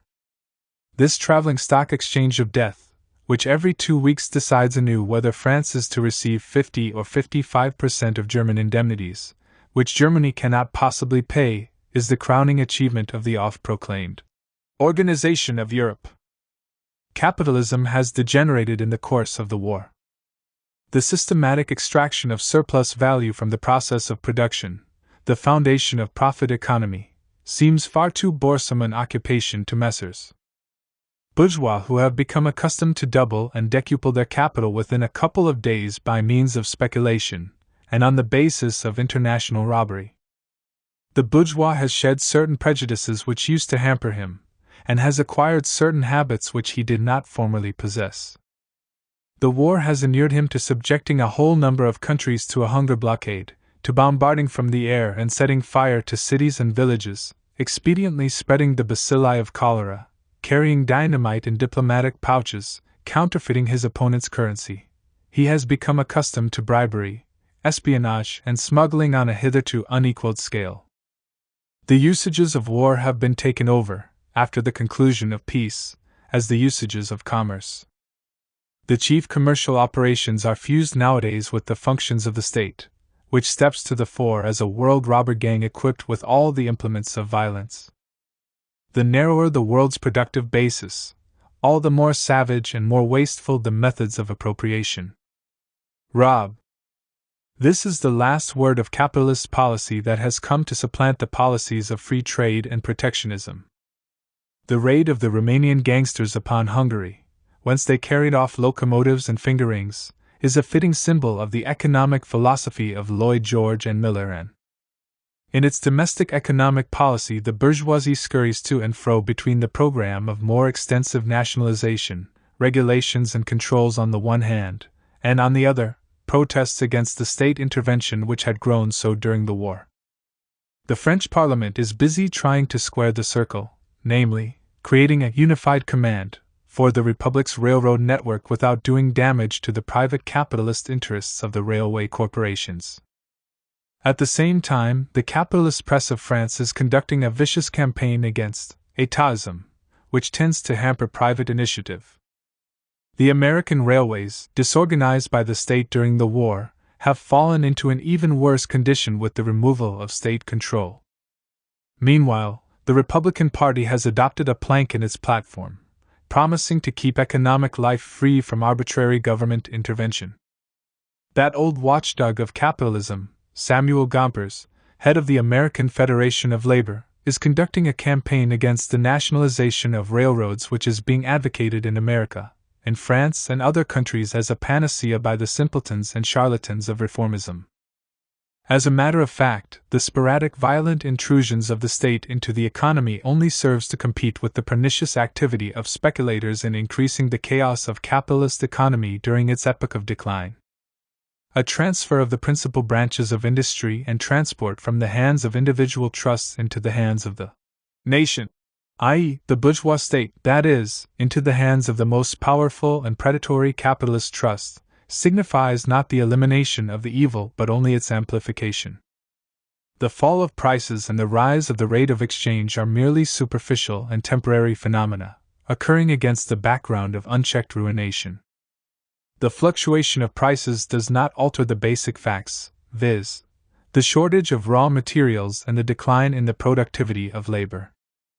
After undergoing the frightful hardships of war, the laboring masses are incapable of working with the same intensity under the same conditions.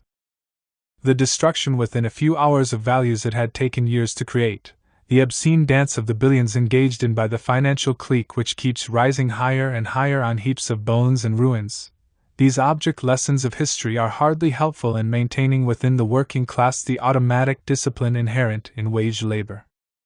Bourgeois economists and publicists speak of a wave of laziness, which, according to them, is sweeping over Europe and undermining its economic future. The administrators seek to mend matters by granting privileges to the topmost layers of the working class. In vain. In order to revive and further develop its productivity of labor, it is necessary to give to improve its own welfare and raise its level of education, without again subjecting it to the danger of mutual extermination. It can receive this assurance only from the social revolution. The rising cost of living is the mightiest factor of revolutionary ferment in all countries. The bourgeoisie of France, Italy, Germany, and other states is endeavoring by means of relief payments to ameliorate the destitution caused by high prices, and to check the growth of the strike movement. To recompense the agricultural classes for a part of their expenditure of labor power, the state, already deeply in debt, engages in shady speculation. It steals from itself in order to defer the hour of settlement. Even if certain categories of workers now enjoy higher living standards than they did before the war, this fact does not in any way tally with the actual economic condition of capitalist countries. These ephemeral results are obtained by borrowing fraudulently from the future, which, when it finally arrives, will bring with it catastrophic destitution and calamities. But what about the United States? America is the hope of humanity. Through the lips of Milleran, the French bourgeois repeats this phrase of Turgot in the hope of having his own debts remitted, although he himself never remits anyone's debt. But the United States is incapable of leading Europe out of its economic blind alley. During the last 6 years, American reserves of raw material have been depleted. The adaptation of American capitalism to the exigencies of the World War has resulted in a narrowing of its industrial foundation. European immigration has stopped. A wave of emigration has deprived American industry of many hundreds of thousands of Germans, Italians, Poles, Serbs, Czechs, who were drawn to Europe either by war mobilization or by the mirages of a newly acquired fatherland. Shortages of raw material and labor forces hang over the transatlantic republic and are engendering a profound economic crisis, and as a result, the American proletariat is entering upon a new revolutionary phase of struggle. America is becoming rapidly Europeanized. Nor have the neutral countries escaped the consequences of war and blockade. Like liquid and connected vessels, the economy of interconnected capitalist states, both large and small, both belligerents and neutrals, both victors and vanquished, is tending toward one and the same level, that of poverty. Starvation and extinction. Switzerland lives from hand to mouth, and every unexpected event threatens to disrupt her equilibrium. In Scandinavia, the abundant influx of gold does not solve the food problem. Coal must be obtained from England in dribbles, begging hat in hand.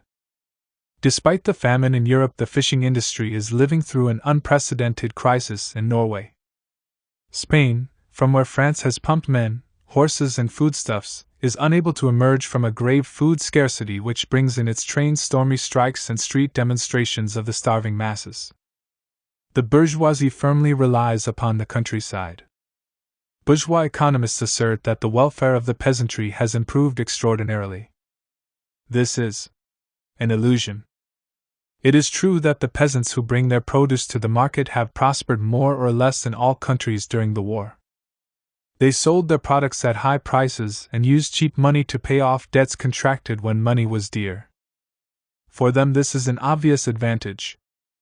But their economy has become disorganized and depleted during the war. They are in need of manufactured goods, but prices for these have risen in proportion to the declining value of money. The demands of the state budget have become so monstrous that they threaten to devour the peasant with all his land and products. Thus, after a period of temporary improvement, the condition of the small peasantry is becoming more and more intolerable. Their dissatisfaction with the outcome of the war will continually increase, and in the guise of the regular army, the peasantry has not a few unpleasant surprises in store for the bourgeoisie. The economic restoration of Europe, about which its statesmen talk so much, is a lie. Europe is being ruined and the whole world along with it. On capitalist foundations there is no salvation. The policy of imperialism does not lead to the abolition of want but to its aggravation owing to the predatory waste of existing reserves. The question of fuel and raw material is an international question which can be solved only on the basis of a planned, collectivist, socialist production. It is necessary to cancel the state debts. It is necessary to emancipate labor and its products from the monstrous tribute extorted by the world plutocracy. It is necessary to overthrow this plutocracy. It is necessary to remove the barriers which tend to atomize world economy. The Supreme Economic Council of the Entente imperialists must be replaced by the Supreme Economic Soviet of the world proletariat, to effect the centralized exploitation of all the economic resources of mankind. It is necessary to destroy imperialism in order to give mankind an opportunity to live. 3. The bourgeois regime after the war. The entire energy of the propertied classes is concentrated upon two questions: to maintain themselves in power in the international struggle and to prevent the proletariat from becoming the master of the country. In conformity with this, the former political groupings of the bourgeoisie have lost their power. Not only in Russia, where the banner of the Cadet Party became at the decisive stage of struggle the banner of all the property owners against the workers' and peasants' revolution, but even in countries with an older and deeper-rooted political culture, the former programs which used to separate diverse layers of the bourgeoisie have disappeared, almost without a trace, prior to the open outbreak of the proletarian revolution. Lloyd George steps forward as the spokesman for the amalgamation of the Tories, Unionists and Liberals for a joint struggle against the approaching rule of labor. This hoary demagogue singles out the saintly church as the central power station whose current equally feeds all the parties of the propertied classes. In France, the epoch of anti-clericalism, so noisy only a brief while ago, seems like a sepulchral ghost. The radicals, royalists and Catholics are now constituted in a bloc of national law and order against the proletariat that is lifting its head. Ready to extend its hand to every reactionary force, the French government supports the Black Hundred gangster wrangle and re-establishes diplomatic relations with the Vatican. Giolitti, confirmed champion of neutrality and Germanophile, has taken the helm of the Italian government as the joint leader of interventory Daddists, neutralists, clericals and Mazziniists. He is ready to tack and veer on the subordinate questions of domestic and foreign policy in order all the more ruthlessly to repel the offensive of the revolutionary proletarians of city and country. Giolitti's government rightfully considers itself the last serious stake of the Italian bourgeoisie. The policy of all the German governments and government parties since Hohenzollerns' downfall has been to find in concert with the Entente ruling classes a common ground of hatred of Bolshevism, that is, of the proletarian revolution. While the Anglo-French Shylock is tightening more and more savagely the noose around the neck of the German people, the German bourgeoisie, regardless of party affiliations, entreats its enemy to loosen the noose just enough to enable it to strangle the vanguard of the German proletariat with its own hands.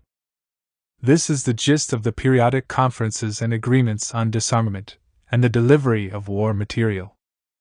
In America, the line of demarcation between the Republicans and the Democrats has been completely erased.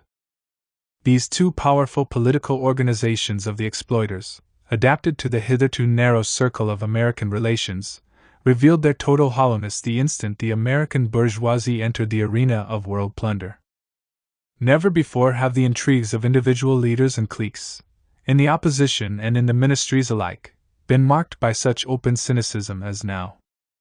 But at the same time, all of the leaders, cliques and parties of the world bourgeoisie are building a united front against the revolutionary proletariat. Whilst the social democratic blockheads persist in counterposing the peaceable road of democracy to the violent road of dictatorship, the last vestiges of democracy are being trampled underfoot and destroyed in every state throughout the world. Since the war, during which the federal electoral bodies played the part of impotent but noisy patriotic stooges for their respective ruling imperialist cliques, the parliaments have fallen into a state of complete prostration. All the important issues are now decided outside the parliaments. Nothing is changed in this respect by the window-dressing display of enlarged parliamentary prerogatives, so solemnly proclaimed by the imperialist mountebanks of Italy and other countries. The real masters of the situation and the rulers of state destiny are Lord Rothschild and Lord Weir, Morgan and Rockefeller, Schneider and Lischer, Hugo Stinnes and Felix Deutsch, Rizello and Agnelli, these gold, coal, oil, and metal kings, who operate behind the scenes and who send their second-rank lieutenants into parliaments to carry out their instructions. The French Parliament, more discredited than any other by its rhetoric of falsehood, cynicism, and prostitution, and whose chief amusement lies in the procedure of thrice reading the most insignificant legislative acts, this Parliament suddenly learns that the 4 billions appropriated by it for the restoration of the devastated regions of France had been expended by Clemenceau for entirely different purposes, in particular for the further devastation of Russian regions.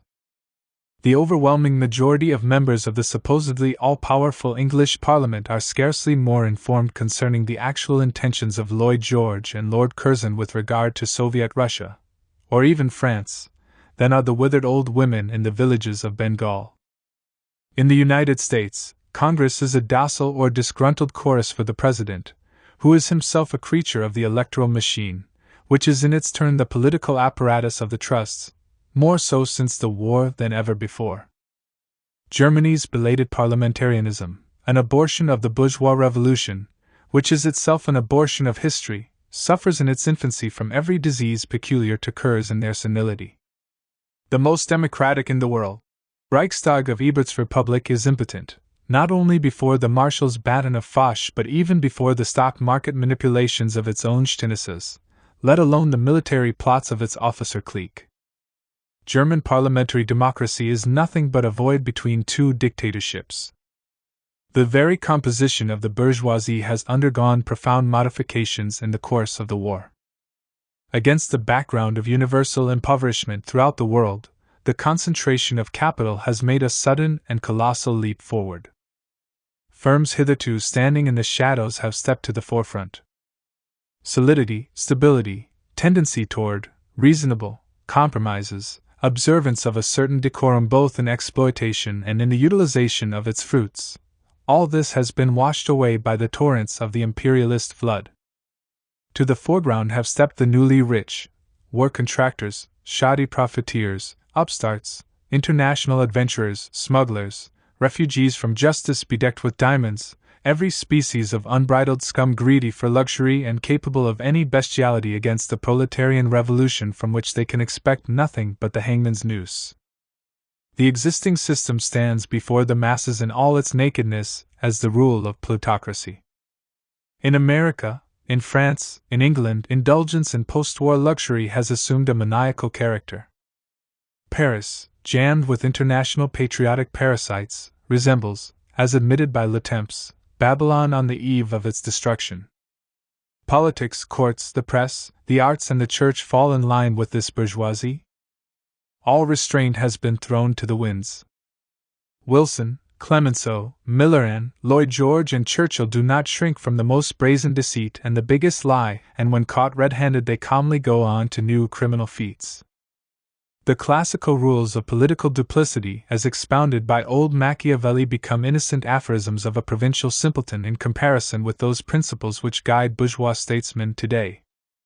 The law courts, which formerly concealed their bourgeois essence under democratic finery, have now openly become the organs of class brutality and counter-revolutionary provocation. The judges of the Third Republic have, without blinking an eye, acquitted the murderer of Jowers. The courts of Germany, which has proclaimed itself a socialist republic, give encouragement to the murderers of Karl Liebknecht, Rosa Luxemburg, and many other martyrs of the proletariat. The juridical tribunals of bourgeois democracies have become the organs for the solemn legalization of all the crimes of the White Terror. The bourgeois press has openly engraved the stamp of bribery, like a trademark, on its forehead. The leading newspapers of the world bourgeoisie are monstrous factories of falsehood, libel, and spiritual poison. The moods of the bourgeoisie fluctuate as nervously as the prices on its market. In the initial months following the termination of the war, the international bourgeoisie, especially the French, was shaken by chills and fever from the fear of oncoming communism. It gauged the degree of its imminent peril by the enormity of the bloody crimes it had committed. But it has been able to withstand the first onslaught. The socialist parties and the trade unions of the Second International, bound by chains of common guilt to the bourgeoisie, have rendered it their final service by absorbing the first wrathful blow of the toilers. At the price of the complete collapse of the Second International, the bourgeoisie has bought a respite. The counter-revolutionary elections to Parliament engineered by Clemenceau, a few months of unstable equilibrium, and the failure of the May strike, these suffice to imbue the French bourgeoisie with confidence in the security of its regime. Its class arrogance has risen to the same heights today as did its fears of yesterday. Threats have become the bourgeoisie's sole means of persuasion. The bourgeoisie has no faith in words, it demands deeds, arrests, dispersals, of demonstrations, confiscations, firing squads. Striving to impress the bourgeoisie, bourgeois ministers and parliamentarians pose as men of steel. Lloyd George drily counsels the German ministers to shoot their own communards, following the example of France in 1871. Any third-rank functionary can bank on tumultuous plaudits in the Chamber of Deputies so long as he concludes his inane report with a few threats addressed to the workers. While the official state apparatus is being more and more openly transformed into an organization for the sanguinary suppression of the toilers, alongside it, and under its auspices and at its disposal, various private counter-revolutionary organizations are being formed, for breaking strikes by force, for acts of provocation, for staging frame-up trials, wrecking revolutionary organizations, raiding and seizing communist institutions, organizing pogroms and incendiarism, assassinating revolutionary leaders and other similar measures devoted to the defense of private property and democracy. Younger sons of landlords and of the big bourgeoisie, petty bourgeois who have lost their bearings, and all other déclassé elements, among whom the bourgeois noble émigrés from Soviet Russia occupy the most prominent place, form an inexhaustible reservoir for the guerrilla detachments of the counter-revolution. At their head stands the corps of officers who have gone through the school of the imperialist slaughter. Some 20,000 professional officers of the Hohenzollern army have formed themselves, especially after the Kaplowitz Putsch, into a strong counter-revolutionary nucleus which the German democracy is powerless to dissolve, and which can be crushed only by the sledgehammer of the proletarian dictatorship. This centralized organization of the old regime terrorists is supplemented by the White Guard guerrilla detachments organized on the Junker estates. In the United States, organizations like the National Security League, the Loyal American League, and other Knights of Liberty constitute the storm troops of capitalism, at the extreme wings of which operate the ordinary murder gangs in the person of private detective agencies. In France, the Ligue Civique represents a socially select organization of strikebreakers, while the Reformist Confederation of Labor has been outlawed. The Officers' Mafia of White Hungary, which exists clandestinely alongside of the government of counter-revolutionary hangmen supported by England, has given the world proletariat a sample of that civilization and humanitarianism which Wilson and Lloyd George advocate as against the Soviet power and revolutionary violence. The democratic governments of Finland and Georgia, Latvia and Estonia, are striving might and main to emulate this Hungarian model of perfection. In Barcelona there is an underground gang of assassins, operating under police orders. And so it goes, and so it is everywhere. Even in a defeated and ruined country like Bulgaria, the officers, left without jobs, are uniting into secret societies, biding the first opportunity to demonstrate their patriotism upon the backs and bones of Bulgarian workers. The program of smoothing over contradictions, the program of class collaboration, parliamentary reforms, gradual socialization, and national unity appears like a grim joke in the face of the bourgeois regime as it has emerged from the World War. The bourgeoisie has entirely abandoned the idea of reconciling the proletariat by means of reform. It corrupts an insignificant labor aristocracy with a few sops and keeps the great masses in subjection by blood and iron. There is not a single serious issue today which is decided by ballot. Of democracy nothing remains save memories in the skulls of reformists. The entire state organization is reverting more and more to its primordial form, i.e., detachments of armed men. Instead of counting ballots, the bourgeoisie is busy counting up bayonets, machine guns, and cannons which will be at its disposal at the moment when the question of power and property forms is posed point blank for decision. There is room for neither collaboration nor mediation. To save ourselves, we must overthrow the bourgeoisie. This can be achieved only by the rising of the proletariat. 4. Soviet Russia. Amidst the unbridled elements, in the maelstrom of chauvinism, avarice, and destruction, only the principle of communism has revealed a great power for life and creativeness. In spite of the fact that in the course of historical development Soviet power has for the first time been established in the most backward and ruined country of Europe, surrounded by a host of mightiest enemies, despite all this, the Soviet power has not only maintained itself in the struggle against such unprecedented odds, but it has also demonstrated in action the vast potentialities inherent in communism.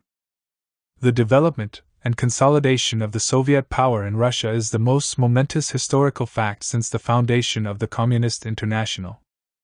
In the eyes of class society, the creation of an army has usually been regarded as the supreme test of economic and state construction. The strength or weakness of an army is taken as an index of the strength or weakness of economy and the state. The Soviet power has created a mighty armed force while under fire. The Red Army has demonstrated its unquestionable superiority not alone in the struggle against old bourgeois monarchist Russia, which imperialism is endeavoring to re-establish by the aid of the white armies of Kolchak, Denikin, Yudenik, Wrangel, et al., but also in the struggle against the national armies of those democracies which world imperialism is implanting for its own benefit, Finland, Estonia, Latvia, Poland. In the sphere of economy, the Soviet Republic has performed a great miracle by virtue of the single fact that it has succeeded in maintaining itself during the first 3 trying and most difficult years.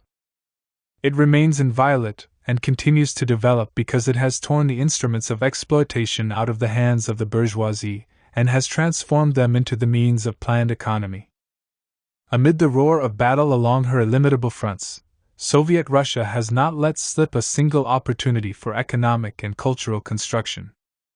In the interval between the crushing defeat of Denikin and the murderous assault of Poland, the Soviet power undertook an extensive organization of labor conscription, inaugurated a more precise registration and application of the forces and means of production, attracted sections of the army to the accomplishment of industrial tasks, and above all, began to restore its system of transportation. Only the monopoly by the socialist state of the necessities of life, coincident with a ruthless struggle against speculation, has saved the Russian cities from starvation and made it possible to supply the Red Army with food. Only the unification by the state of scattered factories, plants, privately owned railroads, and ships has assured the possibility of production and transport. The concentration of industry and transport in the hands of the state leads, through standardization, to the socialization of technology itself. Only upon the principles of socialism is it possible to fix the minimum number of types of locomotives, freight cars, and steamships to be manufactured and repaired, and to carry on and periodically standardize mass production of machinery and machine parts, thus securing incalculable advantages from the crucial standpoint of raising the productivity of labor. Economic progress, the scientific organization of industry, the introduction of the tailor system, divested of its capitalist sweatshop features, no longer face any obstacles in Soviet Russia, save for those interposed from abroad by imperialist violence. At the time when national interests, clashing with imperialist encroachments, are a constant source of incessant conflicts, uprisings, and wars throughout the world, Socialist Russia has shown how painlessly the worker state is able to reconcile national requirements with those of economic life, by purging the former of chauvinism and by emancipating the latter from imperialism. Socialism strives to bring about a union of all regions, all provinces, and all nationalities by means of a unified economic plan. Economic centralism, freed from the exploitation of one class by another, and of one nation by another, and hence equally beneficial to all alike, can be instituted without in any way infringing upon the real freedom of national development. The example of Soviet Russia is enabling the peoples of Central Europe, of the southeastern Balkans, of the British dominions, all the oppressed nations and tribes, the Egyptians and the Turks, the Indians and the Persians, the Irish and the Bulgarians to convince themselves of this: that the fraternal collaboration of all the national units of mankind is realizable in life only through a federation of Soviet republics. The revolution has made Russia into the first proletarian state. For the 3 years of its existence, its boundaries have undergone constant change. They have shrunk under the external military pressure of world imperialism. They expanded whenever this pressure relaxed. The struggle for Soviet Russia has become merged with the struggle against world capitalism. The question of Soviet Russia has become the touchstone by which all the organizations of the working class are tested.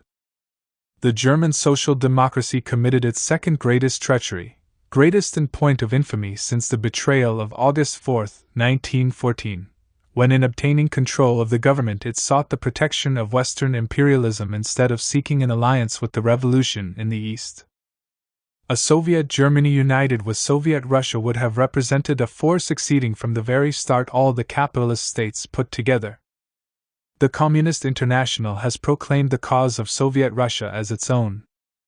The world proletariat will not sheathe its sword until Soviet Russia is incorporated as a link in the World Federation of Soviet Republics. The Proletarian Revolution and the Communist International. Civil war is on the order of the day throughout the world. Its banner is the Soviet power. Capitalism has proletarianized immense masses of mankind. Imperialism has thrown these masses out of balance and started them on the revolutionary road. The very concept of the term, masses, has undergone a change in recent years. Those elements which used to be regarded as the masses in the era of parliamentarianism and trade unionism have now become converted into a labor aristocracy. Millions and tens of millions of those who formerly lived beyond the pale of political life are being transformed today into the revolutionary masses. The war has roused everybody. It has awakened the political interest of the most backward layers. It aroused in them illusions and hopes, and it has deceived them. The craft division of labor with its caste spirit, the relative stability of the living standards among the upper proletarian strata, the dumb and apathetic hopelessness among the thickest lower layers, in short, the social foundations of the old forms of the labor movement have receded beyond recall into the past. New millions have been drawn into the struggle. Women who have lost their husbands and fathers and have been compelled to take their places in labor's ranks are streaming into the movement. The working youth, which has grown up amid the thunder and lightning of the World War, hails the revolution as its native element. In different countries the struggle is passing through different stages. But it is the final struggle. Not infrequently the waves of the movement flow into obsolete organizational forms, lending them temporary vitality. Here and there on the surface of the flood old labels and half-obliterated slogans float. Human minds are still filled with much confusion, many shadows, prejudices, and illusions. But the movement as a whole is of a profoundly revolutionary character. It is all-embracing and irresistible. It spreads, strengthens, and purifies itself, and it is eliminating all the old rubbish. It will not halt before it brings about the rule of the world proletariat. The basic form of this movement is the strike. Its simplest and most potent cause lies in the rising prices of primary necessities. Not infrequently the strike arises out of isolated local conflicts. It arises as an expression of the masses' impatience with the parliamentary socialist mishmash. It originates in the feeling of solidarity with the oppressed of all countries, including one's own. It combines economic and political slogans. In it are not infrequently combined fragments of reformism with slogans of the program of social revolution. It dies down, ceases, only in order again to resurrect itself, shaking the foundations of production, keeping the state apparatus under constant strain, and driving the bourgeoisie into all the greater frenzy because it utilizes every pretext to send its greetings to Soviet Russia. The premonitions of the exploiters are not unfounded, for this chaotic strike is in reality the social revolutionary roll call and the mobilization of the international proletariat. The profound interdependence between one country and another, which has been so catastrophically revealed during the war, invests with particular significance those branches of labor which serve to connect the various countries, and puts the railroad workers and transport workers in general into a most prominent position. The transport proletarians have had occasion to display some of their power in the boycott of White Hungary and White Poland. The strike and the boycott, methods resorted to by the working class at the dawn of its trade union struggles, i.e., even before it began utilizing parliamentarism, are today assuming unprecedented proportions, acquiring a new and menacing significance, similar to an artillery preparation before the final attack. The ever-growing helplessness of an individual before the blind interplay of historic events has driven into the unions not only new strata of working men and women but also white-collar workers, functionaries and petty bourgeois intellectuals. Prior to the time when the proletarian revolution will of necessity lead to the creation of Soviets, which will immediately assume ascendancy over all of the old labor organizations, the toilers are streaming into the traditional trade unions, tolerating for the time being their old forms, their official programs, their ruling aristocracy, but introducing into these organizations an ever-increasing and unprecedented revolutionary pressure of the many million masses. The lowliest of the lowly, the rural proletarians, the agricultural laborers, are raising their heads. In Italy, Germany, and other countries we observe a magnificent growth of the revolutionary movement among the agricultural workers and their fraternal rapprochement with the urban proletariat. The poorest layers among the peasantry are changing their attitude towards socialism. Whereas the intrigues have remained fruitless which the parliamentary reformists sought to base upon the muzhik's proprietary prejudices, the genuine revolutionary movement of the proletariat and its implacable struggle against the oppressors have given birth to glimmers of hope in the hearts of the most backward and most benighted and ruined peasant proprietor. The ocean of human privation and ignorance is bottomless. Every social layer that rises to the surface leaves beneath it another layer just about to rise. But the vanguard doesn't have to wait for the ponderous rear to come up before engaging in battle. The work of awakening, uplifting and educating its most backward layers will be accomplished by the working class only after it is in power. The toilers of the colonial and semi-colonial countries have awakened. In the boundless areas of India, Egypt, Persia, over which the gigantic octopus of English imperialism sprawls, in this uncharted human ocean vast internal forces are constantly at work, upheaving huge waves that cause tremors in the city's stocks and hearts. In the movements of colonial peoples, the social element blends in diverse forms with the national element, but both of them are directed against imperialism. The road from the first stumbling baby steps to the mature forms of struggle is being traversed by the colonies and backward countries in general through a forced march, under the pressure of modern imperialism and under the leadership of the revolutionary proletariat. The fruitful rapprochement of the Mohammedan and non-Mohammedan peoples who are kept shackled under British and foreign domination, the purging of the movement internally by doing away with the influence of the clergy and of chauvinist reaction, the simultaneous struggle against foreign oppressors and their native confederates, the feudal lords, the priests, and the usurers.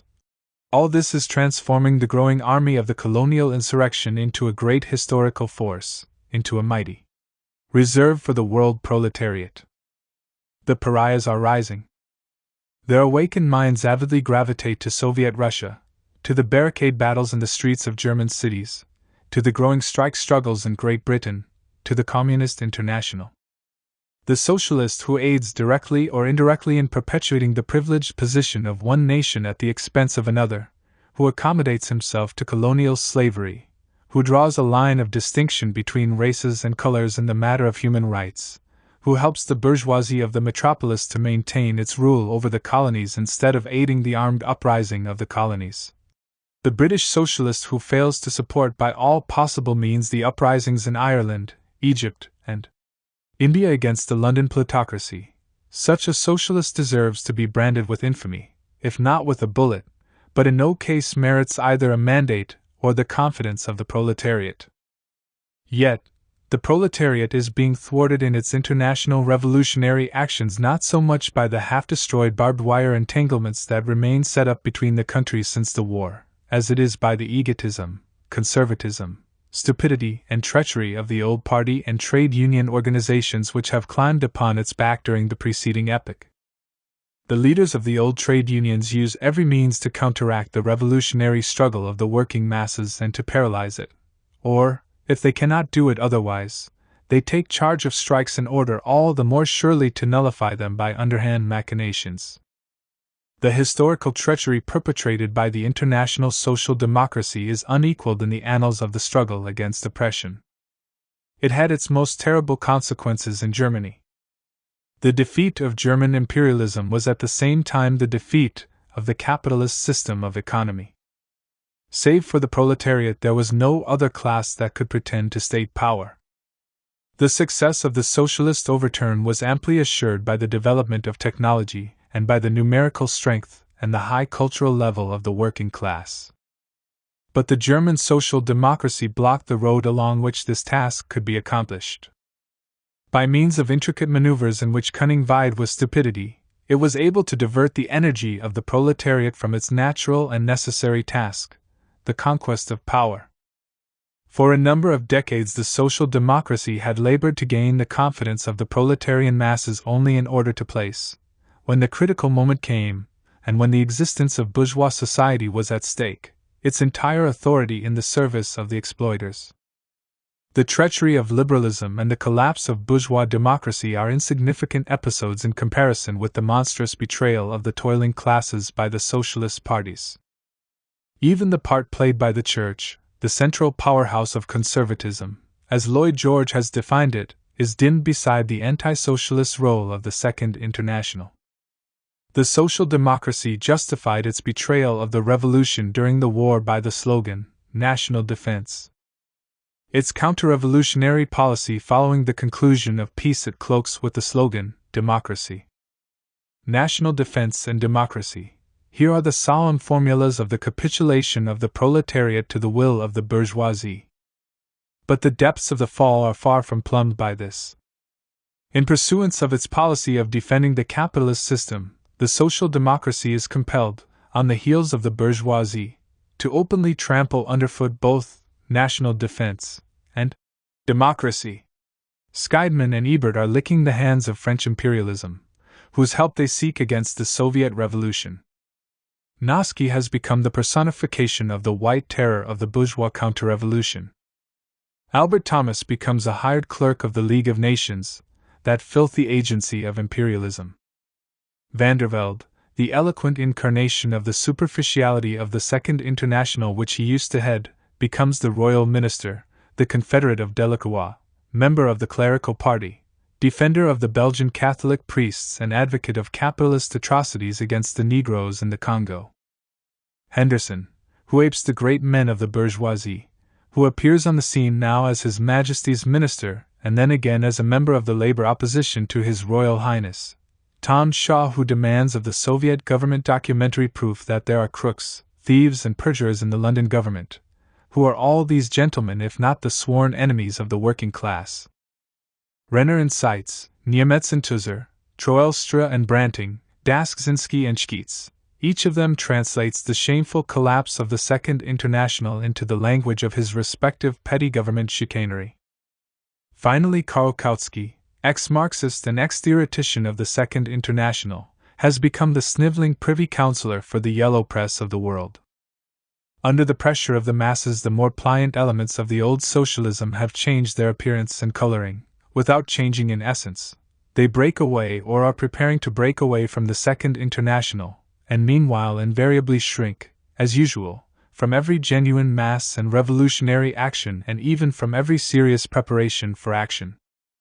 In order to characterize and at the same time brand the actors in this masquerade, it suffices to point out that the Polish Socialist Party, led by Daszynski and patronized by Pilsudski, this party of petty bourgeois cynicism and chauvinist fanaticism, has announced its break with the Second International. The leading parliamentary elite of the French Socialist Party, which is now casting its votes against the budget and against the Versailles Treaty, remains in essence one of the mainstays of the bourgeois republic. These gestures of opposition go only so far as is necessary to regain, from time to time, the semi-confidence of the most conservative layers of the proletariat. So far as the fundamental questions of the class struggle are concerned, French parliamentary socialism continues as heretofore to disintegrate the will of the proletariat by instilling into the workers the idea that the present moment is not propitious for the conquest of power, because France is too ruined, just as the situation was equally unpropitious yesterday because of the war. While on the eve of the war it was the industrial boom that interfered, and still earlier it was the industrial crisis. Alongside of parliamentary socialism, and not a whit above it, there is the garrulous and mendacious syndicalism of the firm of Jouot and Brothers. The creation of a strong, firmly welded and disciplined Communist Party in France is a life-and-death question for the French proletariat. In the strikes and uprisings, a new generation of workers is being educated and tempered in Germany.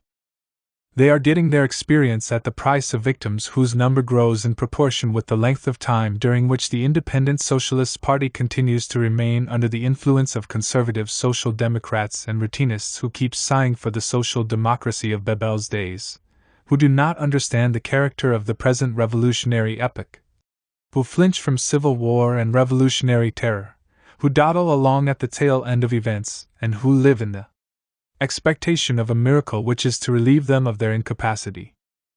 In the heat of battle, the party of Rosa Luxemburg and Karl Liebknecht is teaching the German workers to find the correct road. Routinism among the summits of the labor movement in England is so ingrained that they have yet even to feel the need of rearming themselves.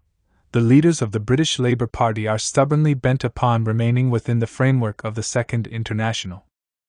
At a time when the march of events during recent years has undermined the stability of economic life in conservative England and has made her toiling masses most receptive to a revolutionary program, at such a time, the official machinery of the bourgeois nation, the Royal House of Windsor, the House of Lords, the House of Commons, the Church, the trade unions, the Labour Party, George V, the Archbishop of Canterbury and Henderson, remains intact as a mighty automatic brake upon progress.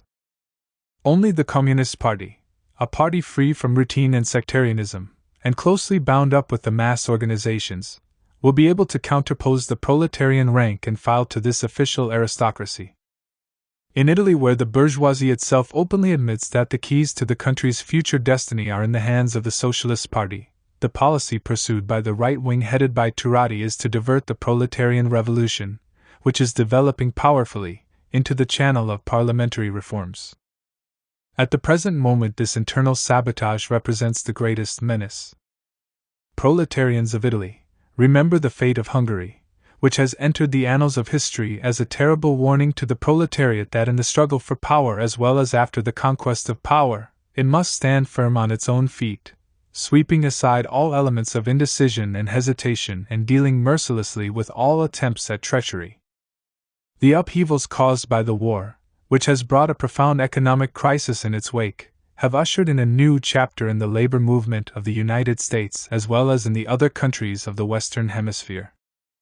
The liquidation of the Wilsonian bombast and falsehood is at the same time the liquidation of that American socialism which was a mixture of pacifist illusions and high-pressure salesmanship, and which served as a domesticated supplement from the left to the trade unionism of Gompers and Company. The integration of the revolutionary proletarian parties and organizations of the American continent, from Alaska to Cape Horn, into a firmly welded American section of the Communist International, which will stand up against the mighty enemy, U.S. imperialism. This is the task which must and will be accomplished in the struggle against all the forces which the dollar will mobilize in its own defense. The governmental and semi-governmental socialists of various countries have no lack of pretexts on which to ground the charge that the communists by their intransigent tactics provoke the counter-revolution into action, and help it mobilize its forces. This political accusation is nothing but a belated parody of the hoary plaints of liberalism. The latter always maintained that the independent struggle of the proletariat is driving the rich into the camp of reaction. This is incontestable. If the working class refrained from encroaching upon the foundations of capitalist rule, the bourgeoisie would have no need of repressive measures. The very concept of counter-revolution would have never arisen if revolutions were not known to history. That the uprisings of the proletariat inevitably entail the organization of the bourgeoisie for self-defense and counter-attack simply means that the revolution is the struggle between two irreconcilable classes which can end only with the final victory of one of them. Communism rejects with contempt the policy which consists in keeping the masses inert, and intimidating them with the bludgeon of counter-revolution. To the disintegration and chaos of the capitalist world, whose death agony threatens to destroy all human culture, the Communist International counterposes the united struggle of the world proletariat for the abolition of private ownership of the means of production and for the reconstruction of national and world economy on the basis of a single economic plan, instituted and realized in life by a society of producers, a society of solidarity. Rallying millions of toilers in all parts of the world round the banner of the dictatorship of the proletariat and the Soviet form of government, the Communist International purifies, builds up and organizes its own ranks in the fire of the struggle. The Communist International is the party of the revolutionary education of the world proletariat. It rejects all those organizations and groups which openly or covertly stupefy, demoralize and weaken the proletariat, exhorting it to kneel before the fetishes which are a facade for the dictatorship of the bourgeoisie, legalism, democracy, national defense, etc. Neither can the Communist International admit into its ranks those organizations which, after inscribing the dictatorship of the proletariat in their program, continue to conduct a policy which obviously relies upon a peaceful solution of the historical crisis. Mere recognition of the Soviet system settles nothing. The Soviet form of organization does not possess any miraculous powers. Revolutionary power lies within the proletariat itself. It is necessary for the proletariat to rise for the conquest of power then, and only then does the Soviet organization reveal its qualities as the irreplaceable instrument in the hands of the proletariat. The Communist International demands the expulsion from the ranks of the labor movement of all those leaders who are directly or indirectly implicated in political collaboration with the bourgeoisie. We need leaders who have no other attitude toward bourgeois society than that of mortal hatred, who organize the proletariat for an irreconcilable struggle and who are ready to lead an insurgent army into the battle, who are not going to stop halfway, whatever happens, and who will not shrink from resorting to ruthless measures against all those who may try to stop them by force. The Communist International is the world party of proletarian uprising and proletarian dictatorship. It has no aims and tasks separate and apart from those of the working class itself. The pretensions of tiny sects, each of which wants to save the working class in its own manner, are alien and hostile to the spirit of the Communist International. It does not possess any panaceas or magic formulas but bases itself on the past and present international experience of the working class. It purges that experience of all blunders and deviations. It generalizes the conquests made and recognizes and adopts only such revolutionary formulas as are the formulas of mass action.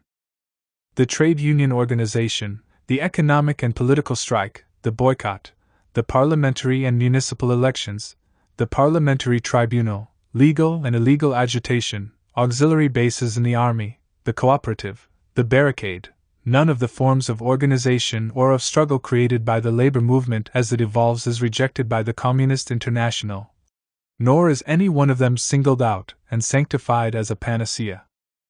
The Soviet system is not an abstract principle opposed by communists to the principle of parliamentarianism.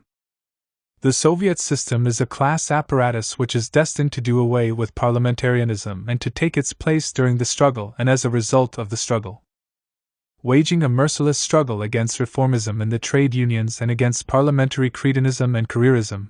The Communist International at the same time condemns all sectarian summonses to leave the ranks of the multimillion trade union organizations or to turn one's back upon parliamentary and municipal institutions.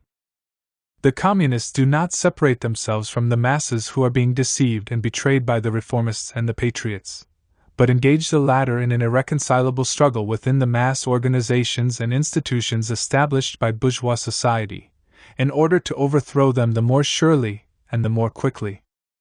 Whereas under the aegis of the Second International the methods of class organization and of class struggle which were almost exclusively of a legal character have turned out to be, in the last analysis, subject to the control and direction of the bourgeoisie, who use its reformist agency as a bridle on the revolutionary class. The Communist International, on the other hand, tears this bridle out of the hands of the bourgeoisie, conquers all the methods and organizations of the labor movement, unites all of them under its revolutionary leadership, and through them puts before the proletariat one single goal, namely, the conquest of power for the abolition of the bourgeois state and for the establishment of a communist society. In all his work, whether as leader of a revolutionary strike, or as organizer of underground groups, or as secretary of a trade union, or as agitator at mass meetings, whether as deputy, cooperative worker or barricade fighter, the communist always remains true to himself as a disciplined member of the Communist Party, a zealous fighter, a mortal enemy of capitalist society. Its economic foundation, its state forms, its democratic lies, its religion and its morality. He is a self-sacrificing soldier of the proletarian revolution and an indefatigable herald of the new society. Working men and women! On this earth there is only one banner which is worth fighting and dying for. It is the banner of the Communist International. The Second World Congress of the Communist International. Sign: Russia N. Lenin G. Zinoviev N. Bukharin L. Trotsky. Germany P. Levi E. Meyer J. Walcher R. Wolfstein. Austria K. Steinhardt K. Thomann Stromer. France A. Rosemeyer J. Sedul H. Gilbo. England T. Quelch W. Gallagher S. Pankhurst McLean. America USA Flynn A. Freina Williams J. Reed. Italy DM. Serrati N. Bombaxi Graziade A. Bordiga. Norway J. Fries Schefflo A. Madsen. Sweden K. Dahlström Samuelson Winberg. Denmark 0. Jurgensen M. Nilsson. Holland Wijnkoop Jansen Van Leuven. Belgium Van Overstraeten. Spain Pestana. Switzerland Herzog Humbertdras. Hungary Rakashi A. Rudniansky Varga. Galicia Levitsky. Poland J. Marklevsky. Latvia Stuchka Krastin. Lithuania Mickiewicz Kapsukas. Czechoslovakia Vanek Gula Zapotatsky. Estonia R. Wackman G. Pogelman. Finland J. Rakia Letenmaiki K. Manner. Bulgaria Kabakshif Maximov Chablin. Yugoslavia Milkic. Georgia M. Tsakaya. Armenia Nazaridian. Turkey Nilthad. Persia Sultan Sadeh. India Akaria Shefik Mn. Roy. China Lao Shuchao. Korea Pak Jinshaun Kintaliri. Mexico R. Allen F. Seaman. Dutch East Indies Mering. Translator's note. 1 star. Étatisme, a word coined in France at the start of state intervention. To convey the meaning in English it is likewise necessary to coin a word in the same way, i.e. statization, statize. Trans. 4. From the Second to the Third World Congress. On the policy of the KPD. Speech delivered at the session of the ECCI, November 24, 1920. A programmatic speech, as Comrade Zinoviev has remarked, cannot be delivered extemporaneously. I shall have to confine myself to critical remarks pertaining to the programmatic speech made here by Comrade Gorder for the edification of the Communist International. But first, a few preliminary remarks. Comrade Gorder didn't simply express the views of his own particular tendency. He excoriated and lectured us, poor orphans of Eastern Europe, purportedly in the name of Western Europe. Unfortunately, I haven't seen Comrade Gorder's mandate, and so I can't tell whether he was really delegated by Western Europe to give us his edifying lecture. But insofar as I am able to judge, Comrade Gorder's speech is nothing but a repetition of those criticisms and denunciations and formulations which have been offered us more than once in counterpoise to the programmatic and tactical principles of the Third International, which are, as everybody knows, elaborated not solely by us, Oriental Socialists, but jointly with our numerous and ever-growing Western European friends and co-thinkers. Conversely, we can't possibly forget that Comrade Gorder is the spokesman of a very small and scarcely influential group in the labor movement of Western Europe. In order to eliminate any possible misunderstanding, it is necessary to establish this at the outset. Had I wanted to emulate Comrade Gorder in undertaking an evaluation of revolutionary political views along cultural national lines, I might have begun by saying that Comrade Gorder reasons not so much after the Western European manner as after the manner of the Dutch. He speaks not in the name of France or Germany or England with their rich experience of proletarian struggles, but primarily in the name of a section of a small Dutch party which possesses certain virtues of its own but which has thus far been deprived of an opportunity of functioning at the head of great masses in the capacity of a guiding revolutionary force. It partakes more of the nature of a propaganda group than of a combat party.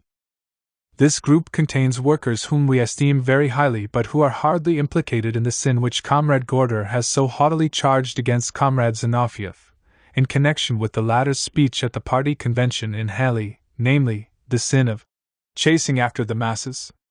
A party which in the course of several decades has gained 2,000 members cannot really be accused of chasing after the masses, at any rate, not of chasing them successfully. But according to Comrade Gorder himself, it appears that among these 2,000 Dutch communists whom Comrade Gorder educated and together with whom he received his own education, no unanimity was reached when it came to an appraisal of the most important events. During the war, one section accused the other of supporting the Entente. Holland is a wonderful country, but it is not yet the arena of those mighty revolutionary battles for which and through which the ideas of the Communist International are taking shape. Comrade Gorder has accused us of being Russian, much too Russian. Of course, no human being is so gifted as to be able to leap over his own head. But we still think that his approach to the question is much too geographic, and that this tends to bring him politically into much too close a proximity with opportunists and yellow socialists, especially when he says to us, "If the Chinese tried to prescribe methods and forms of struggle to the Russians, you would probably tell them that their proposals smack too much of China and cannot be deemed obligatory by you." Here Comrade Gorder falls into extreme national narrow-mindedness, even if from an opposite direction.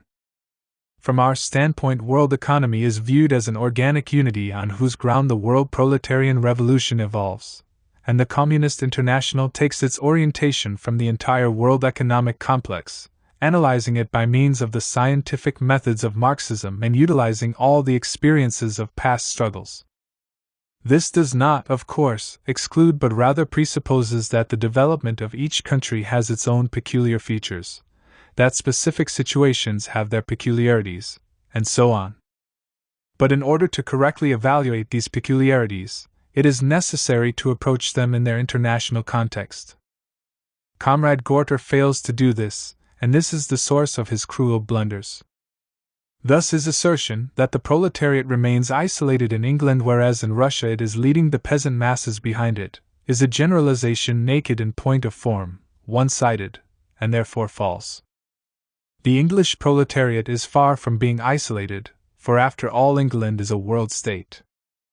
English industry and the position of English capitalism depend wholly upon the colonies and, in consequence, the struggle of the English proletariat likewise depends on the struggle of the colonial popular masses. The tasks which the English proletariat sets itself in its struggle against English capitalism must likewise take their orientation in harmony with the interests and moods of the Indian peasantry.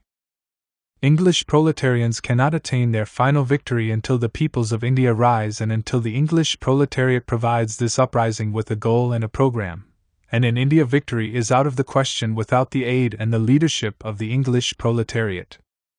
Here you have the revolutionary collaboration between the proletariat and the peasantry within the confines of the British Empire. We Russians find ourselves, in terms both of sociology and geography, on the borderline between those countries which possess colonies and those which are themselves colonies.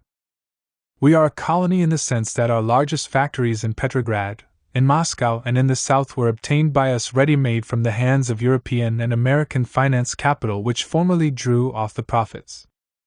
That a Russian industrial capitalist was merely a third-rate agent of world finance capitalism, this fact tended immediately to invest the struggle of the Russian worker with an international revolutionary character.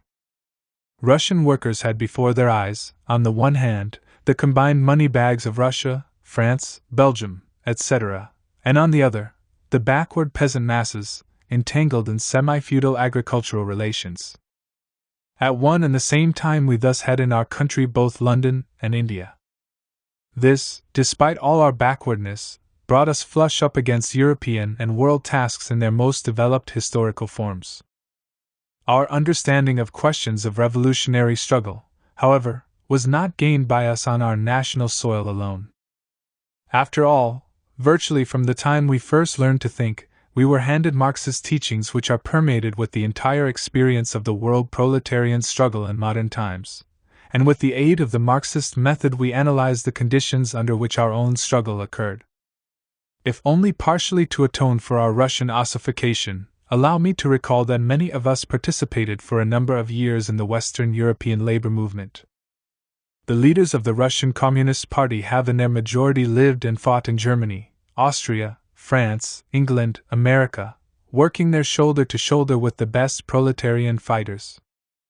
In analyzing our Russian conditions and in connecting them up with the march of the world revolution, we were not aided by any indigenous Russian theory, but by the theory of Marxism and by the fact that entire generations of Russian revolutionary fighters had occasion to go to the revolutionary school of Western Europe. With your permission, I shall only add this, that when Marx and Engels formulated the Communist Manifesto, they also happened to belong to the industrially most backward country in Europe at the time. But armed with a method of which they were the creators, they based themselves, in evaluating German conditions, upon an analysis of the experiences of the French revolutions and of English capitalism. Let me repeat, when Comrade Gorder says that in contrast to Russia the Western proletariat will remain in an entirely isolated position, he here touches upon an indubitable difference between the position of the Russian peasantry and that of Western Europe. But concurrently he ignores another fact, not of a lesser but greater importance, namely, the international character both of the revolution itself and of world ties. He approaches things from an English insular standpoint, forgetting about Asia and about Africa, overlooking the connection between the proletarian revolution in the Occident and the national agrarian revolutions in the Orient. This is the Achilles heel of Comrade Gorder. He holds an extremely confused position on the question of craft and industrial unions. Sometimes it seems that the question, so far as he is concerned, touches only a change of organizational forms.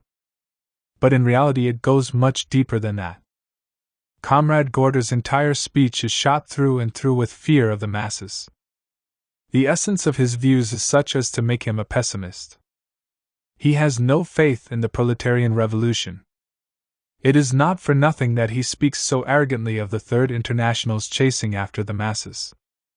Of the social revolution Comrade Gorder speaks like an artist soloist, like a lyricist, but he lacks confidence in the material base of the revolution, the working class. His point of view is individualistic and aristocratic in the extreme. But revolutionary aristocratism always goes hand in hand with pessimism. Comrade Gorder says that we Orientals are unaware of the degree to which the working class has become bourgeoisified, and that for this reason, the greater the masses we embrace, the greater is the danger we face. Here is the genuine keynote of his speech. He doesn't believe in the revolutionary spirit of the working class.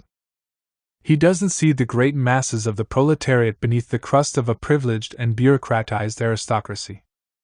What does Comrade Gorder propose? What does he want? Propaganda. This is the gist of his entire method. Revolution, says Comrade Gorder, is contingent neither upon privations nor economic conditions, but upon mass consciousness, while mass consciousness is, in turn, shaped by propaganda. Propaganda is here taken in a purely idealistic manner, very much akin to the concept of the 18th century school of enlightenment and rationalism. If the revolution is not contingent upon the living conditions of the masses, or much less so upon these conditions than upon propaganda, then why haven't you made the revolution in Holland? What you now want to do amounts essentially to replacing the dynamic development of the international by methods of individual recruitment of workers through propaganda. You want some sort of Simon Pure international of the elect and select, but precisely your own Dutch experience should have prompted you to realize that such an approach leads to the eruption of sharpest divergences of opinion within the most select organization. As a result of his idealistic point of view, Comrade Gorder staggers from one contradiction to another. He begins with propaganda as the all-encompassing means of educating the masses and later arrives at the assertion that the revolution is accomplished by deeds and not words. He needs this for his fight against parliamentarianism.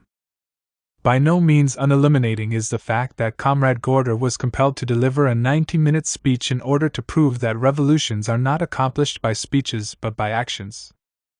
Previously he had informed us that the masses can be prepared for actions by propaganda, i.e. again, mind you, by speeches.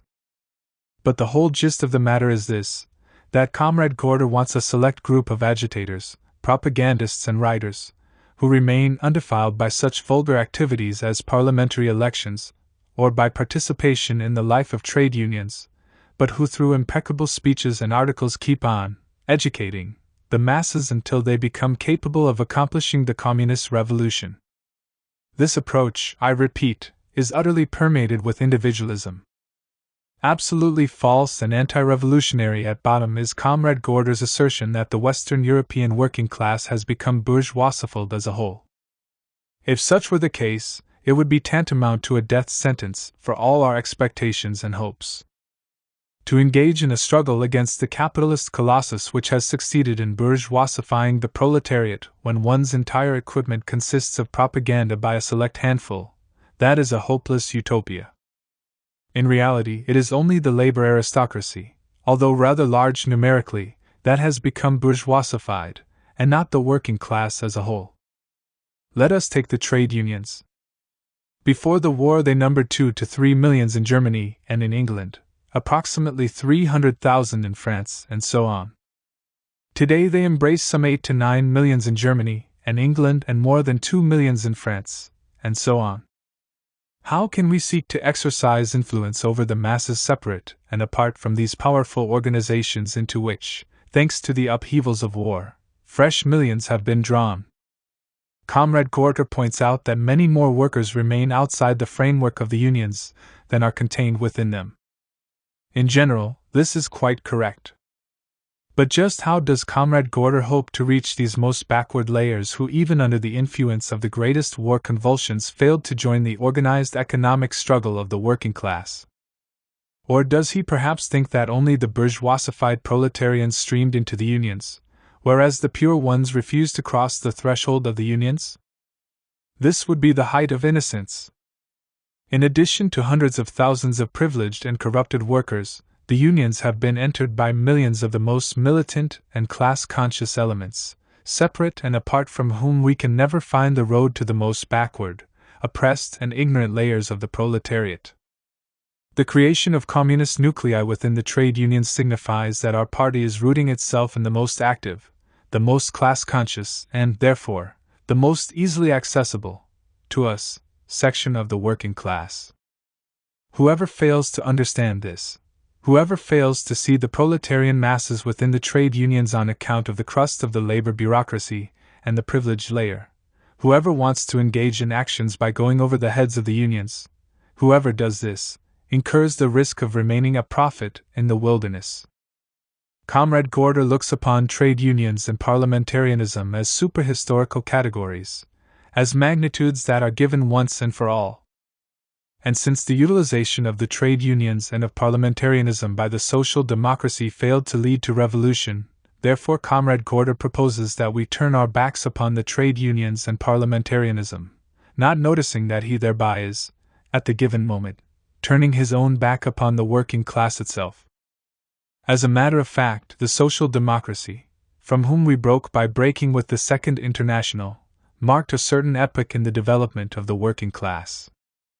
This was not the epoch of revolution, but the epoch of reform. Future historians, comparing the bourgeoisie's course of evolution with that of the proletariat, may say that the working class, too, had a reformation of its own. What was the gist of the bourgeois reformation?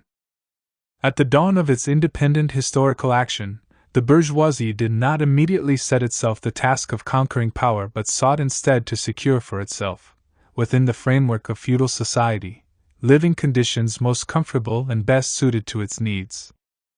It proceeded to enlarge the framework of the feudal state, to alter its forms and to transform it into a bureaucratic monarchy. It transfigured religion, personalizing the latter, that is, adapting religion to bourgeois conformities.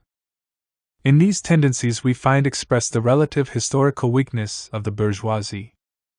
After securing these positions for itself, the bourgeoisie went on to the struggle for power. Social democracy proved incapable of translating Marxism into social revolutionary action. The role of the social democracy dwindled to an attempt to utilize bourgeois society and the bourgeois state in the interests of the working masses. The goal of the conquest of power, although formally set forth, exercised virtually no effect upon the actual practice. Activities were not directed toward the revolutionary utilization of parliamentarianism but toward adapting the working class to bourgeois democracy. This adaptation of a proletariat not yet fully conscious of its own strength to the social, state, and ideological forms of bourgeois society was apparently a historically inevitable process, but it was just that and nothing more, that is, a historical process delimited by the given conditions of a given epoch. This epoch of proletarian reformation gave birth to a special apparatus of a labor bureaucracy with special mental habits of its own, with its own routine, pinch-penny ideas, chameleon-like capacity for adaptation, and predisposition to myopia. Comrade Gorder identifies this bureaucratic apparatus with the proletarian masses upon whose backs this apparatus has climbed. Hence flow his idealistic illusions. His thinking is not materialistic, non-historical. He understands the reciprocal relations either between the class and the temporary historical apparatuses, nor between the past epoch and the present. Comrade Gorder proclaims that the trade unions are bankrupt, that the social democracy is bankrupt, that communism is bankrupt, and the working class is bourgeoisified. According to him, we must begin anew and start off with the head, i.e., with select groups, who separate and apart from the old forms of organization will carry unadulterated truth to the proletariat, scrub it clean of all bourgeois prejudices, and finally, spruce it up for the proletarian revolution. As I have already said, idealistic arrogance of this type is the obverse side of profoundest skepticism.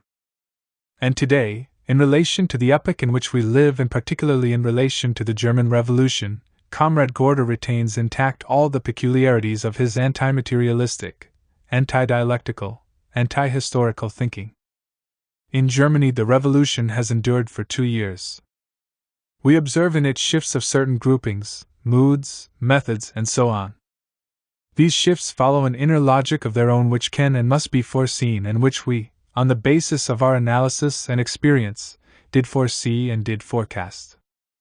Meanwhile, Comrade Gorder lacks the least ground for an attempt either to prove or even to claim that the viewpoint he represents is making systematic and planful headway in Germany, and is increasing its influence by becoming enriched with the experiences of the revolution. Comrade Gorder refers with supreme contempt to the split in the ranks of the independent German social democracy. For him this is an episode amongst opportunists and petty bourgeois babblers, unworthy of his notice.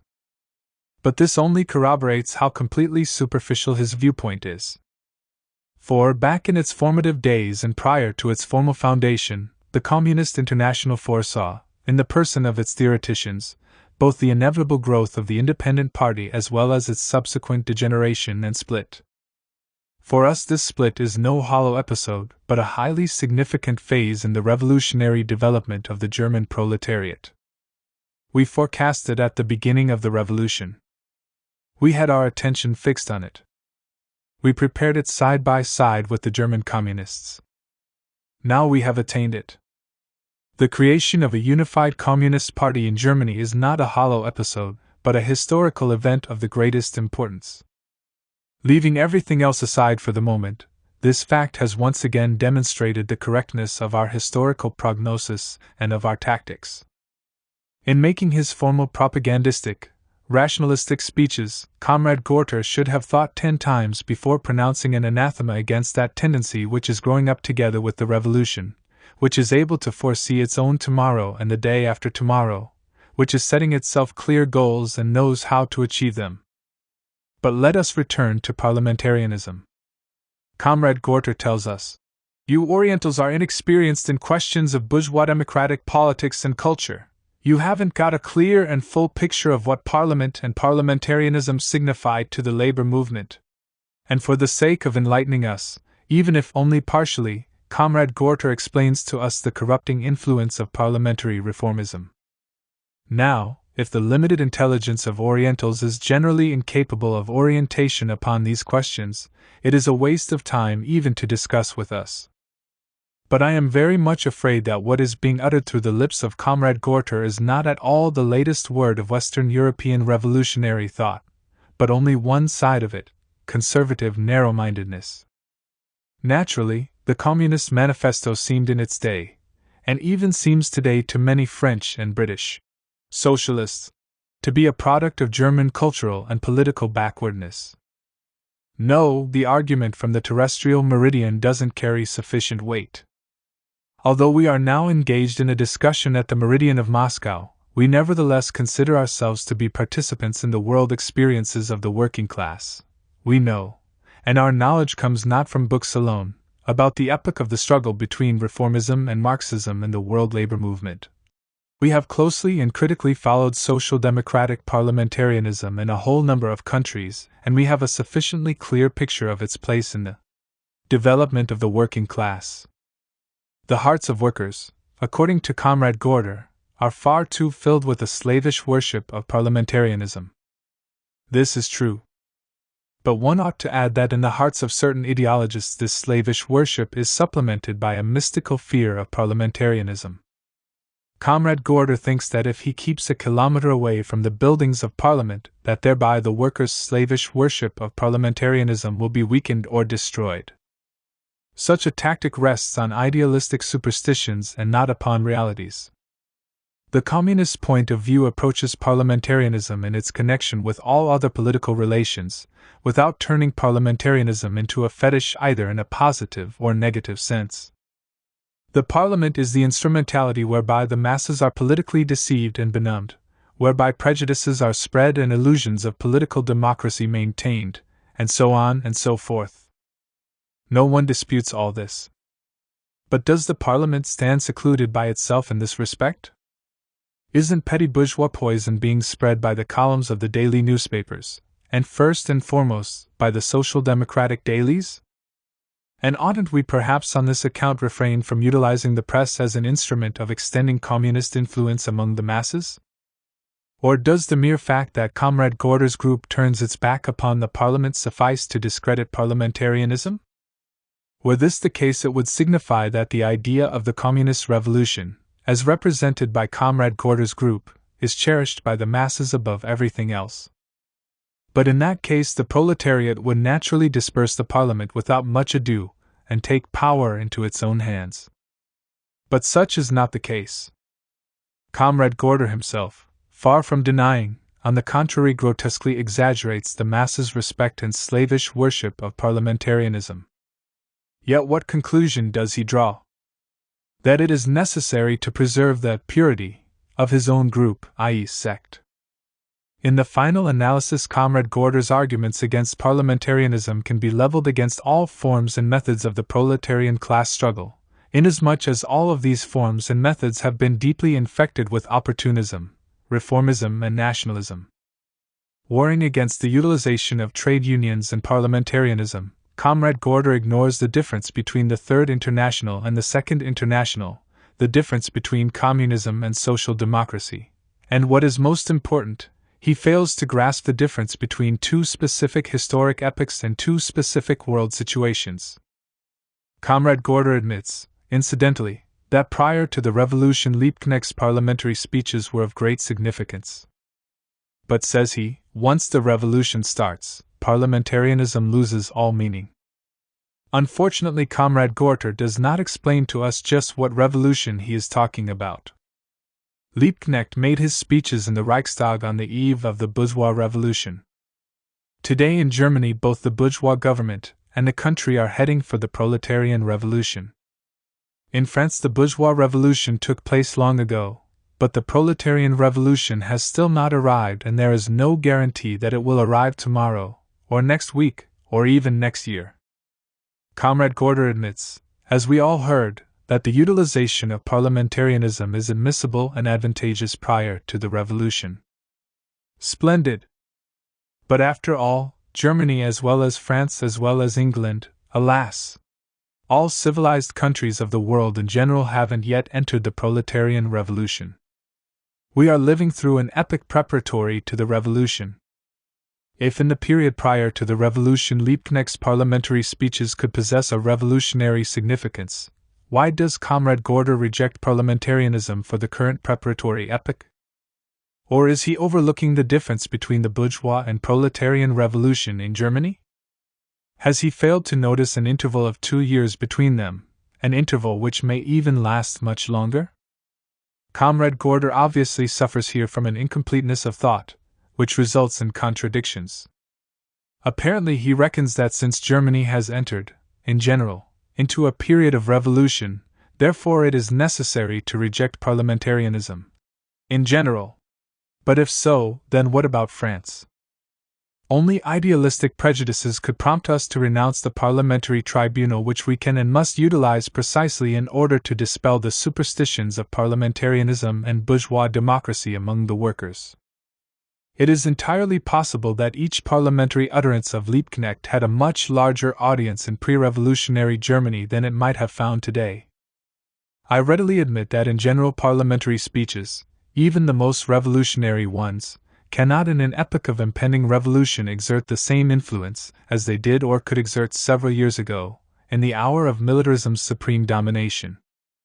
It is not at all our contention that parliamentarianism always and everywhere has one and the same significance. On the contrary, parliamentarianism and its place in the struggle of the proletariat must invariably be evaluated from the standpoint of the concrete conditions of time and place. But precisely for this reason, a wholesale denial of parliamentarianism is sheer superstition. In the long run, as like 2 peas in a pod, so such a denial resembles a virtuous man's dread of walking the streets lest his virtue be subjected to temptation.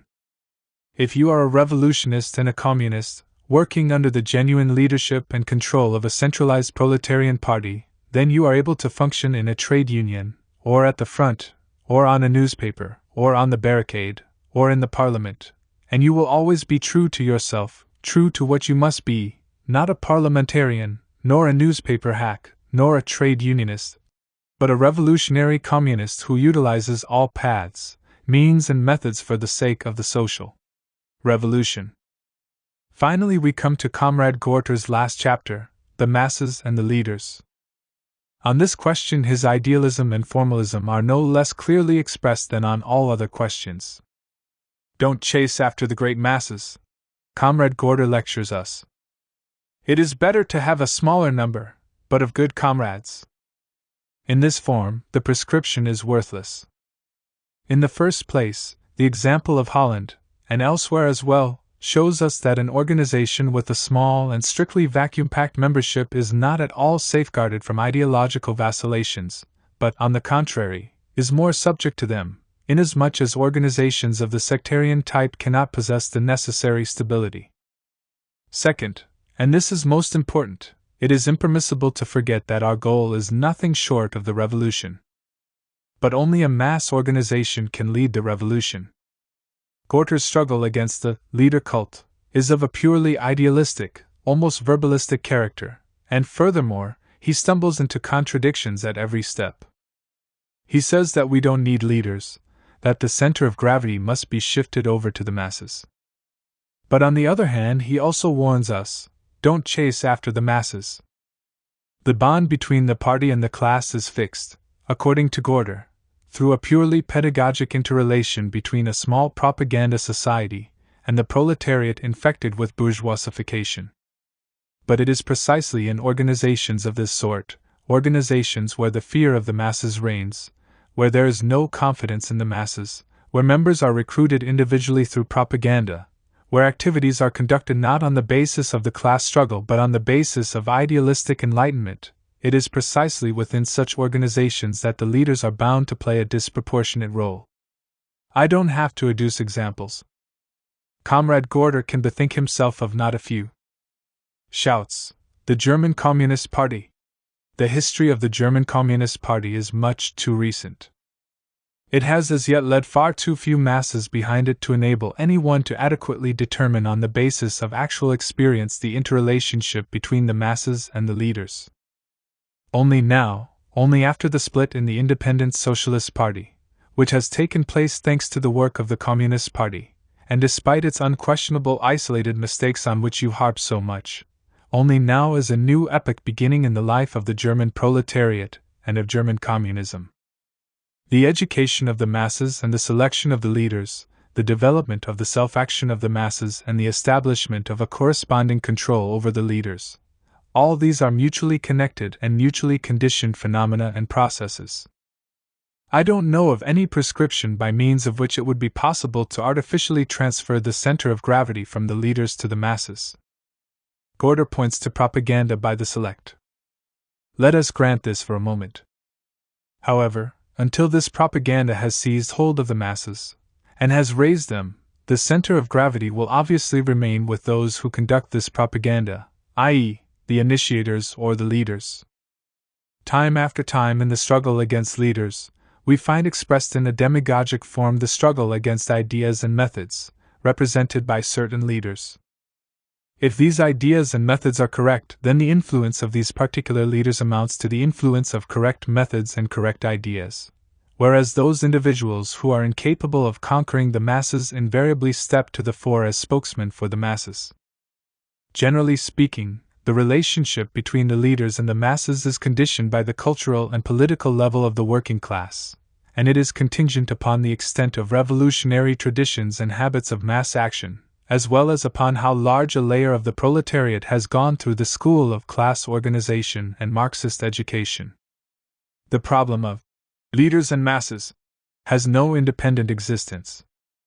By extending the scope of its ideological influence, by penetrating into all the fields of proletarian life and struggle, by drawing ever broader labor masses into active struggle under the banner of the revolution, the Communist Party thereby extends and deepens the self-action of the working masses, and without in any way depreciating the role of the leaders, but, on the contrary, raising it to heights unprecedented in history.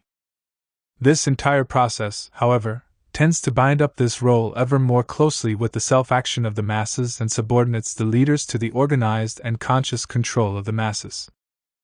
Comrade Gorter says that it is impossible to start the revolution until the leaders have raised the intellectual level of the working class to the point where the latter completely grasps its historical task. This is Simon pure idealism.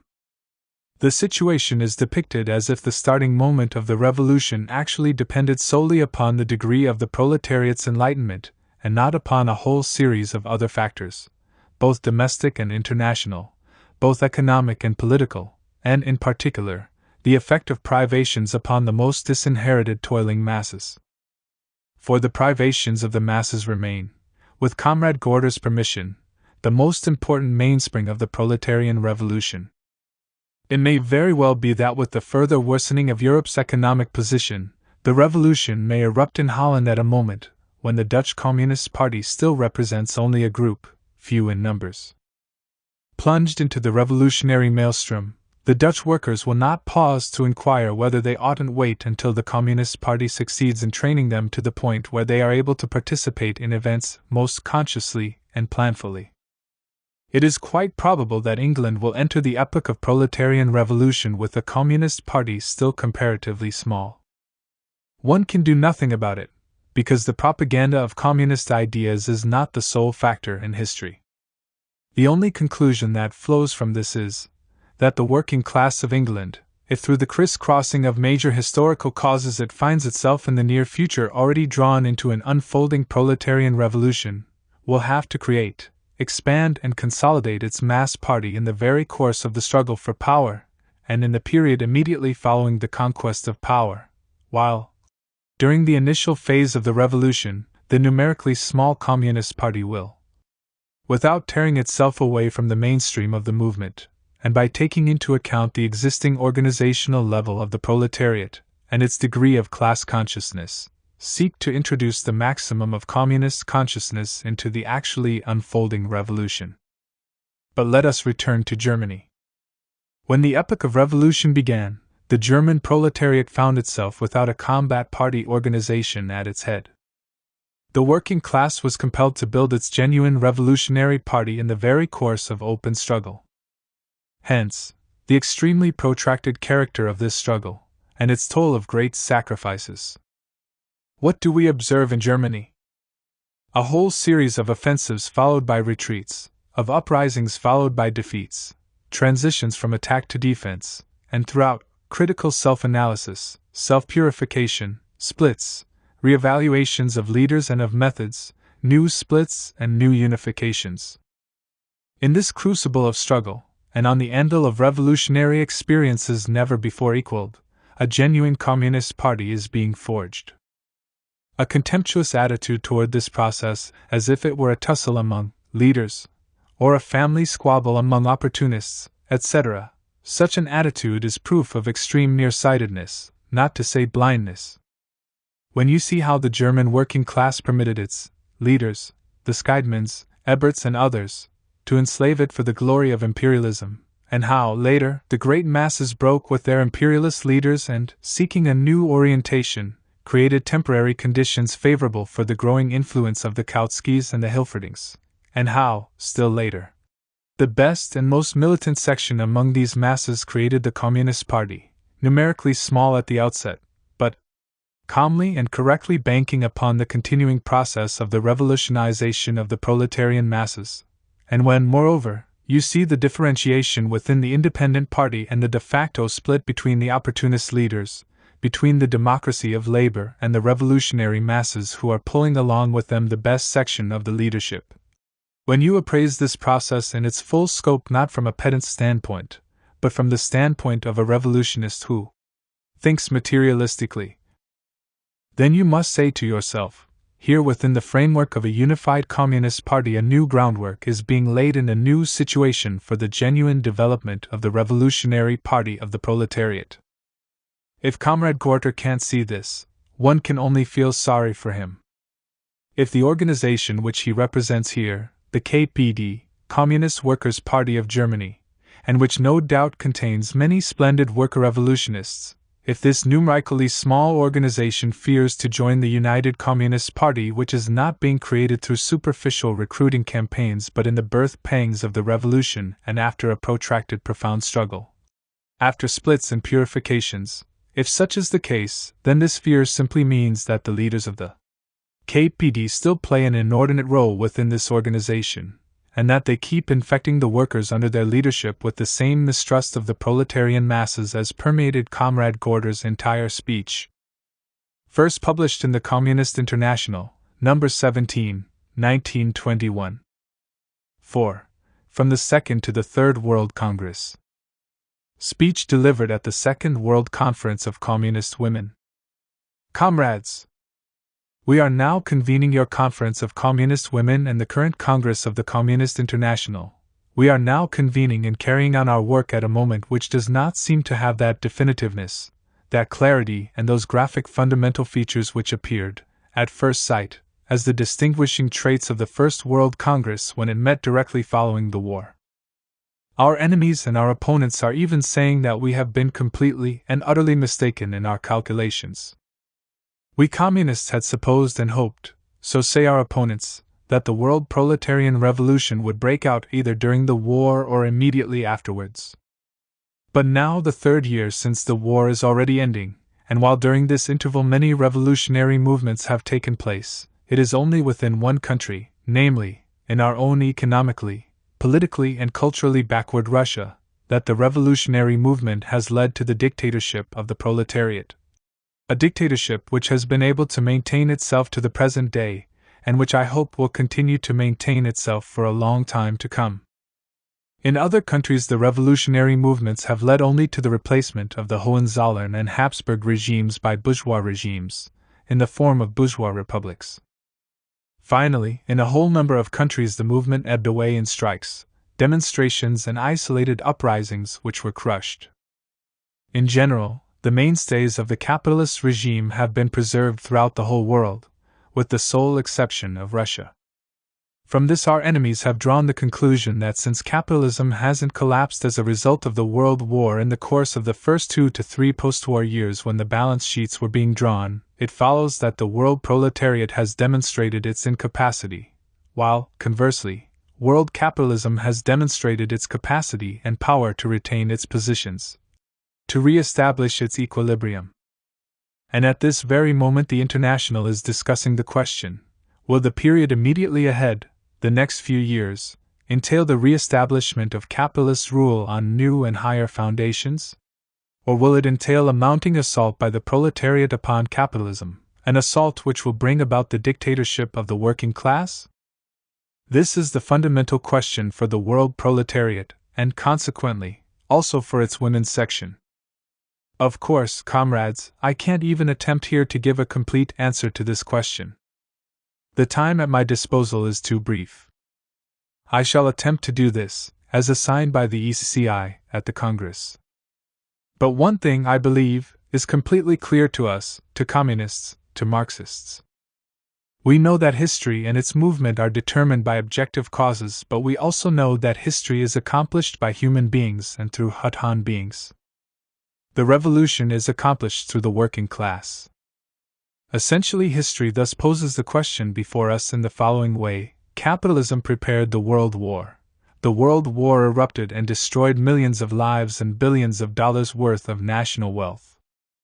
It has shaken everything. And here on this half-ruined foundation, two basic classes are locked in struggle: the bourgeoisie and the proletariat. The bourgeoisie seeks to restore capitalist equilibrium and its class rule. The proletariat seeks to overthrow the rule of the bourgeoisie. It is impossible to settle this matter with pencil in hand, like adding up a list of groceries. It is impossible to say, history has taken a turn toward the re-establishment of capitalism. It is only possible to say that if the lessons of the entire preceding development, the lessons of the war, the lessons of the Russian Revolution, the lessons of the semi-revolutions in Germany, Austria and elsewhere, if these lessons go for naught, if the working class once again agrees to keep its neck within the capitalist yoke, then, perhaps, the bourgeoisie will be able to restore its equilibrium. By destroying the civilization of Western Europe and by transferring the center of world development to America, to Japan, to Asia. Entire generations would have to be destroyed in order to create this new equilibrium. To this end, the diplomats, the military men, the strategists, the economists, the brokers of the bourgeoisie are now directing all their efforts. They know that while history has its profound causes, it is nonetheless made through human beings, through their organizations and through their parties. And consequently, our Congress and your Women's Conference have gathered here precisely in order to introduce into this unsettled historical situation the certainty of the consciousness and the will of the revolutionary class. This is the gist of the moment through which we are living, and herein is the gist of its tasks as well. We can say that the assumption of power no longer appears so simple a matter as it did to many of us 2 or 3 years ago. On the world scale, this business of conquering power is extremely difficult and complicated. One must be aware that within the proletariat itself there are diverse layers, diverse levels of historical development, and even diverse temporary interests. All this inevitably makes itself felt in its own due time. Layer after proletarian layer is drawn into the revolutionary struggle, passes through its own school, burns its fingers, retreats to the rear. They are followed by another layer, in whose wake comes still another, and all of them are not drawn in simultaneously but at different periods. They pass through the kindergarten, the first, the second, and other grades of revolutionary development.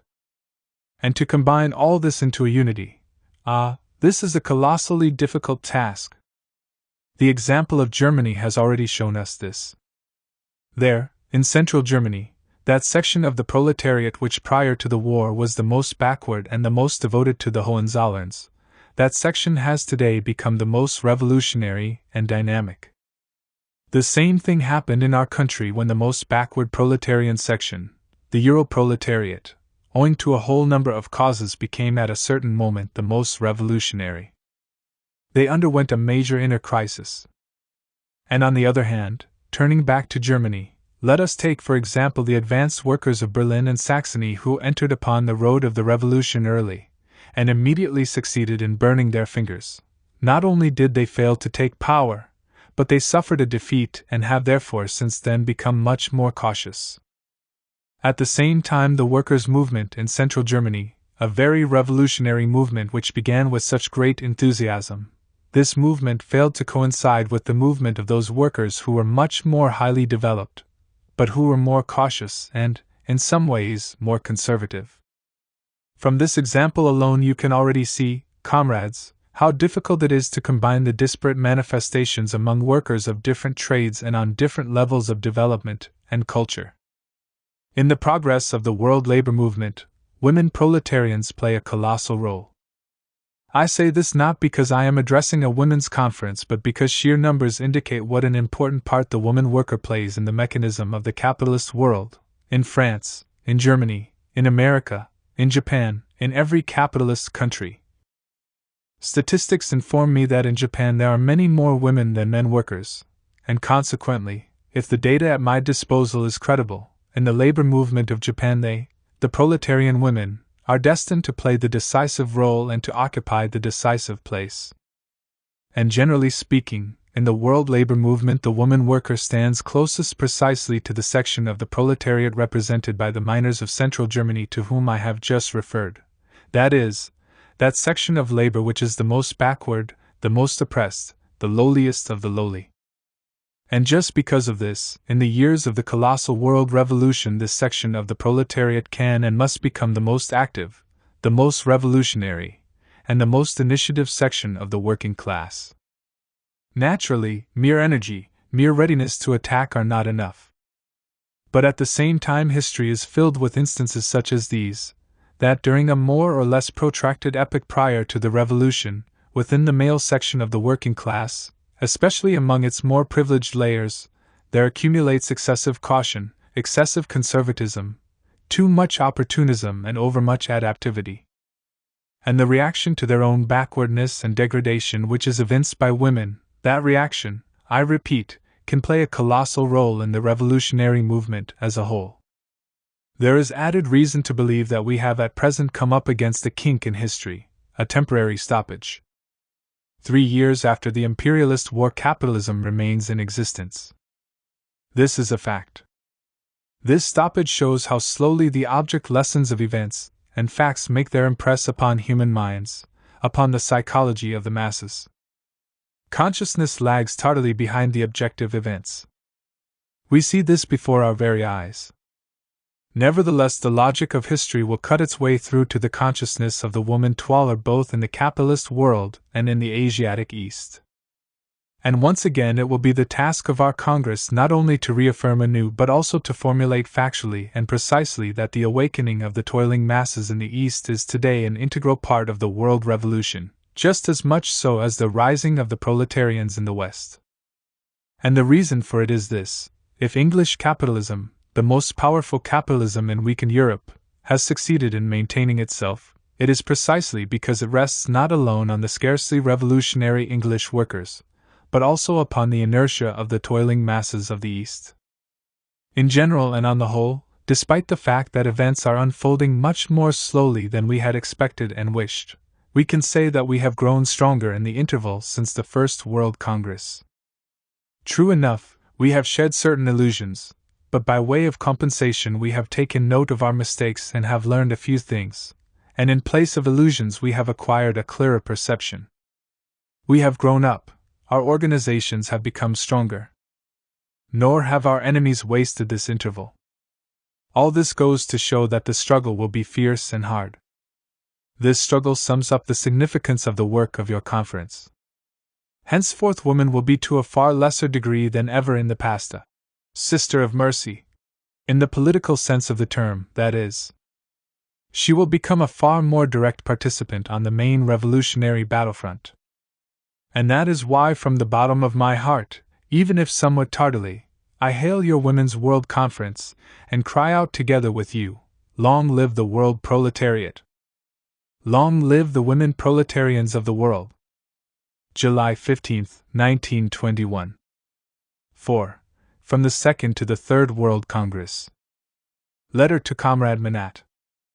My dear friend, I take this opportunity to send my warmest regards and to express my personal views on the state of affairs in French syndicalism, views that are, I trust, in complete harmony with the guiding line of the Third International as a whole. I shall not hide from you that our joy in following the constant successes of revolutionary syndicalism is tinged with deepest concern over the future development of ideas and relations within the French labor movement. Today, the revolutionary syndicalists of all tendencies still remain in opposition and are being held together precisely by their oppositional status. Tomorrow, the instant that you conquer the General Confederation of Labor, and we don't doubt that this day is nigh, you will come up against the fundamental questions of the revolutionary struggle. And precisely here we enter the zone of our grave worries. The official program of revolutionary syndicalism is the Charter of Amiens. In order to immediately express my thought as sharply as possible, let me say flatly, every reference to the Charter of Amiens is not an answer but an evasion. To every thinking communist it is perfectly clear that pre-war French syndicalism represented a profoundly significant and important revolutionary tendency. The Charter of Amiens was an extremely precious document of the proletarian movement. But this document is historically restricted. Since its adoption, a world war has taken place, Soviet Russia has been founded, a mighty revolutionary wave has passed over all of Europe, the Third International has grown and developed. The old syndicalists and the old social democrats have split into 2 and even 3 hostile camps. New questions of gigantic proportions have risen before us as practical questions on the order of the day. No answer to these questions is contained in the Amiens Charter. In the columns of La Vie Ouvrière I am able to glean no answers to the fundamental problems of the revolutionary struggle.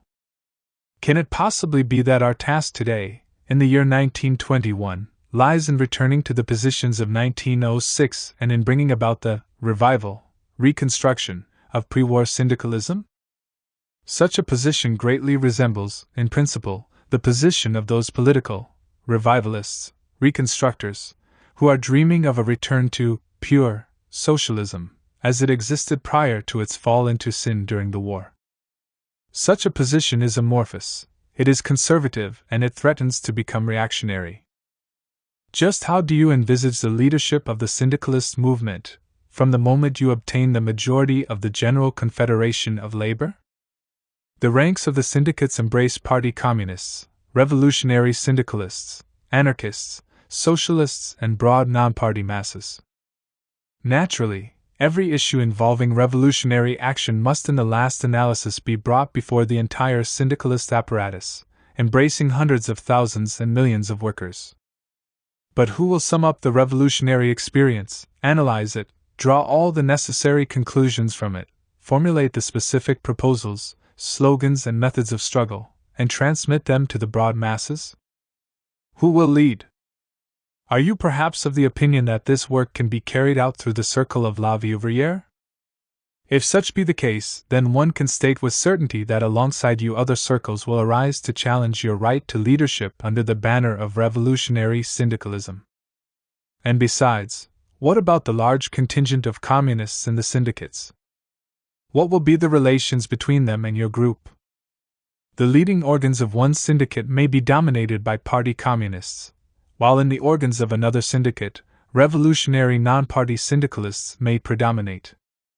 The proposals and slogans of the La Vie Ouvrière group may diverge from the proposals and slogans of the communist organization. This danger is profoundly real, it may become fatal, and because of it our victory in the syndicalist movement may be followed within a few months by the return of Joux, Dumoulin and Merriam to power. I am well acquainted with bias against parties and against politics, prevalent among French workers who have passed through the anarchist school. I completely agree that no single sharp blow can possibly break these moods, which were wholly justified in the past but which are extremely dangerous for the future. With regard to this question, I can fully understand a gradual transition from the old state of disarrangement to the complete fusion of revolutionary syndicalists and communists within a single party. But one must clearly and firmly set himself this goal. If centrist tendencies still obtain within the party, the syndicalist opposition likewise has them within it. More education and further ideological purification are necessary among both of them. At issue is not at all the question of subordinating the syndicates to the party, but the question of uniting the revolutionary communists and revolutionary syndicalists within the framework of a single party, and of all the members of this unified party carrying on harmonious centralized activity within the syndicates, which remain throughout autonomous and independent of the party organizationally. At issue is this, that the genuine vanguard of the French proletariat be welded together for the sake of its fundamental historical task, the conquest of power, and that under this banner it carry out its line within the syndicates, these basic and decisive organizations of the working class as a whole.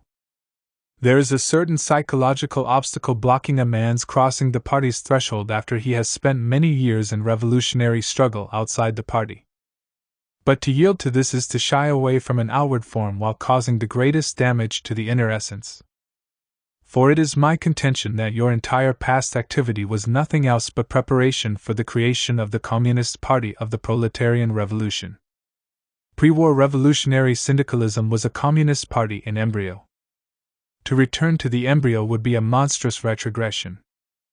Conversely, active participation in the building of a genuine communist party means the continuation and development of the best traditions of French syndicalism. In these years each of us has had occasion to renounce one part of his already obsolete past in order to preserve, develop and assure victory to that other part of his past which did meet the test of events. An inner revolution of this type does not come easily. But only at this price, and at this price alone, can one acquire the right to really participate in the revolution of the working class.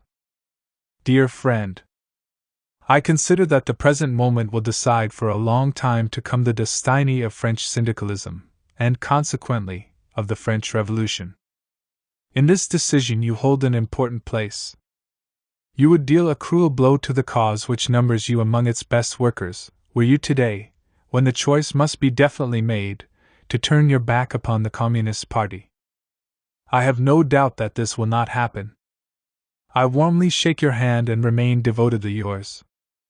July 13, 1921. 4. From the Second to the Third World Congress. Letter to Comrades Cashin and Frossard. Dear friends, through this personal letter I shall attempt to dispel any possible misconceptions or misunderstandings which might have arisen owing to the extremely poor connections between Paris and Moscow. Since the revolutionary events in Germany, in March of this year, the German bourgeois press has kept reiterating that the March movement was provoked by orders from Moscow, because of our internal difficulties. This has caused me and, I believe, other comrades to fear lest these rumors arouse alarm among other communist parties of Europe. Let us hope that the Third World Congress has served to dispel all doubts and fears in this connection. The fears themselves, insofar as they arose here and there, perhaps even in France, could be sustained only by lack of adequate information. It is absolutely self-evident that even if we held the standpoint of serving only the interests of the Russian Soviet Republic and not those of the European Revolution, even in that case we would have to say that real assistance could not be rendered us by partial uprisings, and all the less so, artificially provoked ones, but only by the revolutionary victory of the European proletariat. The interests of Russia are therefore served by only those movements, those uprisings, which flow from the internal development of the European proletariat. In and of itself, this excludes the possibility of Moscow's issuing any kind of adventuristic orders. But Moscow does not at all hold a Muscovite point of view. For us, the Russian Soviet Republic constitutes only the point of departure for the European and world revolution. The interests of the latter are for us decisive in every major question. I trust that the Third World Congress has left no room for doubt on this score. Insofar as one can judge from afar, the political preparation for the revolution in France is proceeding splendidly and systematically. An epoch of Kerenskyism is clearly approaching in your country. The regime of the radical socialist bloc is the first confused rebound from the war epoch. French Kerenskyism, which combines the irritation and despair of the petty bourgeois with the egotism of the peasant who doesn't want to pay for the dishes broken by the war, and with the conservatism of the more privileged worker who hopes to retain the position created by the war, etc., etc. French Kerenskyism will signify an extreme shakiness of the state apparatus. Between the imperialist clique and their candidates for the role of Galifet on the one hand, and the growing proletarian revolution on the other, there will be temporarily injected as a buffer the impotent bloc of the radicals and the socialists, Calos, Longuet and company. This will be an excellent prologue to the proletarian revolution. Should the expiring national bloc succeed in passing its law against the communists, one would have to thank fate for such a gift. Police and administrative persecutions, arrests and raids, will prove an extremely useful school for French communism on the eve of its entry into the phase of decisive events. Through the columns of El Humanite we are following with great interest and attention how energetically you are conducting the campaign against the Briand-Barthou Act. Should you defeat this enterprise, the party's authority will be greatly enhanced. Should this law be enacted, you will likewise stand to gain by it. To the extent that El Humanite reflects the line of the leading party circles, it shows clearly that this line is becoming increasingly radical and resolute. Unfortunately, it is difficult to judge from El Humanite what the mood is among the broadest working-class circles. Thus, El Humanite carries virtually no letters from workers, no correspondence from factories and plants, nor other material which directly reflects the day-to-day life of the masses. It is of utmost importance to French and world communism alike to get a far clearer picture of just what circles of the proletariat read El Humanite, and just what it is that they read in the paper. A well-established network of worker collaborators and worker correspondents can become at a certain moment the apparatus of the revolutionary uprising and will transmit to the masses the slogans and directives of their paper, investing the spontaneous movement with that unity which was so often lacking during revolutions in the past. The revolutionary newspaper cannot hang suspended over the masses. It must sink many roots into the masses. The question of the party's relation to the working class is primarily the question of the party's relation to the syndicates. Insofar as one can judge from afar, this is today the most acute and most disturbing question in the French labor movement. The La Vie Ouvrière group represents a precious section of the French labor movement, if only because it has coalesced a rather considerable number of trustworthy, devoted and tested workers.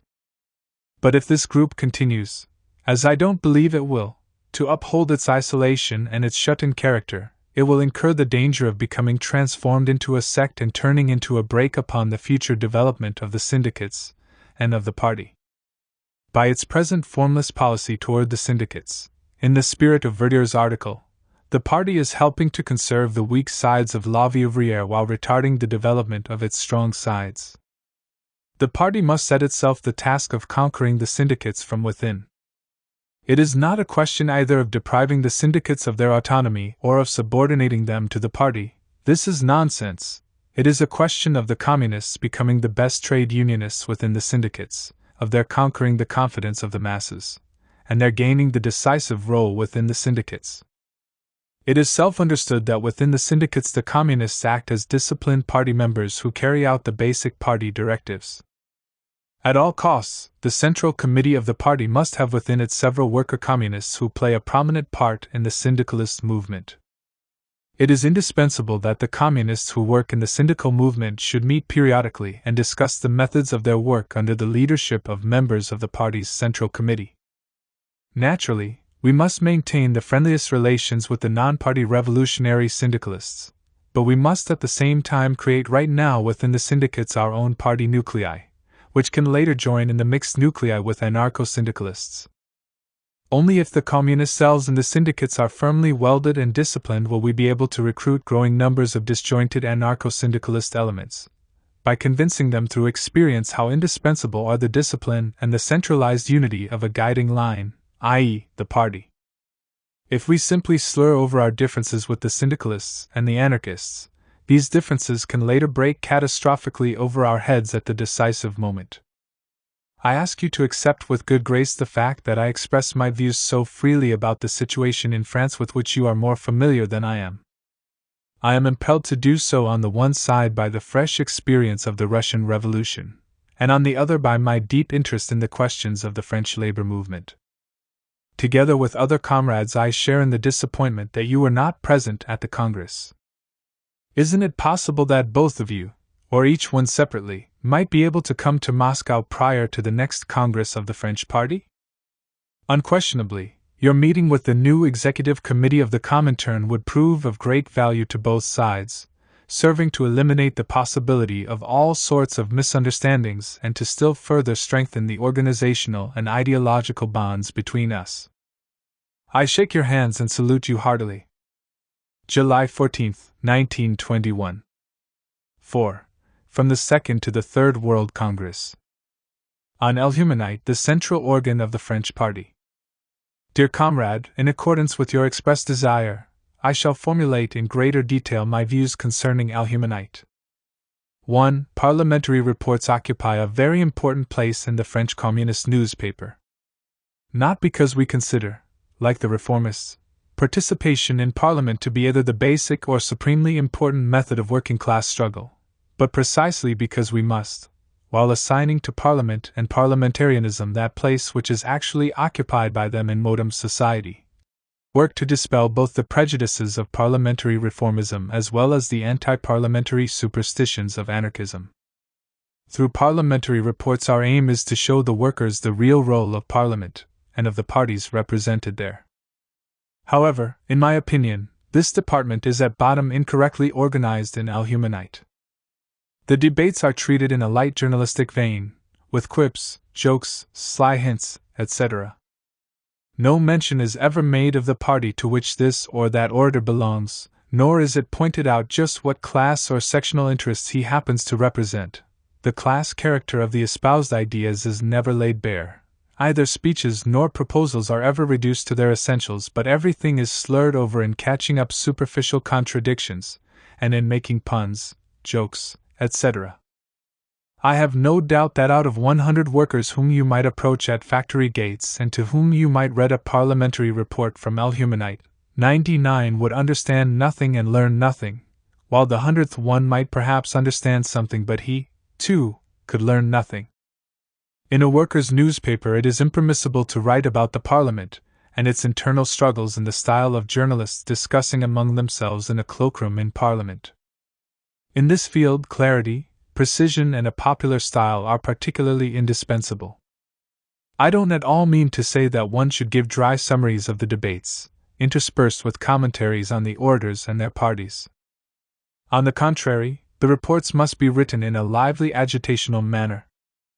But this means that the writer must have his audience clearly in mind, and must set himself the task of laying bare before his audience the class essence of parliamentary activities and machinations. Sometimes a couple of words out of a whole speech suffice to characterize not alone the orator but his party as well. It is necessary constantly to repeat, underscore, and hammer away, and then to repeat and to underscore all over again, instead of fluttering journalistically over the surface of parliamentary discussions. 2. Luminite's attitude toward the dissidents is far too vague and at times utterly false. A split is a very serious matter, and once we recognize that a split is inevitable, then it is necessary to make its full meaning comprehensible to the masses. It is necessary to mercilessly expose the policy of the dissidents. It is necessary to make their leaders and their press ludicrous and hateful in the eyes of the masses. In this way, the broad party mass attains a far greater political distinctness and clarity. In the April 17, 1921, issue of El Humanite, Comrade Launat takes a position toward the dissidents that is absolutely incorrect. He expresses the hope for an early publication of the text of Paul Boncour's bill in order that it may be possible to corroborate whether the differences are really as irreconcilable as Blum claims. This entire article, together with some others on the same subject, is written in a spirit as if we were engaged not in an irreconcilable political struggle with the Longists, but simply in a comradely discussion. This is false to the core.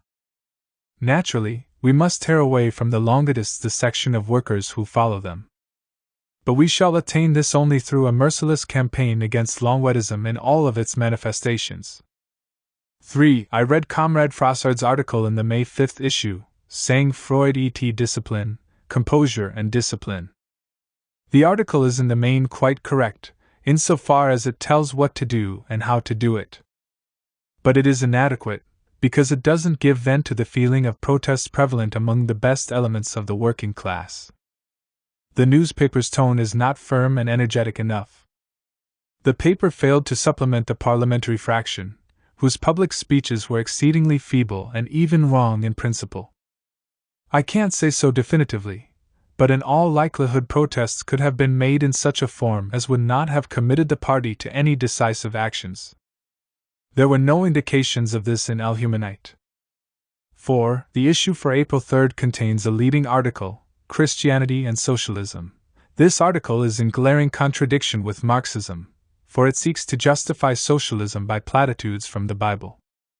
The author cites the example of Soviet Russia, where the church is tolerated, and puts forth the demand that the French Communist Party emulate the Soviet Republic in this respect. But this is a monstrous confusion of concepts. The Soviet Republic is a state, constrained to tolerate prejudices and their organized expression, the Church, in its midst. The Communist Party is a voluntary association of co-thinkers and cannot tolerate in its ranks propaganda of Christian socialism, nor make the pages of its central organ available to such propaganda, all the less so in the guise of leading articles. The party can reconcile itself to the fact that individual members, especially workers and peasants, remain as yet not free from religious prejudices, but the party as a party, in the person of its leading organs, is duty-bound to conduct genuine educational activity. In any case, we cannot permit mystic intellectuals to exploit the party as an auditorium for their religious ravings. At the decisive moment, elements of this type will 9 times out of 10 espouse their 50% Christian self and become a brake upon revolutionary action. 5. The Luxembourg comrades have complained about the party's apathy in connection with the military brutalities perpetrated by the French government upon the workers of Luxembourg. On this subject I was able to find in a Humanite one solitary article by Comrade Victor Merrick. Unquestionably, it is possible and necessary to conduct far more agitation around precisely such issues. 6. Colonial questions are treated in the pages of El Humanite in much too weak a tone. Yet its attitude toward colonial slavery is a genuine test for the revolutionary spirit of a proletarian party. The leading article in the May 20th issue dealing with the alleged conspiracy in Indochina is written in a democratic and not communist spirit. We must utilize every opportunity to implant in the minds of workers that the colonies have the right to rise up against and separate from the metropolises. In every instance we are obliged to underscore that it is the duty of the working class to support the colonies in their uprisings against the metropolises. Not alone in England but in France as well, the social revolution implies not only the uprising of the proletariat but also the uprising of the colonial peoples against the metropolises. Any vagueness in this connection becomes a source of and a cover for chauvinism. 7. In a number of articles and particularly among the commentaries there is a careless handling of concepts, fatherland, republic, love for one's country, etc., etc. Precision in terminology and a firmly sustained class character of political phraseology are more important in France than anywhere else. 8. I shall refrain from citing numerous instances of extreme vagueness and outright indecision in Alhumanite's line with regard to syndicalism. A number of articles directly violate the fundamental principles of Marxism and communism. Communists write articles which are directed wholly against the party line. Syndicalist resolutions are published without any commentaries. To be sure, the columns of Alhumanite should be opened up at present for a discussion on the trade union question, with the opposing side given an opportunity to express itself. But in every case the editorial board must make its voice heard, otherwise the reader becomes hopelessly disoriented and confused. A discussion on this question, especially in France, must inescapably partake of the nature of pandemonium. This can give rise to the greatest disorder, if the editorial board vacillates. On the other hand, if the editorial board steers a firm course, the masses will choose the principled, correct and firmly sustained communist line, and reject the confusion, equivocation and contradictoriness of all other lines. 9. Luminite readily publishes photographs of German and English ministers, including German Social Democrats and others. In my opinion, it would be desirable to carry instead pictures of communists. It is necessary to bring the communist parties closer to one another, in personal respects, as well. 10. In conclusion, I take the opportunity to express again my admiration for the work of your wonderful cartoonist, Gassier. With comradely greetings. July 23, 1921. Moscow. The Third World Congress. The Red Army to the General Staff of the Revolution. Warriors of the Red Army! For the third time the World Congress of the Communist International convenes in Moscow. It is a great joy and honor for the workers, peasants, and Red soldiers of Russia to greet within the walls of the Red capital the best representatives of the world working class. Red Warriors! For 3.5 years you have defended the first toilers' republic in the world against the uninterrupted predatory attempts and attacks of the brigands and oppressors of all countries. On the Volga and the Obi, on the northern Dvina and the Neva, on the Berezina and the Dnieper, on the Don and the Kuban, you have fought and died under the banner of the International. You have shed your blood in defending Soviet Russia, the fortress of the world proletariat. At the same time you have defended the heart of Soviet Russia, Red Moscow. You have assured to the representatives of the world working class the opportunity to come together under your protection in order to elaborate the further ways and methods of waging the struggle against capitalist coercion, in the name of the fraternity, liberty and happiness of all oppressed mankind. On June 17, in the name of the entire Red Army, the Moscow garrison will solemnly greet our dear guests, our brothers in struggle. Revolutionary fighters, Red soldiers, commanders, commissars. Let us join in a fervent cheer for the Communist International. L. Trotsky, People's Commissar of War and Naval Affairs. First published in Izvestia, issue number 128, June 14, 1921. The Third World Congress. Report on the World Economic Crisis and the New Tasks of the Communist International. Second Session, June 1921. 1917 to 1921. With the imperialist war we entered the epoch of revolution, that is, the epoch when the very mainstays of capitalist equilibrium are shaking and collapsing. Capitalist equilibrium is an extremely complex phenomenon. Capitalism produces this equilibrium, disrupts it, restores it anew in order to disrupt it anew, concurrently extending the limits of its domination. In the economic sphere, these constant disruptions and restorations of the equilibrium take the shape of crises and booms. In the sphere of interclass relations, the disruption of equilibrium assumes the form of strikes, lockouts, revolutionary struggle. In the sphere of interstate relations, the disruption of equilibrium means war or, in a weaker form, tariff war, economic war, or blockade. Capitalism thus possesses a dynamic equilibrium, one which is always in the process of either disruption or restoration. But at the same time this equilibrium has a great power of resistance, the best proof of which is the fact that the capitalist world has not toppled to this day. The last imperialist war was an event which we rightfully appraised as a colossal blow, unequaled in history, to the equilibrium of the capitalist world. Out of the war has actually risen the epoch of the greatest mass movements and revolutionary battles. Russia, the weakest link in the capitalist chain, was the first to lose her equilibrium and the first to enter the road of revolution in 1917, in the month of February. Our February Revolution had great repercussions among the working masses of England.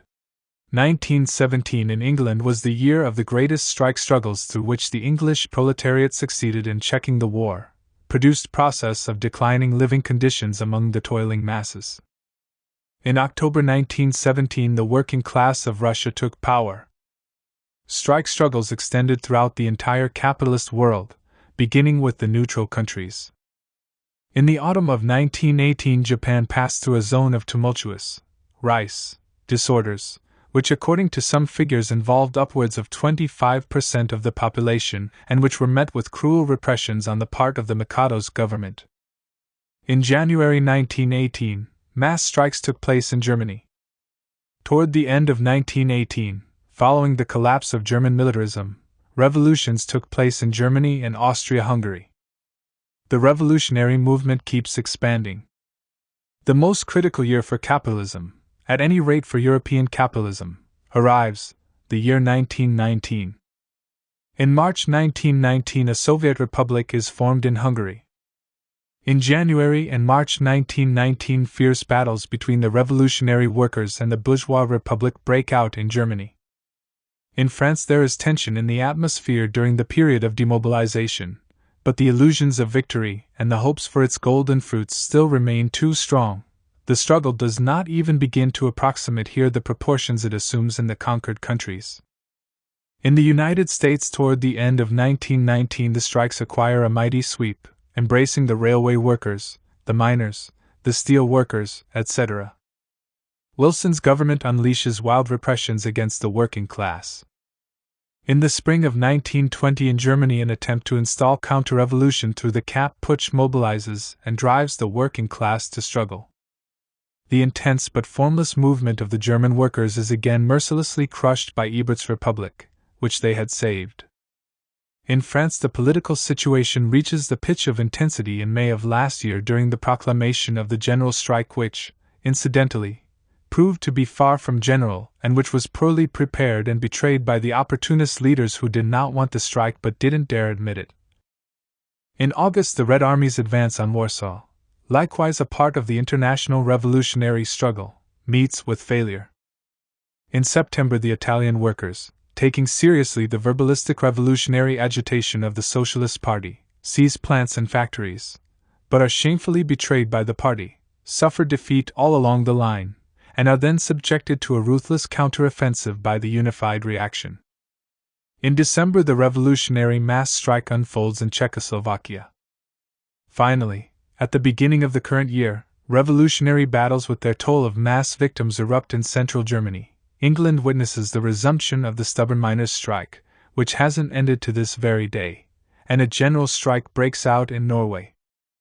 When in the initial post-war period we observed the unfolding revolutionary movement, it might have seemed to many of us, and with ample historical justification, that this ever-growing and ever-strengthening movement must terminate directly in the conquest of power by the working class. But now almost 3 years have already elapsed since the war. Throughout the world, with the single exception of Russia, power continues to remain in the hands of the bourgeoisie. In the interim the capitalist world did not, of course, remain standing still. It has been undergoing change. Europe and the entire world have lived through a period of post-war demobilization, an extremely acute and dangerous period for the bourgeoisie, the demobilization of people and the demobilization of things, i.e., industry, the period of wild post-war commercial boom followed by a crisis which has yet to terminate. And now we are confronted in its full scope by the question, does development actually proceed even now in the direction of revolution? Or is it necessary to recognize that capitalism has succeeded in coping with the difficulties arising from the war? And if it has not already restored, is it either restoring or close to restoring capitalist equilibrium upon new post-war foundations? The bourgeoisie gains appeasement. If, before analyzing this question from its main economic aspects, we approach it purely politically, we shall have to set down a whole number of symptoms, facts and statements which attest to this, that the bourgeoisie has become stronger and more stable as the class in power, or at all events feels that way. In 1919 the European bourgeoisie was in a state of extreme confusion. Those were the days of panic, the days of a truly insane fear of Bolshevism, which then loomed as an extremely misty and therefore all the more terrifying apparition, and which used to be portrayed on Parisian posters as a killer clenching a knife in his teeth, etc., etc. As a matter of fact, incarnated in this spectre of Bolshevism with a knife was the European bourgeoisie's fear of retribution for its war crimes. The bourgeoisie at any rate was aware how little the results of the war corresponded with the promises it had made. It knew the exact cost in lives and wealth. It feared an accounting. The year 1919 was, without doubt, the most critical year for the bourgeoisie. In 1920 and 1921 we observe a gradual influx of self-assurance among the bourgeoisie and along with this an undeniable consolidation of its state apparatus, which immediately following the war was actually on the verge of disintegration in various countries, for example, Italy. The bourgeoisie's recovery of its self-assurance took on especially graphic forms in Italy after the cowardly treachery of the Socialist Party in September. The bourgeoisie had imagined itself to be confronted with horrible bandits and assassins. It found instead cowards. Owing to an illness which removed me from active work in the last period, I have had an opportunity to read many foreign newspapers and I have accumulated a whole file of clippings that graphically characterize the shift in the bourgeoisie's mood and its new appraisal of the world political situation. All the evidence points to one thing. The bourgeoisie's self-assurance is undeniably firmer today than in 1919, or even 1920. With your permission I shall adduce a few very instructive citations. The Neue Zürcher Zeitung, a rather sober Swiss bourgeois conservative newspaper, which has been following with great interest and considerable perspicacity the political developments in Germany, France and Italy, stated the following in connection with the March action in Germany. Germany of 1921 bears no resemblance to Germany of 1918. Governmental consciousness has become so strong that communist methods meet with opposition among almost all the layers of the population, although the number of communists, who during the revolutionary days comprised a small and resolute handful, has since grown inordinately. On April 28, when both camps were preparing for May Day, the Paris newspaper, Le Temps, wrote, "It suffices to survey the road traversed since last year in order to become completely reassured.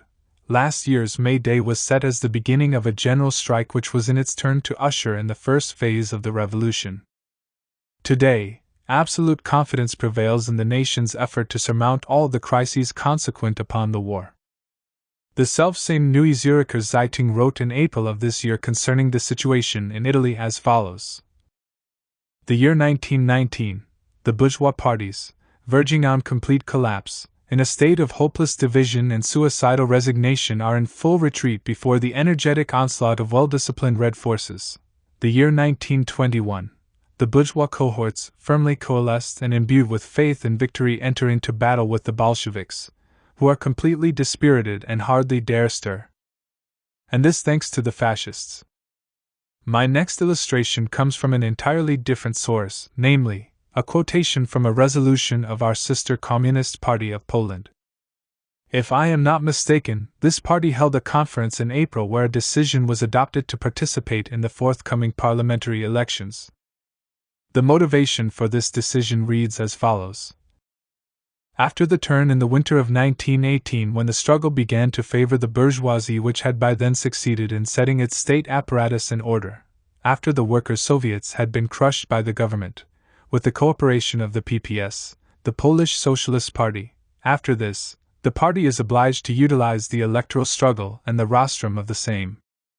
There cannot, of course, be any talk here to the effect that the Polish Communist Party intends to change its principled position. It is simply evaluating the current situation as different from that of 1919.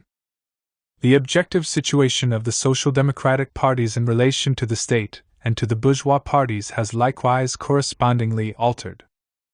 Social democrats are everywhere being pushed out of the government. If they are again drawn into the government, it is only temporarily and owing to outside pressure, as was the case in Germany. The Independent Party has made a complete turn to the right, likewise under the direct or indirect influence of the new situation, whose meaning it tends greatly to exaggerate. The independents of all countries and the social democrats of all countries, who seemed to differ so much a year or a year and a half ago, have been brought closer together today, with the cooperation of Amsterdam. Thus the enhancement of the bourgeoisie's self-assurance as a class is absolutely undeniable, and equally undeniable is the actual consolidation of the police-state apparatus after the war. But in and of itself this fact, important though it is, does not by far settle the question, and in any case, our enemies are over hasty in trying to draw from it the conclusion that our program is bankrupt.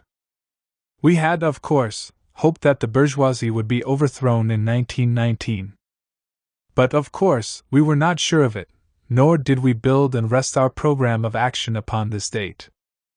When Herr Otto Bauer and other theoreticians of the Second and 2.5 Internationals say that our predictions have been proved bankrupt, one might think that involved here were predictions concerning some astronomical event. It is as if we have been mistaken in our mathematical calculations that a solar eclipse would occur on such and such a day, and were consequently proved to be poor astronomers. But that is not at all how the matter stands in reality. We had not predicted a solar eclipse, i.e., an event beyond our will and entirely independent of our actions. Involved is a historical event which can and will occur with our participation. When we spoke of the revolution resulting from the World War, it meant that we were and are striving to utilize the consequences of the World War in order to speed the revolution in every way possible. That the revolution hasn't taken place to this very day throughout the world, or at least in Europe, does not at all signify.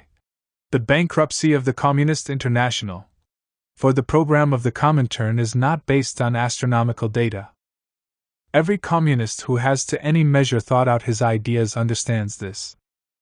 But inasmuch as the revolution has not come hot on the tracks of war, it is absolutely self-evident that the bourgeoisie has utilized the breathing space afforded it, if not to surmount and eliminate the most frightful and terrible consequences of the war, then at least to camouflage them, patch them up, etc., etc. Has it succeeded in accomplishing this? In part, yes. To what extent? It is here that we touch the essence of the question which involves the restoration of capitalist equilibrium. Has world equilibrium been restored? What is the meaning of capitalist equilibrium concerning which international Menshevism speaks nowadays with such complete assurance? For their part, the Social Democrats provide no analysis of this concept of equilibrium. They either separate out its component parts or give any clear exposition.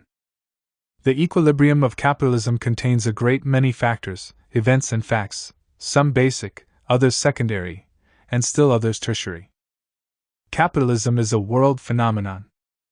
Capitalism has succeeded in embracing the entire terrestrial globe, and this manifested itself most acutely during the war and during the blockade when one country, bereft of a market, was producing surpluses, while another, in need of commodities, lacked access to them. And today this interdependence of the dismembered world market manifests itself here and everywhere. Capitalism, at the stage attained before the war, is based on a world division of labor and a world exchange of products. America has to produce a certain quantity of grain for Europe. France has to produce a certain quantity of luxury goods for America. Germany has to produce a certain quantity of cheap consumer goods for France. This division of labor is in its turn not something constant, something given once and for all. It takes shape historically, it is constantly disrupted by crises and competition, let alone tariff wars. And it is restored over and over again only to be again and again disrupted. But world economy on the whole rests on a lesser or greater division among the respective countries of the production of corresponding necessities. Now it is this world division of labor that has been severed at its roots by the war. Has it been restored or no? This is one aspect of the question. In each country, agriculture supplies industry with prime necessities for the workers and with goods for productive use, raw materials, whereas industry supplies the village with household goods, consumer goods, and the means of agricultural production. Here, too, certain reciprocal relations become established.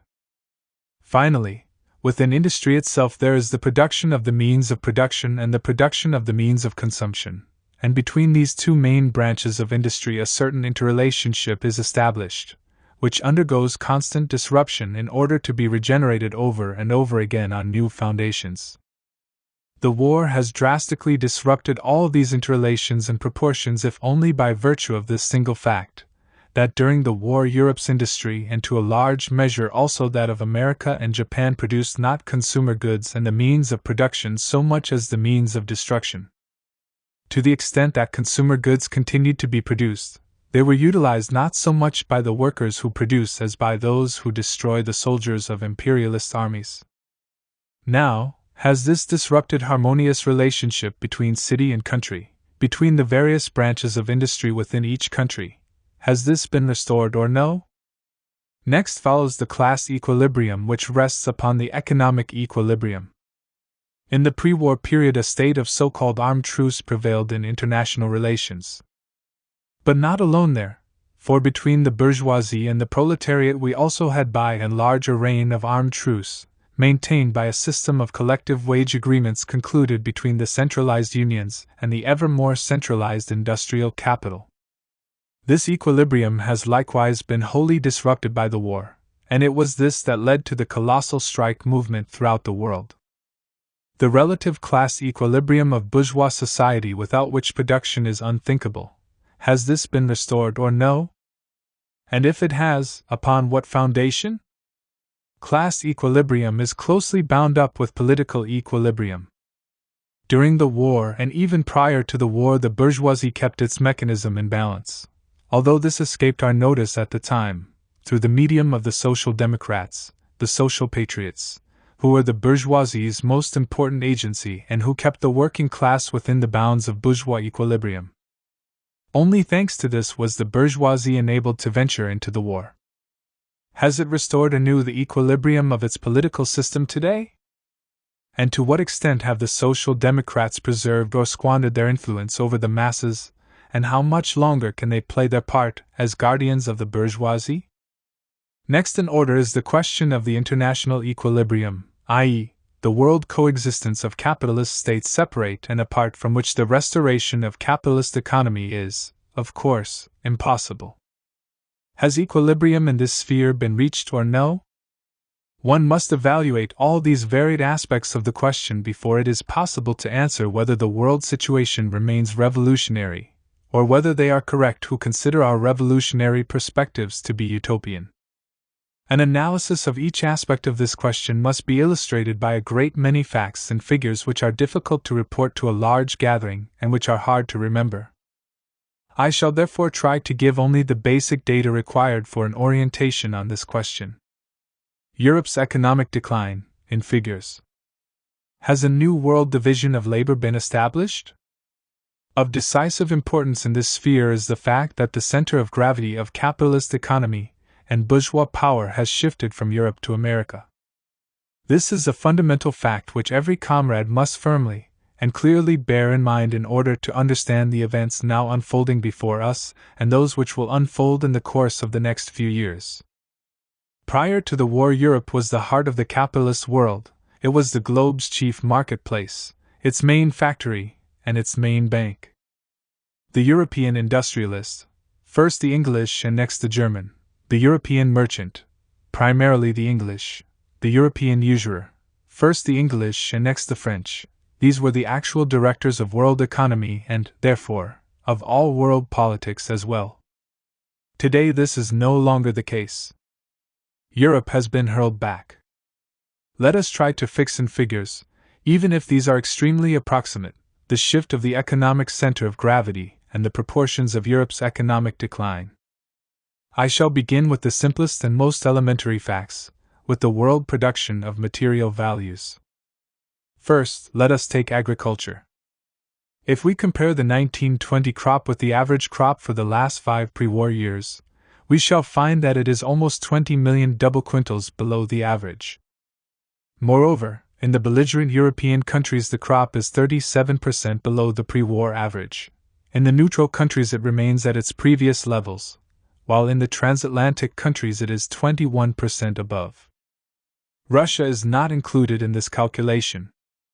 Before the war, Russia used to supply the world market with about 100 million double quintals on the average.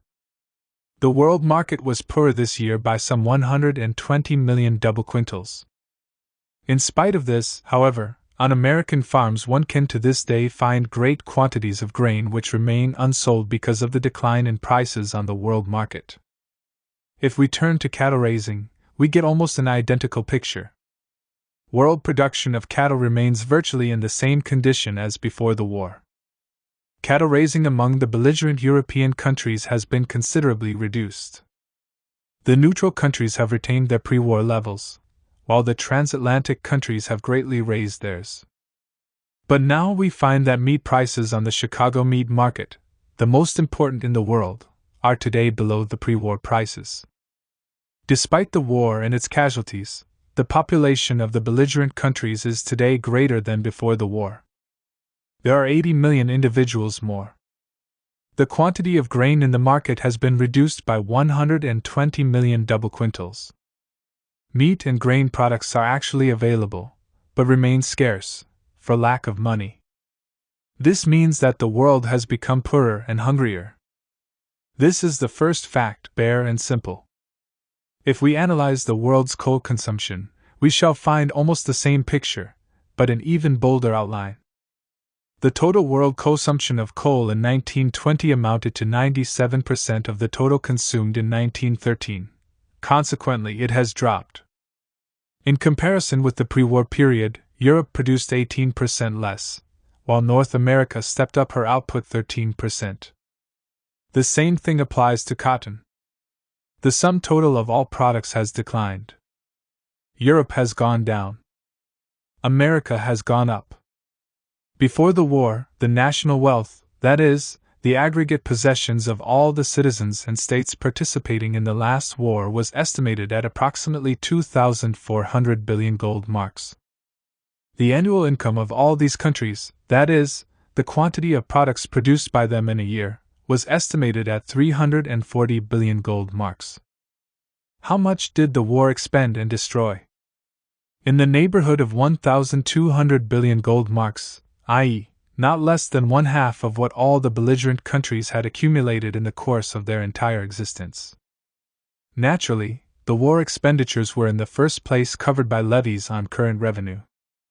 But if we assume that in each country the national income during the war dropped even by 1/3 because of the huge diversion of labor, it follows that it then amounted to 225 billion gold marks, and if we further assume that all the non-military expenditures swallowed 55%, it follows that war expenditures could be covered out of current national revenues to the sum of not more than 100 billion gold marks a year. For the 4 war years this comes to 400 billion gold marks. Which means that the deficit of 800 billion had to be made up by dipping into the basic capital of the belligerent nations, primarily by failing to replenish their productive apparatus. It therefore follows that after the war the total wealth of the belligerent countries amounted not to 2,400 billion gold marks, but only to 1,600 billion, i.e., 1/3 less. However, not all of the belligerent countries became impoverished at the same rate. On the contrary, there are among the belligerents, as we shall presently see, countries that have grown richer, namely, the United States and Japan. This means that the European countries which participated in the war have lost more than 1/3 of their national wealth, and some of them, Germany, Austria-Hungary, Russia, the Balkans, considerably more than half. Capitalism as an economic system is, you know, full of contradictions. During the war years these contradictions have reached monstrous proportions. To obtain the resources required for war, the state resorted primarily to 2 measures: first, issuance of paper money, Second, flotation of loans. Thus, an ever-increasing amount of the so-called valuable paper, securities, entered into circulation, as the means whereby the state pumped real material values out of the country in order to destroy them in the war. The greater the sums expended by the state, i.e., the more real values it destroyed, the larger the amount of pseudo-wealth, of fictitious values accumulated in the country. State loan paper has piled up mountain high. Superficially, it might seem that a country had grown extremely rich, but in reality the ground was being cut under the economic foundation, shaking it apart, bringing it to the verge of collapse. State debts have climbed to approximately 1,000 billion gold marks, which adds up to 62% of the present national wealth of the belligerent countries. Before the war, the world total of paper and credit money approximated 28 billion gold marks. Today the amount is between 220 and 280 billion, i.e., 10 times as much. And this, of course, does not include Russia, for we are discussing only the capitalist world. All this applies primarily, if not exclusively, to European countries, mainly continental Europe and particularly Central Europe. On the whole, as Europe kept growing poorer and poorer, as she has to this very day, she became and is still becoming encased in ever thicker layers of paper values, or what is known as fictitious capital. This fictitious capital paper currency, treasury notes, war bonds, banknotes, and so on, represent either mementos of deceased capital or expectations of capital yet to come. But at the present time they are in no way commensurate to genuine existing capital. However, they function as capital and as money, and this tends to give an incredibly distorted picture of society and modern economy as a whole. The poorer this economy becomes, all the richer is the image reflected by this mirror of fictitious capital. At the same time, the creation of this fictitious capital signifies, as we shall see, that the classes share in different ways in the distribution of the gradually constricting national income and wealth. National income, too, has become constricted, but not to the same extent as the national wealth. The explanation for this is quite simple. The candle of capitalist economy was being burned at both ends. In order to finance the war and the post-war state economy, they drained not only the national income but the basic funds of national wealth as well. When a government issues a loan for productive purposes, say, for the Suez Canal, behind the particular government bonds there is a corresponding real value. The Suez Canal supplies passageway for ships, collects tolls, provides revenue and, in general, participates in economic life. But when a government floats war loans, the values mobilized by means of these loans are subjected to destruction, and in the process additional values are obliterated. Meanwhile, the war bonds remain in the citizens' pockets and portfolios. The state owes hundreds of billions. These hundreds of billions exist as paper wealth in the pockets of those who made loans to the government. But where are the real billions? They no longer exist. They have been burned. They have been destroyed. What can the owner of these securities hope for? If he happens to be a Frenchman, he hopes that France will be able to wring billions out of German hides and pay him. In many respects, the havoc among the mainstays and the productive apparatuses of the capitalist nations has been more far-reaching than can be established by means of statistics. This is most clearly to be seen in housing.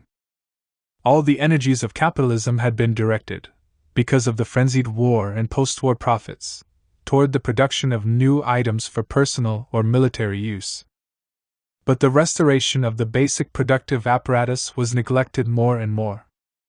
This applies wholly to urban housing.